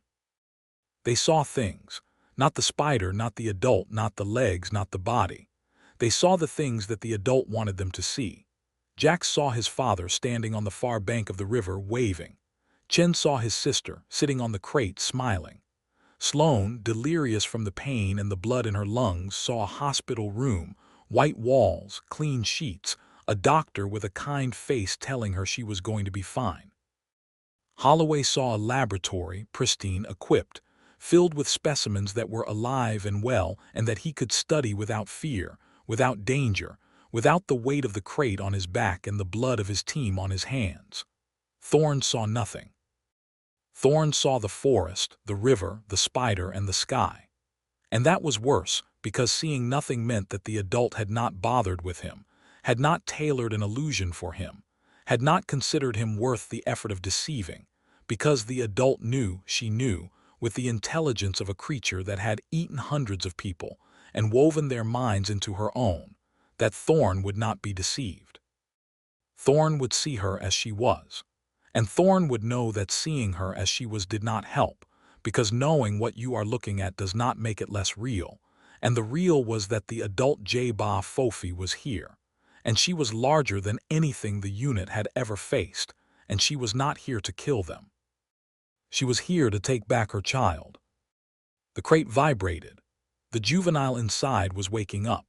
The toxin was wearing off, the massive metabolism of the engineered spider processing the ketamine and the neurotoxin at a rate that exceeded the pharmacologist's models, and the juvenile was returning to consciousness, and the adult could feel it, the way a mother can feel a child's distress across any distance, and the adult was here, and the adult was reaching, and the leg that reached for the crate was 30 meters long. Jax fired. He fired everything he had, his sidearm, his rifle, the iron rounds that had been effective against the juvenile's eyes. The rounds hit the adult's leg and did nothing. The adult's chitin was not the juvenile's chitin. It was thicker, denser, layered, multiple layers of exoskeletal plate, each one overlapping the next, each one angled to deflect impact, each one a product of decades of growth and hardening and engineering. The iron rounds bounced off like pebbles off a tank. The leg reached the crate. The tarsus hooked the edge of the titanium lid, and the leg pulled, and the crate slid across the ground, and Holloway, who was sitting on the crate, was thrown off, and the crate was dragged toward the jungle, toward the adult, toward the canopy that was opening to receive it. No, Thorn was on his feet, his hands on the crate, his boots digging into the mud, his body a brake against the pull of a leg that was stronger than a crane. He could not hold it. The crate moved, the mud providing no traction, his boots sliding, his body being pulled toward the trees. He let go. He had to let go. The crate was the mission, and the mission was lost. The crate disappeared into the jungle. The adult took it. The canopy closed behind it. And the river was quiet, and the team was four. Thorn, Holloway, Chen, Jax, and Sloan, who was dying, and the helicopter was 2 hours away, and the jungle was silent. The manufactured sounds gone, the false forest replaced by real silence. And the real silence was the sound of the adult leaving, taking her child, going back to the depths of the Congo Basin where she had been living and growing and breeding for years, for decades, for a century, and where she would continue to grow, because the adult was not the end. The adult was the middle, and the middle was the part of the story where the heroes realize they are not the main characters. They are the exposition. They are the setup. They are the data that the next team, the team that will be bigger and better armed and better prepared, will use when the adult is found again, in 5 years or 10 or 20, when she has grown to fill the entire basin, when the web extends from Kinshasa to Kisangani, when the entire Congo rainforest is not a rainforest but a spider, and the world finally understands what Aethelgard has been doing in the dark. The helicopter came 2 hours later. It landed on the riverbank. The mud was solid enough, the canopy was open enough, and the pilot was good enough to put the bird down in a space that was barely larger than the rotor diameter. Thorn carried Sloan aboard. Chen and Jax carried themselves. Holloway carried nothing. The crate was gone.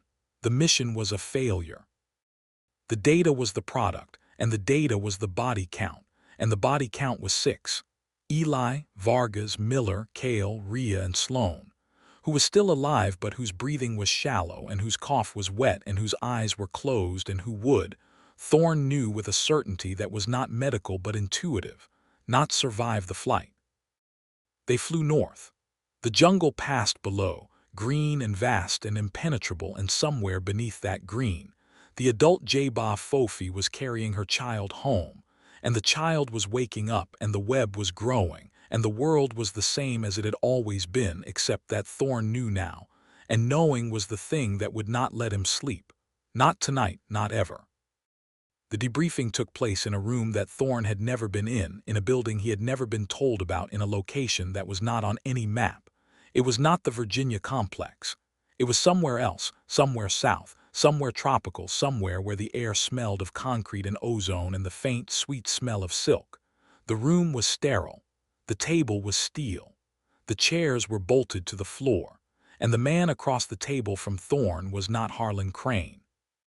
The man was shorter than Crane, older, with a face that was not angular but rounded, the face of a man who had spent his life in laboratories rather than boardrooms. He wore a white coat, not a suit, and his hands were clean, the nails trimmed, the fingers uncalloused. He was a scientist. He introduced himself as Dr. Volker, Director of Research for Aethelgard's Biological Division, and he did not offer his hand because the table was between them, and the table was bolted to the floor, and the room was not designed for comfort. It was designed for debriefing, and debriefing was not a conversation. It was an extraction, of information, of memory, of every detail that could be pulled from the survivor's brain and transcribed into a report that would be classified and filed and read by people who would use it to build things that Thorn did not want to think about. "Captain Thorn," Volker said, "first I want to express my condolences for your team. The losses were regrettable." "Regrettable," Thorn said. The word sat in the room like a dead thing. He did not pick it up, he let it lie. "The specimen was not recovered," Volker continued. "The adult retrieved the juvenile before extraction. This is unfortunate, but the data your team generated has been invaluable. The engagement metrics, the venom analysis, the behavioral observations. This is the most comprehensive field data we have ever collected on a J'ba Fofi specimen." "Specimen," Thorn said. "Is that what you call it?" "It is a scientific designation, Captain, not a judgment." Volker paused. He looked at a file on the table, a physical file paper in a folder marked classified. He opened it. Inside were photographs of Kimbindu, of the web, of the crawl space, of the cocoons, and beneath the photographs something else, a map. The map showed the Congo Basin, and overlaid on the map was a grid of red dots, each one marking a location, and the locations were not random. They were arranged in a pattern, a radial pattern, a spiral, the same spiral that had been on the juvenile's abdomen, the same spiral that had been on the Aokigahara thermal scan, the same spiral that was the signature of the thing that Aethelgard was building. "You are not studying them," Thorn said. He was not asking, he was stating. He was stating because the map was not a research map, it was a deployment map. The red dots were not observation points, they were release points. Aethelgard was not capturing the J'ba Fofi to study it, they were capturing it to breed it. They were breeding it to release it. They were releasing it in specific locations, locations that were, Thorn realized with a horror that was becoming familiar, the locations of other Aethelgard operations, other towns, other outposts, other places where people lived and worked and did not know that they were standing inside the web of something that was being built around them. "You are building a network," Thorn said. Volker looked at him. His face did not change. His expression remained the same, calm, clinical, the expression of a man who discussed the breeding and deployment of engineered giant spiders the way another man might discuss the weather. "The J'ba Fofi's silk has remarkable properties, Captain. Tensile strength beyond any material we can manufacture, self-repairing capability, biological integration with organic substrates, and the web's sensory capabilities. Every strand is a sensor, every vibration is a data point. Imagine a surveillance network that is alive, that grows, that heals. That cannot be detected by any electronic means because it is not electronic. It is biological. It is a web that covers a country, and every vibration in that web is monitored, recorded, analyzed. You are covering a country with spiders. I am building a sensor network. The spiders are the infrastructure. The venom is the collateral benefit. The J'ba Fofi's venom in its purified form is a preservative. It prevents tissue degradation. It keeps biological material viable indefinitely. Do you understand what that means, Captain? It means that anything stored in the venom does not die, does not decay, does not spoil. The people in Kimbindu. Thorn stood up. The chair was bolted to the floor, so he could not push it back, but he stood, and his hands were on the table, and his left hand was trembling. Not the hidden tremor, not the managed condition, but a tremor that was visible, that was public, that was on display for Volker and the recording devices, and the people in the observation room behind the mirror that Thorn knew was there, because every debriefing room had a mirror. "The people in Kimbindu are alive," Thorn said. "They are being eaten alive. You know this. You knew this before you sent us. You sent us to test the spider, and the spider took 6 of my people, and the people in Kimbindu are still in those crawl spaces, and you are not going to save them because they are not people to you. They are specimens. They are part of the web." Volker did not respond immediately. He closed the file. He folded his hands on the table. He looked at Thorn with an expression that was not pity or guilt or shame but something worse. Interest. Clinical interest. The interest of a scientist looking at a specimen that has done something unexpected. The people in Kimbindu are beyond rescue, Volker said. The tissue loss is too extensive. They would not survive extraction. They are, however, providing valuable data on the long-term effects of the venom on human physiology. The preservation is remarkable, full consciousness, full sensory function, preserved for months. The applications for this compound are. Shut up, Thorn said.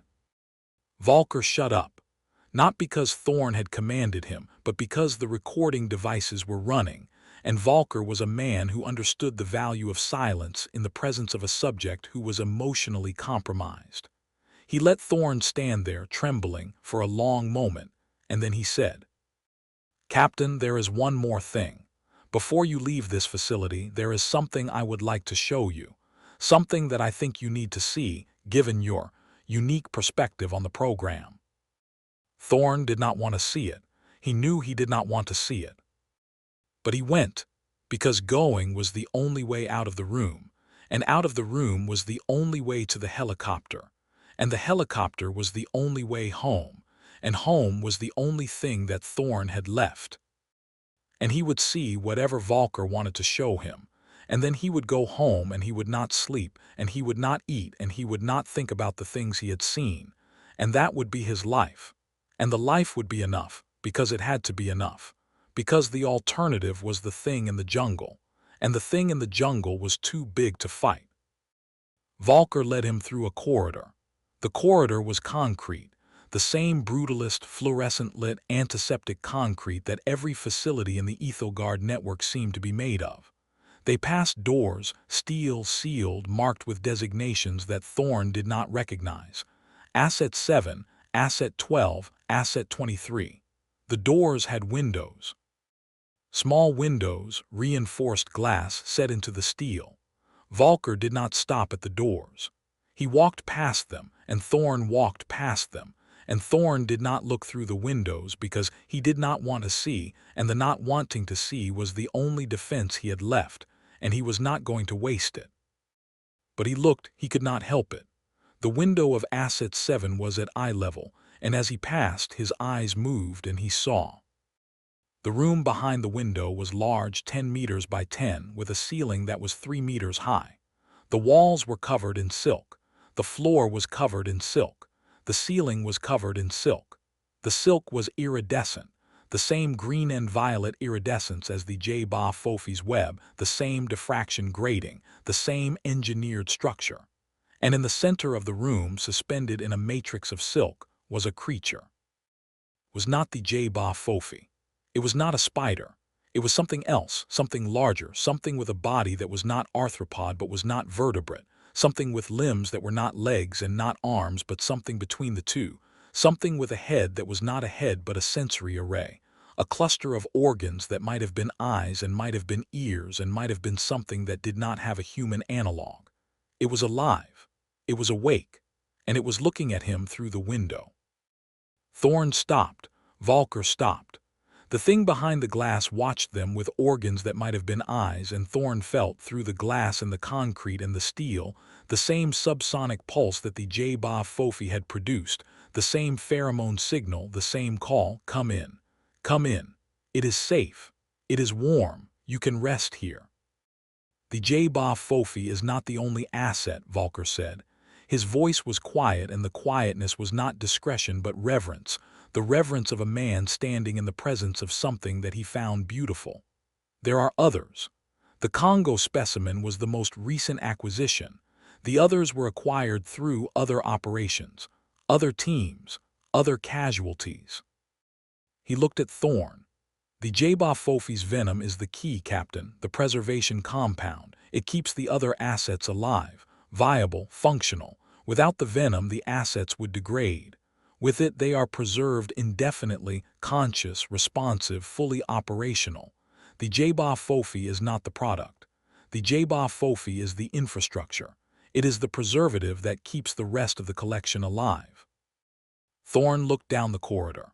The doors stretched away into the distance. Asset 7, Asset 12, Asset 23, and more, many more doors after doors after doors, each one sealed, each one containing something that was alive and aware and looking through its window at the corridor and at the man standing in the corridor, and the looking was not passive. The looking was hungry. The things behind the doors were not specimens. They were prisoners, and they were waiting. "You want to know the real reason you survived, Captain," Volker said. He was not looking at the doors. He was looking at Thorn. "You were not the best. You were not the bravest. You were not the most skilled. You survived because you were the last one left. And the last one left is the one who signs the non-disclosure agreement. Because the last one left has seen everything, has lost everything, has nothing left to bargain with except silence. And silence, Captain, is what we need from you." Thorn looked at Volker. The tremor in his hand was gone. It was not gone because the condition had resolved. It was gone because the tremor had been replaced by something else, a stillness that was deeper than calm, a stillness that was the body's response to the final, absolute understanding of a situation that has no exit. He was the last one left. He was the one who signed. He was the one who went home and did not speak and did not sleep, and did not think about the doors and the things behind the doors and the web that was being built across the world, strand by strand, town by town, country by country, by a corporation that was not a corporation but a nest, and the nest was growing, and the nest was awake, and the nest was hungry. "Where do I sign?" Thorn said. Volker smiled. It was the smile of a man who has done this many times, with many survivors in many corridors, and who has never been refused, because the alternative to signing is not silence. The alternative is recycling. And recycling in the Aethelgard biological division means something very specific. Thorn signed. He signed the non-disclosure agreement, and the paper was put in a file, and the file was put in a cabinet, and the cabinet was put in a room, and the room was in a facility, and the facility was in a jungle, and the jungle was a web, and the web was a spider, and the spider was a network. And the network was growing, and the growth was unstoppable, and the world was the same as it had always been, except that Thorn knew, and the knowing was a weight that he would carry for the rest of his life, which would be long, because the venom preserves, and the nest does not waste. He walked out of the facility.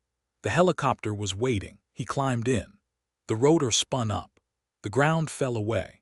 And below him the jungle stretched to the horizon, green and vast and impenetrable, and somewhere in that green, in the depths of the Congo Basin, in the space between the trees and the earth, the adult J'ba Fofi was spinning her web, and her child was beside her, and the web was growing, and the growth was patient, and the patience was the most terrifying thing of all.